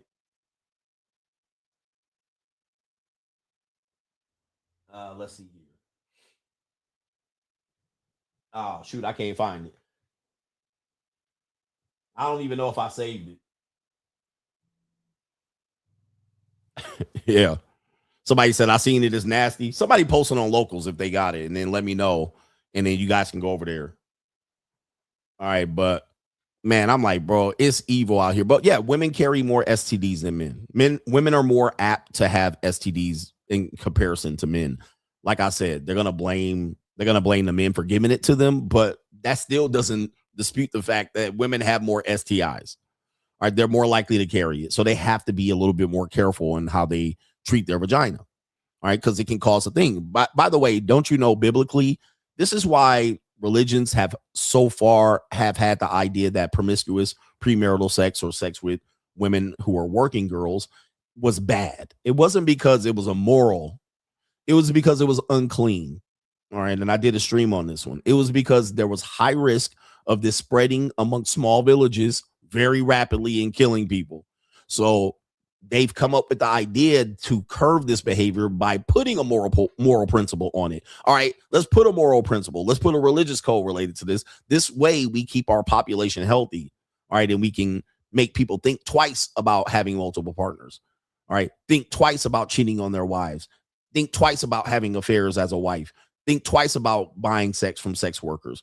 So you create a healthier community by having people think twice about doing this and engaging in it. And therefore, then people could say it's something about morality, and it's not. All right. Now they can put morality on it afterwards, but it's not a moral principle. It's a sexual health principle. Okay. Because the niggas is coming out with the itchy scratchy and they're like, what's going on? All right, let's say this is, God doesn't want you to do this. Okay. God doesn't want you to do this. All right. And why? Because niggas is coming out with the VD, venereal diseases, and they pissing out razor blades. Niggas coming out of huts like, damn, taking it to their wife. All right. Let's say God told you not to do this type of activity, and therefore people scared of God like a motherfucker. All right. Whoa. All right. So God says, God's watching me. He's watching me do this. He's omnipotent. All right. I won't engage in this behavior. All right. I'm going to go burn in hell. All right. My dick is already burning. All right. Damn. I don't want to burn in hell and my dick burning. And think about it. What was the cure for this? Nothing. All right. They've actually traced back. They basically traced back the white man, the Europeans coming over here to the Caribbeans, the Americas. They've actually traced back a lot of the people who died, because the white man brought their diseases, and people are going to say they brought smallpox. Yeah, they brought smallpox. You know what else they brought? Syphilis. Okay. Them Native Americans, we call them Native Americans. Them damn Taino Indians was dying from white man syphilis. All right. So they was dishing out more than smallpox. They was dying from syphilis, nigga. So the white man was going through them goddamn Tainos and Native Americans and going through them girls. Pocahontas had syphilis. I don't know if Pocahontas had it, but the white man brought syphilis too and then ran through the Indian population just like that. Okay. Because the white man was fucking. All right, shout out to Donnie Yee says, just wanted to wish the Coach Gang a happy holiday weekend. Who's taking 4 days off? Anybody? And he says, don't let your husband get in the way of finding the love of your life. Remember that? Yes. Don't let your husband get in the way of finding the love of your life. Just think about this. It's an evil world. Tony Ocasio says, if an older woman around 35 and up is a virgin, in my opinion, she's the equivalent of a 35-year-old man that is a virgin. Being an older virgin is not a flex. It shows you have no money or game with women or men. I think people who are 35-year-old virgins are crazy. All right. By the way, just so you guys know, people use virginity as a way to say that they're highly religious. Not many people who are not religious say they're virgins. Most of the people who say they're virgins is often conjunction with some religion.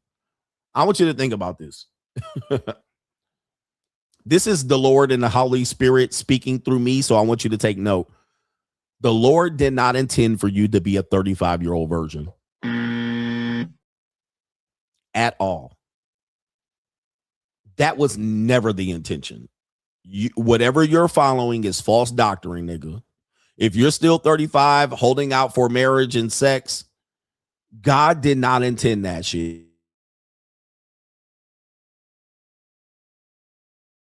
New world order. I'm going to show you two reasons why. Number one, all right, the new world order's here. It's been a while since the new world order's here to rupture my stream. Okay, here we go right here. I'm gonna give you two reasons why. Number one, the Lord said, be fruitful and multiply. The Lord said, be fruitful and multiply. What part of 35-year-old virgin says be fruitful and multiply? That is literally against the Lord. I mean, you headed into not multiplying. Nigga, you about to not even add at this point. Okay, you were supposed to multiply. This ain't even addition. Nigga, you about to be in subtraction. That's number one. That's the number one piece of evidence as to where a 35-year-old virgin is not a part of God's ordaining. Number two is that any of the virgins that were presented in any religion, Muslim, Judaism, Christianity, were often not even 15 years old. They weren't even 15, nigga. And they was identifying them as virgins. Virgin Mary, you could talk about whatever Muhammad did, all right, and the age of the women done with them. Look at Elijah Muhammad. Most of the women did not even make it past 15 or 16 as a so-called virgin. So damn 35, that's way off the fucking radar. You was an old maid or dead by 35. That's number 2. Number 3, I think the word virgin often is misconstrued with a person that doesn't have sex, which I don't think that's the case. All right. But even in the Virgin Mary system, it insinuated that she had not having sex yet. But I think even virgin doesn't mean what we call virgin today. I think it is misdefined. All right. Misdefined. All right. It is not defined properly. I think it is something to do with the person is not claimed by a person. Okay, but I don't think it's centered around intimacy, although the Virgin Mary story is centered around never having intimacy. So anyway, I think the word virgin is wrong. So anybody that has not had sex by 35 and they think they're doing something properly religious wise, it's not true. I think you're misguided. Okay. That was not the Lord's intent. The Lord did not intend for 35-year-old virgins to ever exist. All right, in my opinion. But you can do you. Shout out the Moneyline Parlay says, come back for us average men, coach. These modern women don't want to be married or ecclesiastical. Don't leave us stuck, busted, and disgusted. He says, we are priced out. Send help. Shout out to you. Send help. I got money. Yeah, brothers. It's a wrap. It's a wrap. It's a wrap. If we look at 47% of women dating hypergamously or finding that hypergamous dating is normalized, or and you're looking at the amount of people in relationships that can't keep long-term relationships, people are just going to be renting people, or whether they rent through marriage, engagement. We're going to see this later on. People are not in it for long-term. They're not. You're in it for short-term. We're all going to trade people like musical chairs and shit. Look at your own past history.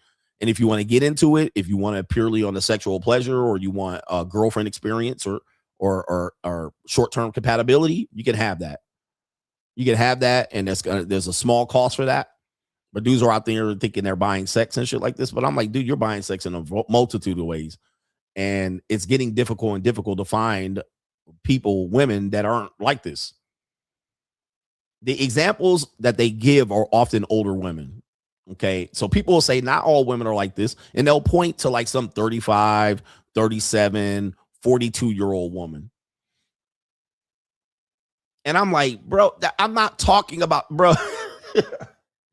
Don't point as evidence a 42-year-old divorced woman as a woman that's designed to be faithful and looking for a monogamous partner. Like, no, that's not the example to counter my argument. We're going to look between the women 18 to 28. What are they doing? Those are the women that have the ability to have 4 and 5 kids or get married at a younger age. I'm not saying they should, but you're trying to point at some 36-year-old fucking school teacher. And she all fat and pudgy. She got the school teacher jeans on and shit. She got the lanyard around her fucking her neck with all the keys to all the goddamn math department, the physical education building, the gym, the bathroom. And I'm like, she was a harlot too when she was in college. She was getting ran through after her divorce. These aren't the people that you put up as, look at these people. There's women out here looking for a relationship and looking to settle down. This is not the people, bro. Not these IVF harlots. He pointing to IVF queens, and women want to settle down and work 80-hour week careers that want to be faithful. We're looking at 18 to 28. What are the girls 18 to 28 doing? And what are the young men that y'all want to get a life, all right, doing? What are those men able to do? How are they able to forge relationships? What do their relationships look like? All right. And a guy says a virgin was designated as unmarried, untouched. Nowhere is males referenced as a virgin. A virgin can only be a female. This is King Porter. All right, so a virgin can only be a female. Ecclesiastically. All right, ecclesiastically. So there it is right there. No reference of male virgins in the Bible. Yeah. Larry C said the math mistress. Yeah. She done slept with the principal, the assistant principal, the fucking football coach, the security guard. Trust me, I dated a woman like this. Because the woman comes to my mind. She was a woman. I can't say where. She was from Orange County. Very polite. A woman. Long blonde hair, big titties. She was built like a butterball turkey. You know, she was short. You know, no mid. You know, women who are overly developed. I call that overdeveloped. All right, where they don't have no midsection. A lot of Mexican women are built like this too. All right, where they're like 5'2" tops. They got big titties. They're overdeveloped, big thighs, big hips. So their butt be hella high, and they don't got no midsection. Like the area between their sternum and their belly button don't exist. And it actually looks funny when they don't have clothes on, because now you can see, because their boobs hang low past their sternum, and right before their belly button, their pubic area starts showing up. But if you go in the backside, the butt be higher than the. I'm just talking about builds, but so their midsection area is non-existent. It's normally because the boobs are hanging and the butt is high. You know what I'm talking about? You know. And this woman had some milkers, bro. Them things were heavy as hell. But she had short legs. Their legs gonna be short too. On top of that, so their butt is hella rounded by the middle of their hamstring, and then they only got calves. Let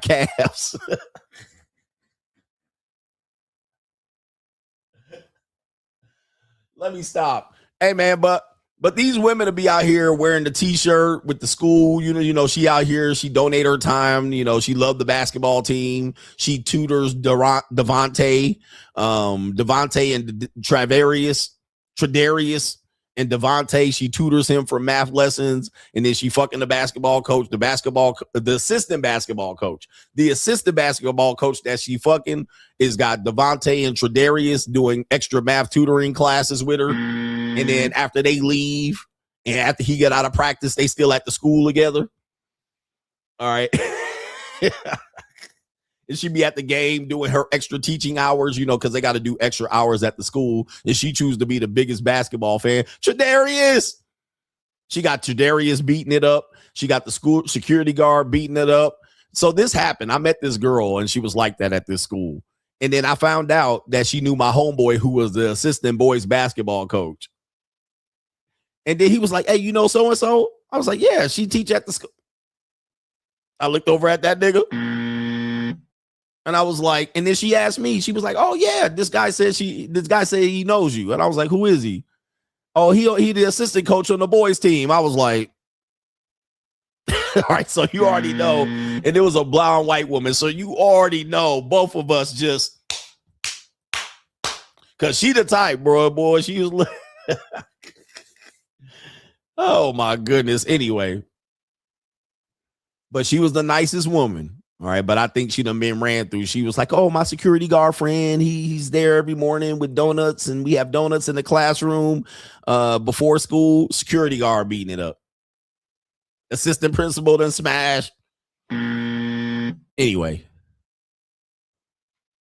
And she was a good lady, man. She was a good woman. She was so nice. And I think I got everybody. That means the main event is here. We eventually got to the main event. Golly. Somebody said, did I get him? Kevin Sullivan says, I always remember you saying black men are out of the matrix. I see my coworkers around me married and dim-witted to what their wives could be doing. You couldn't pay me enough to be in a relationship again. Free agent lifestyle for life. Golly. All right. And Joel C says, I hate reminiscing with old hoes the same age as me. What do I remember? He says, what I do remember is them riding around with older men in middle school. He says they still want to act like they are doing you a favor while being disrespectful towards you. He says, I don't think so, ho. I'll take the pretty 22-year-old. In fact, I believe, like Joel C., when women are the same age as you, they think they're your mama. Especially if they have kids. They think they're your mom. They treat you like an equal. They don't treat you like, oh, that's my man. Now, that might say shit like that. This my man. I love my man. I love my man. This my man. But what they're doing is especially if they have kids or they're in a middle managed position or they're a teacher, they treat you like you're their kid. And they'll be like, why are you doing that? And what you need to be doing is they trying to teach you some shit. You're like, bitch, you ain't my teacher. I know you the principal at your school, but nigga, I ain't one of your students. Okay. But in their world, they always competed with you. They've always risen with you. They know where you came from. So they never look at you like, you're my hero. They look at you like, I got to teach this nigga what to do. And I got to tell him, even if you have your shit together, they'll find ways to, well, this is what you need to do. And this how you do this. And this how you do that. Man, go sit down. All right. Younger women be like, teach me something, my old humble master, daddy, mentor. That's what a younger woman does. Teach me something. While Traderi is still smashing, but that's neither here nor there. But she still is experiencing new things and experiencing things, and she's there for you to she's there to learn from you. Whereas older women or women your age, they're trying to teach you all the time. It's like, and yeah, they trying to demean you and shit. You don't know nothing about nothing, do you? I'm like, bitch, I'm 50. I'm 50. I made it this far without you, but now I don't know nothing about nothing. Like, hold on for a second, bitch. Are you crazy? Like, I got this far in life and you're trying to act like I don't know shit. Meanwhile, she broke at the same time. Like, look, you can't teach me being broke.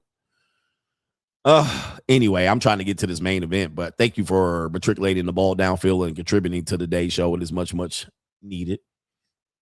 Meanwhile, she got her son, motherfucker, got a court case. Her son gonna be in court and can't afford an attorney, but she also want to teach me about life. Meanwhile, she divorcing a co-parent, but she about to teach me about some shit. Like, come on, bro. Meanwhile, she in student loan debt, ignoring student loan debt being mailed to her mailbox. But of course, now she wants to teach me about life. You don't know nothing about nothing, or you ain't been here, you ain't been there. This type of shit right here. I've flown myself to Paris. I've done Greece. I've island hopped. I've done all of that. This is women your age. Also, while you're reminiscing about BET Uncut. I've flown myself to Paris. I've done Greece. I've island hopped. I've done all of that. With nothing to show for it. Now, all of a sudden, when it's time to fix her leaky ass roof, she needs you to chip in $10K. I've flown myself to Paris. I've done Greece. I've island hopped. I've done all of that. Yep, he said they be taking their baby daddy to court. I've flown myself to Paris. I've done Greece. I've island hopped. I've done all of that. Then she want to hit you with the... And graduated from college with my bachelor's at 20 with a degree in communication sciences with an emphasis in speech and language pathology. And she'd be like... So I could focus on my career. And she'd be like, you never been to STK? You never been to Mastro's or Fleming's? Okay, I'll take you. Oh, but you're going to take me and pay? No. Nope. I'll take you and you can pay. Or like, what is going on? Like, wait. And graduated from college with my bachelor's at 20 with a degree in communication sciences with an emphasis in speech and language pathology. And then they want to tell me what happened at work. I don't give a fuck what happened at your job. I don't care. I don't care about your boss or your coworkers. Do not come to me telling me about work and I'm paying the bills. See, when a young woman is with you, okay, when a young woman is with you, she can't talk about what happened at Baskin and Robbins.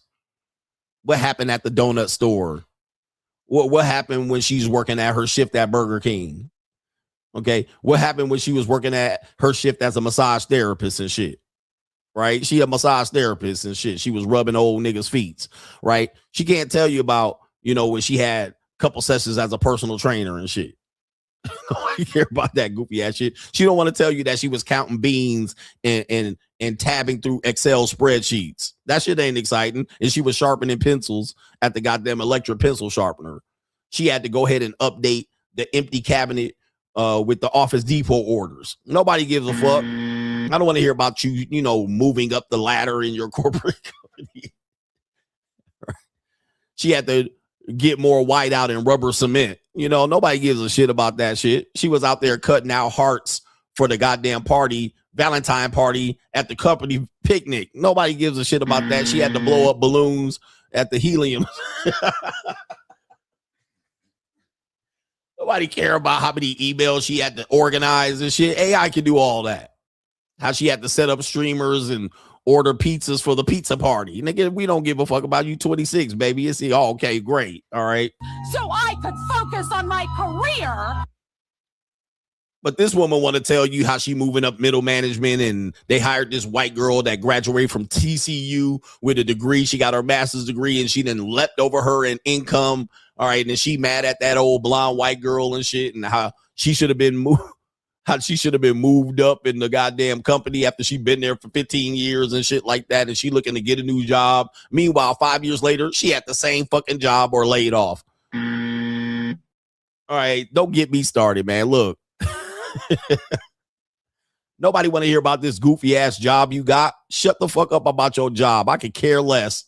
Anyway, listen, ladies, I could care less about your job. It don't intimidate me. It don't even impress me. I'm the least impressed about this shit. Go do something else. Go talk to somebody else about this shit. Talk to your therapist. I could give a fuck less about your degree, your job, where you going, your promotion, and what you looking for, and Indeed.com. I don't give a fuck. I don't care. Executive assistant ass bitch telling me all of this shit, and you just an executive assistant / secretary. All right. You just an overglorified secretary. Who cares? I don't care about what secretaries do at my job. Why would I care about what a secretary does at her job? The executive vice president of executive assistants and shit. Office manager ass bitch. I don't care about no office manager. All right. Anyway. This crazy, man. But anyway, we supposed to be intimidated by some people like this. But let's do the main event. I'm going to see if I can get through this relatively quickly here. Main event. Not to waste your time.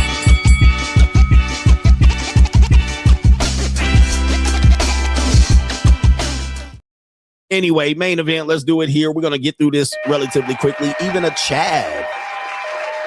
fit Chad can have their relationship coach fiance cheat on him during the entire relationship, and he only discovered this 2 weeks before the wedding. You need to do your due diligence, gentlemen. Do your due diligence. Trust no one. Do not let people guilt you. Oh, nigga, of course the nigga deleted the video. Holy shit. All right, so he deleted the video, so we're going to have to keep this here.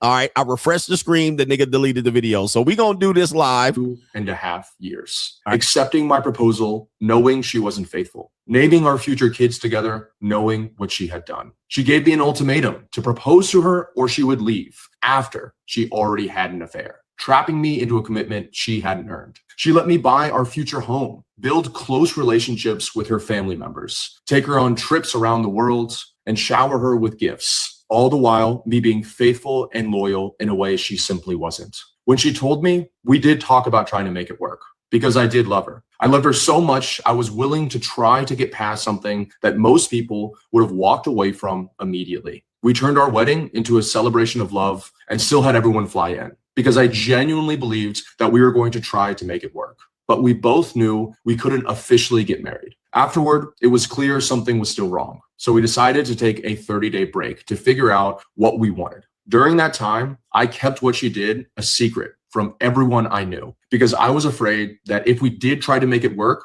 nobody would ever look at her the same way again. I was protecting someone who had never protected me. I wasn't going to make this post, but a few things have become clear to me recently that I couldn't stay quiet on anymore. She seems to show virtually no remorse for what she did. Not only did she destroy our future together and manipulate me for years, but a few days after what was supposed to be our wedding, she packed her stuff, left the country, and traveled place to place, keeping herself distracted so she couldn't be still long enough to acknowledge what she had done. She left the dog behind she begged me to get. And the irony of this whole situation is that my ex-fiance is a self-proclaimed relationship coach, helping women learn to be in relationships with high-value men. She was able to start this business because she would post about what it was like being in a relationship with me, and it quickly went viral online. Since my background is in starting and scaling businesses, I encouraged her to grow it, thinking foolishly that every man would be lucky to have a woman like her. After this came out, I wondered what she would do. Would she admit to her followers and clients that the emperor is wearing no clothes? That, in my opinion, someone who had cheated on her long-term partner multiple times isn't qualified to coach women in relationships. But no, months after admitting the infidelity, she continues to promote it to unsuspecting women, even spinning this breakup as more of her finding herself and less of her betraying me.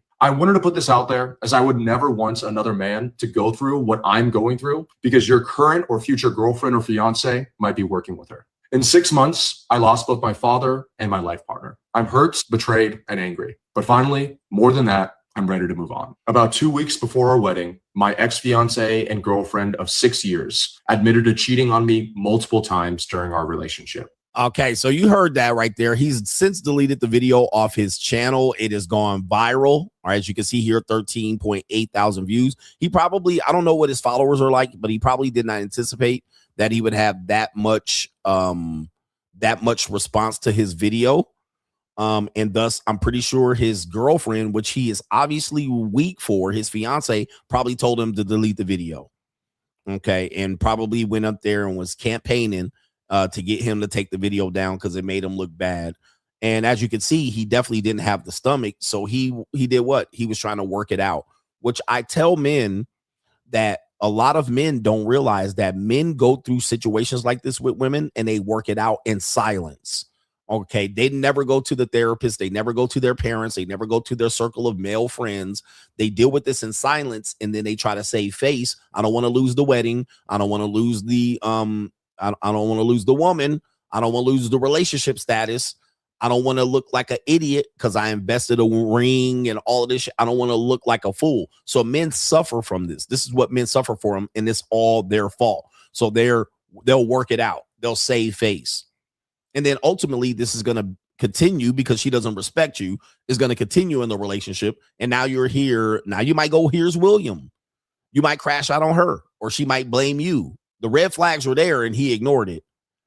But this is what dudes will do when they fall in love. What about love, coach? Yes, love makes you do stupid things. Okay, love makes you do stupid things.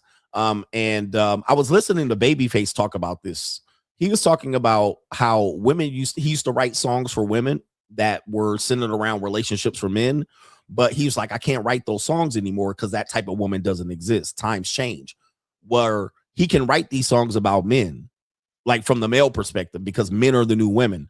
And I should have told Babyface that, but he was saying when he was writing songs for Tony Braxton and the Waiting to Exhale soundtrack and the song Love Should Have Brought You Home Last Night, women don't think that shit. Like, women don't talk like that today. You know who talks like that? Men are willing to work the shit out. Women are ready to walk because they have abundance of options. Okay, so in this situation, you're going to end up being this type of guy, and he's living in weakness. He's also caught up in love, and you can't just, men don't attach from love like that anymore because men are hopeful for love. They find love to be rare. They find women to like you to be rare. It's so rare that men tell you, go with the woman that likes you. It's so rare. It's so rare where men find a loyal woman so that if he feels like he has one, he's going to stick around. Even if it proves that she is not as loyal. He's going to try to keep her. It's so rare. Access to sex is so rare for men. And you will overlook the red flags only to be dealing with a long-term marriage and her not treating you with any kind of respect. She's also an influencer. So that's the reason why he took the video down. Somebody said he knows this man personally. We're going to do a little deep dive and find out who this nigga is. We're going to do a deep dive and find out who this dude really is. All right. And pull his file up. Okay. Let me see here. We're going to pull his file. I spelt it wrong. Buvala. Okay. I got that wrong. Buvala. Okay. So we have his TikTok.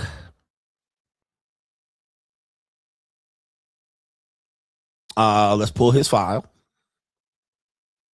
Stop this real quick. And by the way, he's deleted the video, so therefore do have to be careful. Okay. 14,000 views. He's a salesperson. All right, here. This is him. All right. So he's doing some sort of internet sales and funneling, content funneling.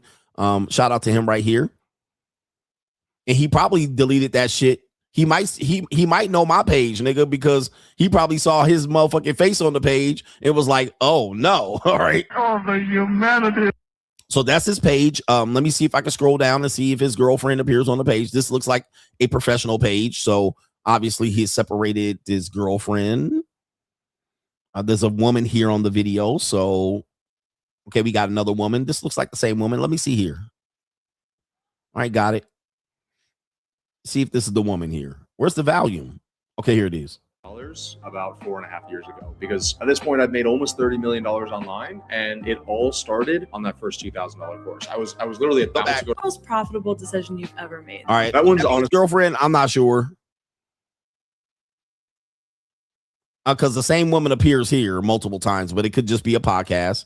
But sometimes you use your mate as a person to look like you have a podcast. Damn, he's got a very lengthy portfolio of videos here. Yep, there's the same woman again. So let's see here. Have you ever felt like giving up? Yeah, absolutely. I actually don't talk about this that often publicly, but my first 9 months of business, I made $3,000 in total sales. I actually did the math and it comes out to like working for about $2.50 an hour. And it was during this time. I can't really tell if that's the girlfriend, but let's go ahead and see. She's a relationship coach. So let's do a little bit of deep diving and pull this nigga's file. All right. He probably like, coach, don't do it. All right, we have a YouTube channel. Yep, he was on the YouTube. So his YouTube channel is not very deep. So there's not much information or data there. And let's see here. Let's pull up girlfriend. Definitely looks like he's in sales. So is the video legit? Is the video legit? Oh, we got the girl. I got the girl's name. Yes, indeed. Damn, AI on it, nigga. Ray or Ravi. Just so you can see, AI is on your neck, nigga. You got to be careful. It says right here, we got the name of the woman here. He's the founder and CEO of the scaling system. He's previously engaged to this woman. He's separated after their planned wedding. He is not okay. Yeah. Okay, they got your ass right here. Okay, gotcha, bitch. The internet don't play around, brother. Gotcha, bitch. So we got the name of the girl. All right, so here we go. Hey, nigga, hey, you want to be a content creator. So you want to be a content creator. So you want to be a content creator. So, you know, they going to have your file up here. And this is not doxing. Oh, it is the woman. That was the woman. Oh, no, it's not. Let me see here. Relationship coach.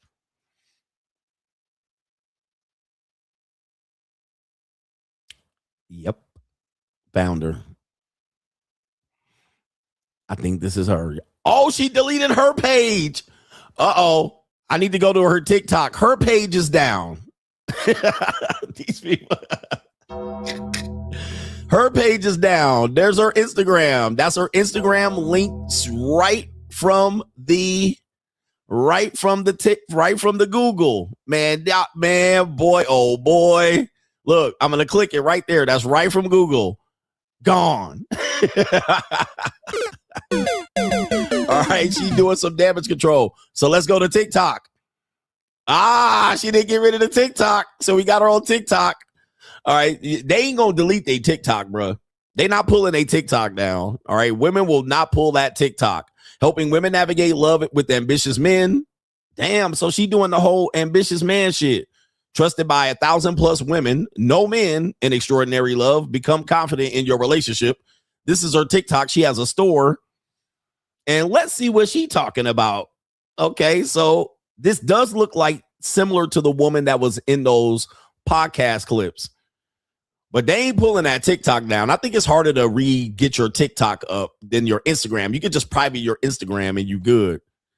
All right, so let's see what she's talking about here. Why women should make the first move. Okay, how to tell a guy is love bombing you. And there's her girlfriend cheating on with multiple men, according to him. This is your sign to take a leap. I'm trying to find a good video. Leave your relationship before you ask me this question. That's not a good one. I want to see some gold digging shit. I want to see some I'm an angel. The fuckboy, monk mode, baby bird, and the husband, the 4 stages of highly successful performing men.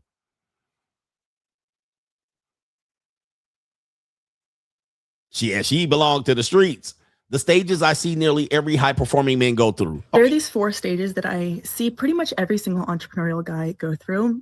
And it's pretty hilarious because you'll be able to identify which one you're in. So the first one is the fuckboy stage. And this is the guy who is just starting to make a lot of money. And he loves to flaunt it. He loves to go out because he's the man now. And he can buy the table at the club. He can buy the nicest champagne. He can take a woman out on a date and show up in a really nice car, wearing a really nice watch, taking to a really nice restaurant, buying the best bottle of wine. And he's just at the stage in life where he just wants to be able to have like the fullest experience of life according to what it looks like for him when he's just starting to make a lot of money. But then at some point, it starts to get a little. Who even listening to her? I'm just asking, who's even listening to what she has to say? She has some beautiful lips. Her eyes are very pretty. All right. She got her cleavage in here. Unsurprisingly, that's not an accident. She's got her cleavage in there.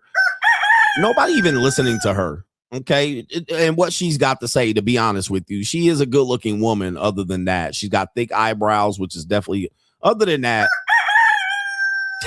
Okay. Nobody really cares what she has to say. Okay, so yesterday, instead of Quietly Becoming, I did a masterclass on the art of being unforgettable. And 28-year-old life coach. There was this line that I said that is continuing to stick with me because I think this is the key. When you walk into a room, especially in a room where you might feel a little bit inferior, or you feel like you're walking into a room of people that are really impressive and you don't really know how you fit in. Okay. I mean, this is not really impressive content here. We got our legs here. Let's see what our legs are giving. So before I show you my outfit, I want to show you my hair because I just got it dyed and I asked for an auburn. I had a sugar baby just like this one. All right, I had a sugar baby. I can't tell you her name. I have a sugar baby that she reminds me of exactly her. Not too completely exactly, but I had a girl in California, Orange County, just like this. Brown. And I feel like the stylist at IGK, his name's Daniel Spector, killed it. Not red. It doesn't look red, but in certain lighting it looks red, and I love it. Anyways, this is my outfit for today. Again, like I told you in the first video, I have an outfit repeater, so you'll see me wearing multiple of the things, multiple times. I mean, white women, just head and shoulders. I mean, every now and then they have some nice legs. I mean, but their face and their hair is that's their win. But yep, there she is right there. Apparently, he said she was cheating for 6 years, and 2 years before the wedding. Also, she competed in Miss Universe. Somebody was trying to call her ugly, all right, earlier. But here we go. Florida posted this on my story, and I was asked, how do I have such good posture? For those of you who don't know, I also model, and I've learned a lot about posture from modeling as well. And this is it. So there's this term called exaggerate to integrate, which means while I'm on my phone, instead of being like this, I am very aware of not only my posture, but my neck position. So the first thing I'll fix is my neck position. Instead of being like this, I'll go like this. And it kind of creates some. Okay. How many followers does she got? 137,000 over on TikTok. I didn't mean, okay, let me see here. But her Instagram is dead. I mean, there's nothing said. Just all that is a funnel for her to get sugar daddies. All right. That's her sugar daddy funnel. We got another. Okay. We out here searching. So is this the guy? So here we go. Hey, Lauren and whoever this guy is. We're going to see if this is the same guy. Is this the same guy? Let me see here. Let me go back over here. Yeah, that looks like him. That looks like the same guy. So we're going to say that's the same guy right here. It looks like him, although in this video, he has maybe a fuller beard. And yep. Okay, so here we go right here. This is the same guy. It says, my boyfriend and I have bi-weekly meetings. This is what they look like. This is May 2024. But here's the thing. According to him, she was cheating the whole time. So this is why we tell you, don't just look at the outside. Oh, there's a relationship and they have a relationship. They have a good relationship. They're loyal. They're faithful, blah, blah, blah, blah, blah, blah, blah. And meanwhile, they've been faking the funk with a nasty dunk for 6 years. Okay. So that's why the whole go outside doesn't work. So here it is. This is on her Medium page. Allegedly, everything I say about her is alleged. Every 2 weeks, my boyfriend and I meet. There's no phone, no distractions, meeting where we review our goals, discuss ideas, and plan our calendar. We structure this meeting according to the IDS, identify, discuss, solve, meeting in the book Traction, and use Asana to keep track. This is what it looks like. All right, so you see what we got right here. We have a YouTube video breaking this down. Okay, she got a YouTube video. Let's see if her YouTube is up. Ooh, wait, we on her neck. All right, hold on for a second. We on her neck. This is why you can't trust people. Be like, oh, I got a boyfriend. I'm in a monogamous faithful relationship. Here he is right here. All right, come on, get it, play it. There she is, right? Hello. So this is my life manifesto. This was dated January 1st, 2024. And this is basically the manifesto that I read. I would be lying if I said I read it every day. I would probably read it about once or twice a week. And this is how I see my life in 3 years. So I'm just going to read it straight off of here. Manifesting. I am 29 years old. My life is romantic and beautiful and harmonious. My work, my romantic relationship, my friends, my family, my hobbies, my career, my travels, my home, and my belongings. Everything about my life is intentional. I feel joyful and peaceful. My marriage and the love my husband and I have for each other is sturdy, fun, and inspiring. There's the marriage. My marriage is sturdy, fun, exciting, and blah, blah, blah. Yeah, she love to hear herself talk. All right, for sure. She love to definitely hear herself talk. All right, how to romanticize your life. Creating personal values as a woman of excellence. How to act like you're the prize. Oh, my. Being ugly is a choice. Staying in your feminine energy. Change your life forever. Oh, no. Oh, no. I thought this was Ecclesiastics. Be a woman is more than just being. Okay, go. Where did it go? Where'd it go? If my body was a boat, could you steer that sail? You're dating a woman, not a girl. There he is. You can hold each other accountable, can be held accountable, and is open to correction. Woo! Ooh, wee. Knowing what we know now, none of this shit is true, right? I can feel like Have a joyous spirit. 1960s Hollywood. There's the vacation, her in the gym. Come on, this is everyday people, bro. I gotta stop playing this music here. Being financially responsible. There they are, ecclesiastically.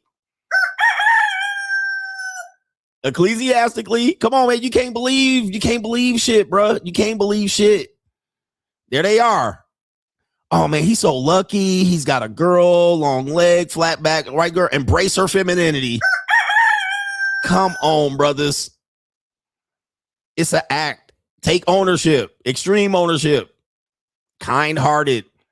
She's so nice. She's so wonderful. You're dating a woman, not a girl.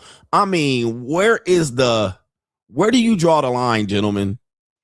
Do you want the truth or do you want a lie? My 3-year plan. Okay, I already played that one right here. Let me see here. A couple more. We got a little bit more time. Let me see here. How to get out of your own way and get everything you wanted. Her pictures with her boyfriends are definitely prominently featured in here. Bahamas vlogs. Okay. Oh, there is she with her girlfriend or the boys?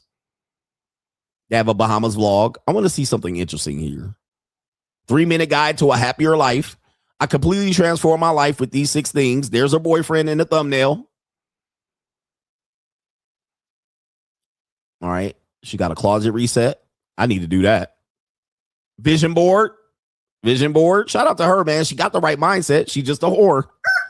Just like CGA. All right. Lady, just come on out the closet. All right. We'll put hands on hips, but I ain't paying. All right. I'm not paying, baby. I'm just letting you know. But she on that sugar baby shit. I guarantee you. Oh, I should really do a deep dive Bruce Wayne on her ass behind the scenes. I should Bruce Wayne her ass behind the scenes. As a matter of fact, on Locals, tonight, I'm going to do a Bruce Wayne on her. All right. And really, we're going to find out some real shit. Anyway, that's the main event. What do you think about that, brothers? Ecclesiastically. Listen, we all got dirt. I got dirt too. I'm just telling you, I know what's up out here. But the problem is I ain't faking the funk. I always tell you, I'm a dog, I'm a mutt. I'm a dog, I'm a mutt. Okay. Let me see if I can pull this up. See if I can Bruce Wayne her real quick. Let me get a good picture of her. I'm going to get 3 good pictures of her real quick. Okay.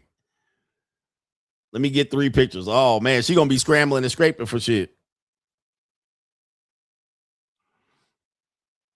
All right, we about to pull that Bruce Wayne out. This is why I'm the Bruce Wayne of this ish.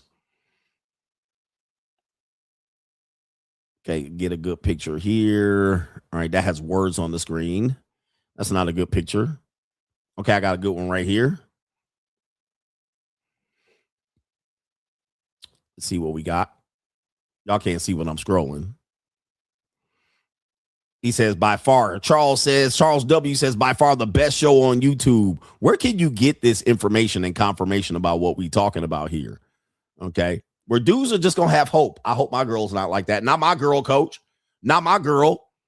My girl would never. You just see her bitter and hurt. Or you just don't understand, man. Dude, I put nothing past none of these 304s. Nothing. No woman. I don't no. Okay. I don't trust you. I put nothing past these women. Nothing. Especially if they got access and reach to social media. I put nothing past it. Okay. Everybody, including myself, make sure the face in the photo is clear. Okay. Face not found. Okay. All right. That's because I screenshotted it. Just bear with me for a second. We'll pull her ass up over here. All right. Let me just get a good JPEG.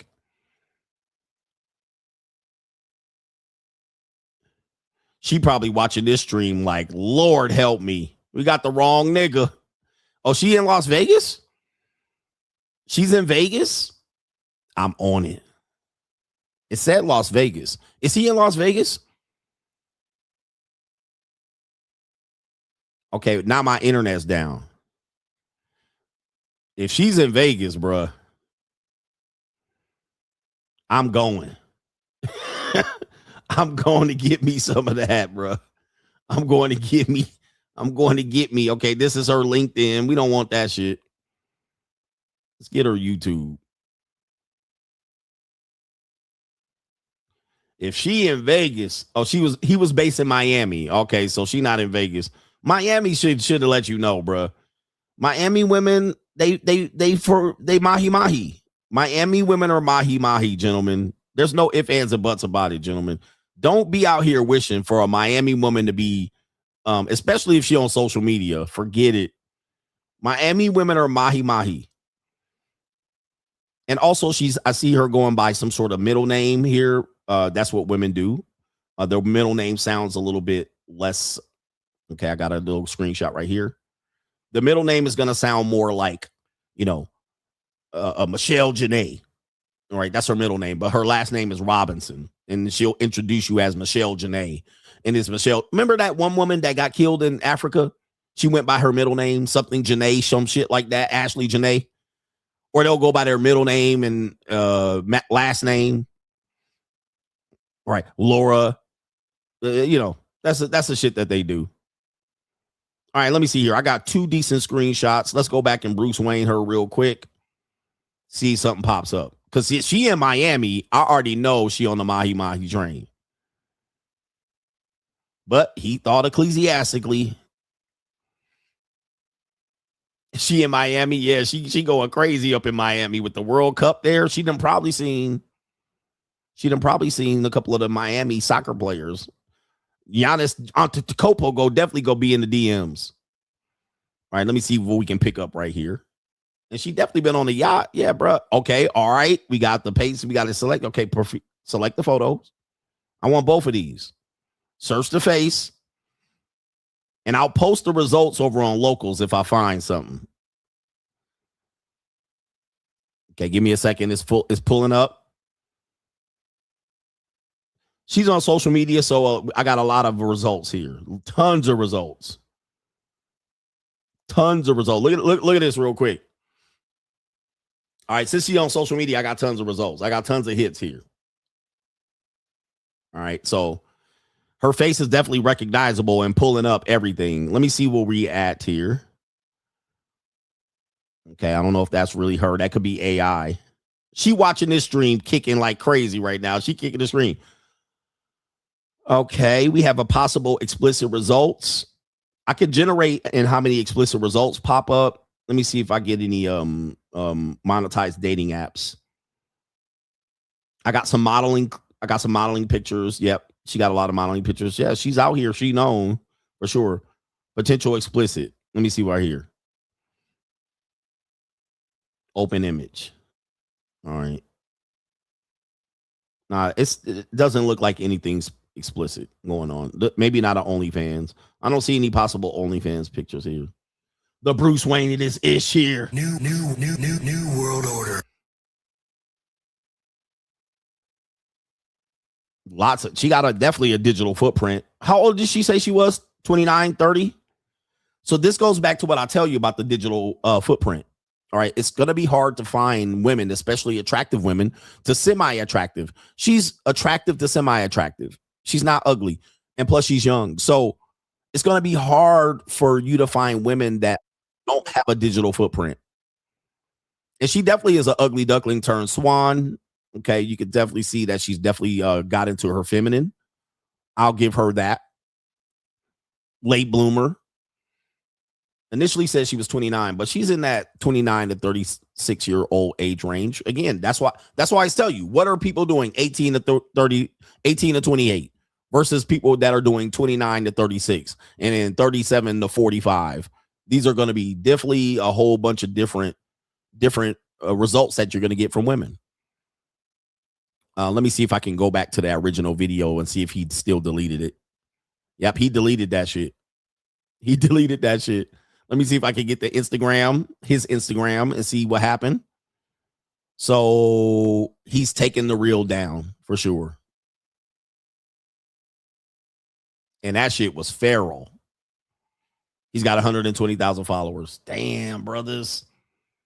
And she left the dog and started traveling by herself. How do you think she funded that? I feel bad for you hope strategy ass niggas, man. For real. I feel bad for you hopeful guys. You guys got so much hope. Hustle Every Day says because she dealt with boys her whole life is why she's bitter and hurt when men show up. Yeah. And you saw that in her thing. She's dealt with boys and she's not. Yeah, she's dealt with boys. And they'll give boys the benefit of the doubt. And then all of a sudden, I want a real man. Shout out to our brother Charles says for by far the best show on YouTube. You can't get this level of interest and influence in one video.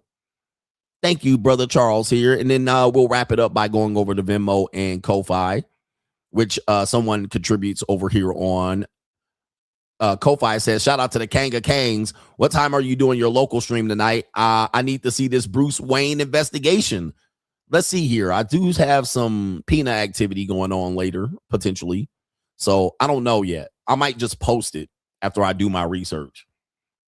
Adon Smash says she clearly used that rich dude to sell her courses in mentorship while she was smashing the dude she really likes. Cold world. Yep. It's an evil world. But that happens, guys. I mean, that's part of the game. That's part of the game. And she said, I'm not going to be faithful until wedding. By the way, she did bring it up to him.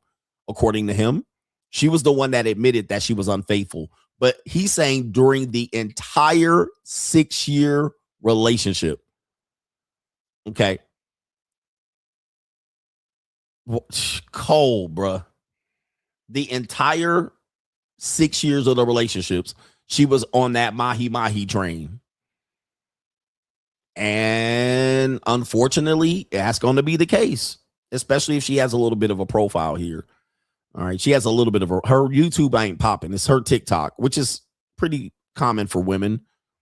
Women they're not really successful at YouTube more so much as TikTok.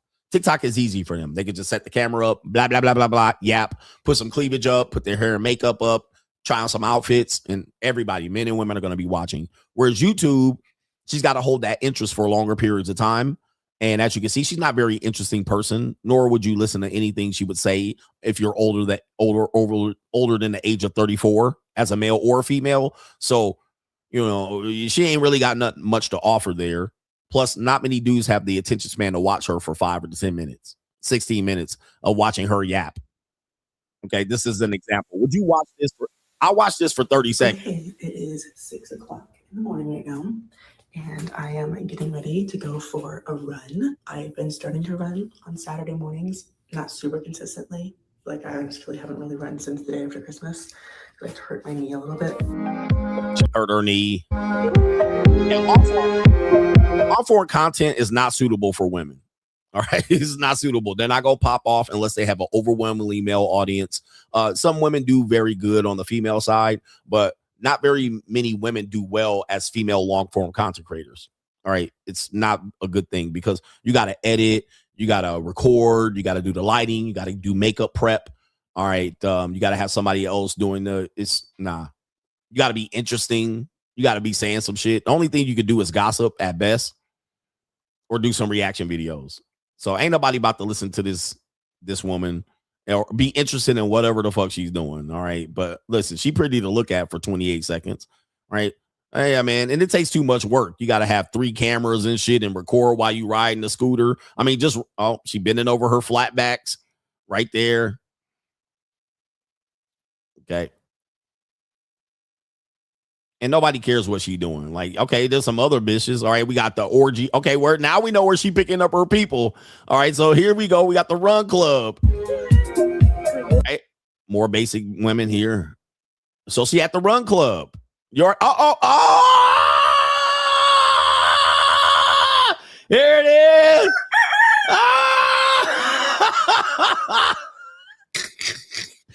I'm not happy. Oh no! The image.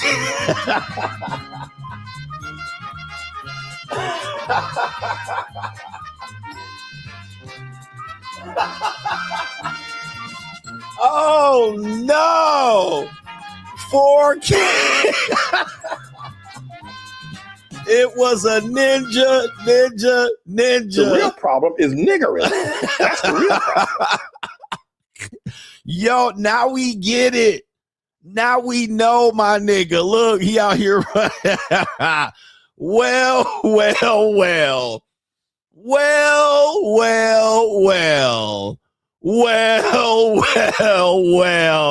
Oh no.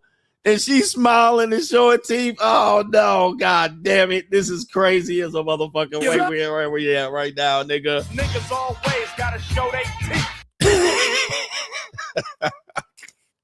Yo, it's an evil world we live in.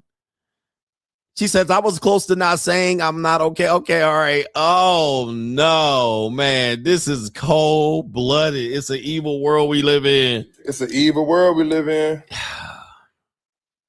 I need to victory lap again. I knew if I looked long enough, I was going to see the shit. All right, god dang. Shout out to Dennis S. Shout out to the King of Kings in the building. Look, man, it's cold out here. Shout out to our brother Hustle Every Day, says Coach Gregory Yaga, the Bruce Wayne method.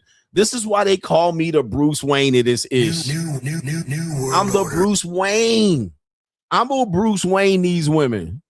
Don't let me pull up.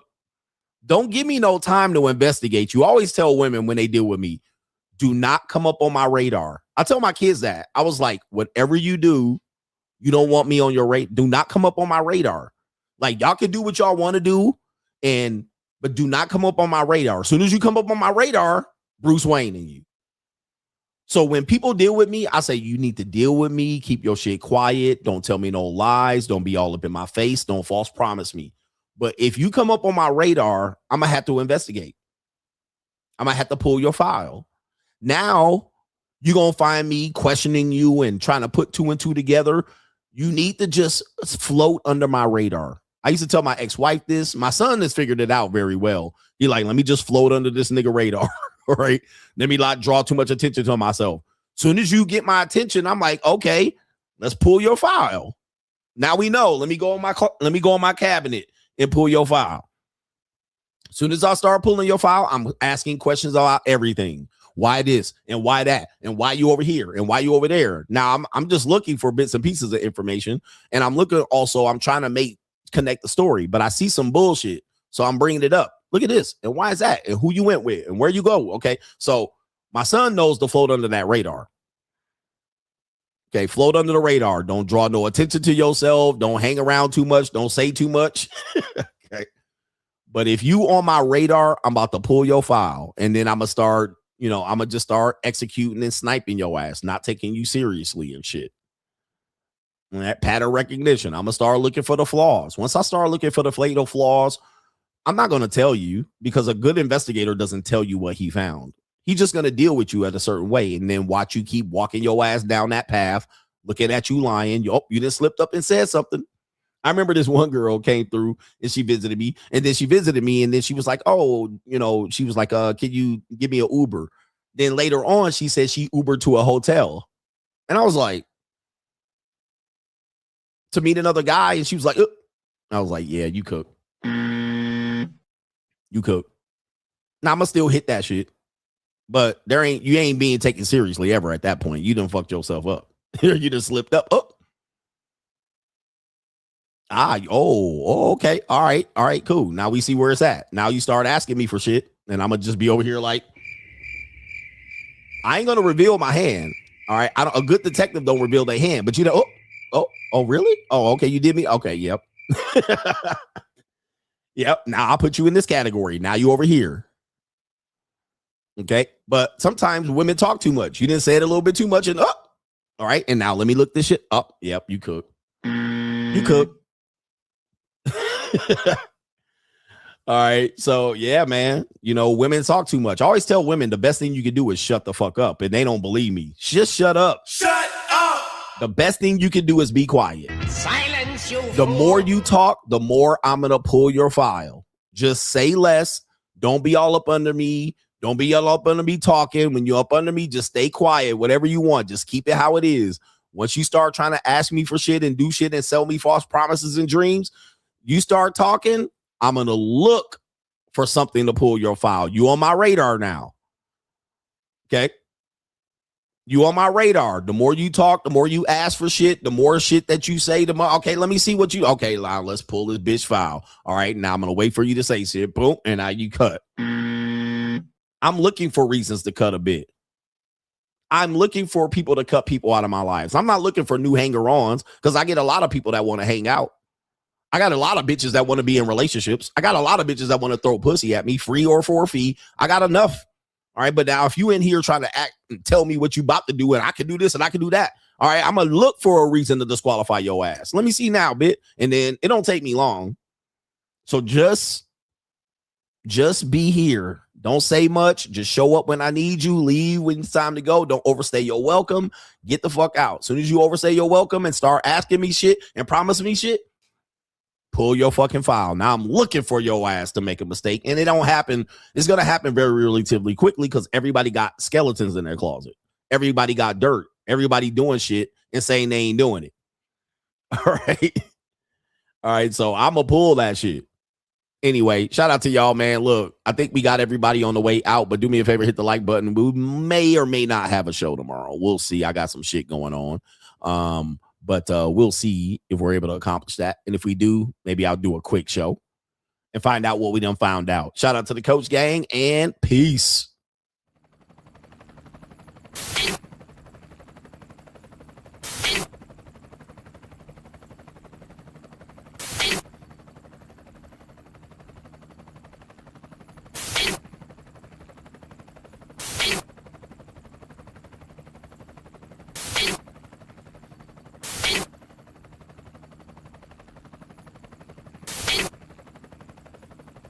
And you're in the Desert Storm bunker with Hollywood CGA.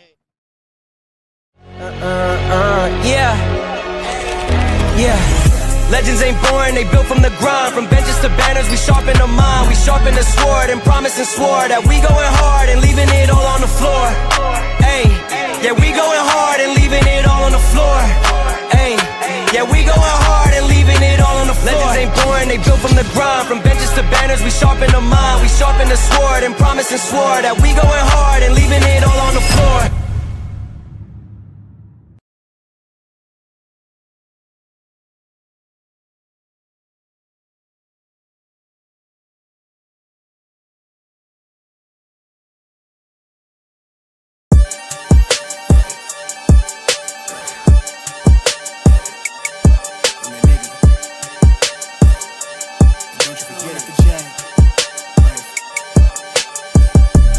Vibe blowing at the J, got the loud jumping at the pay.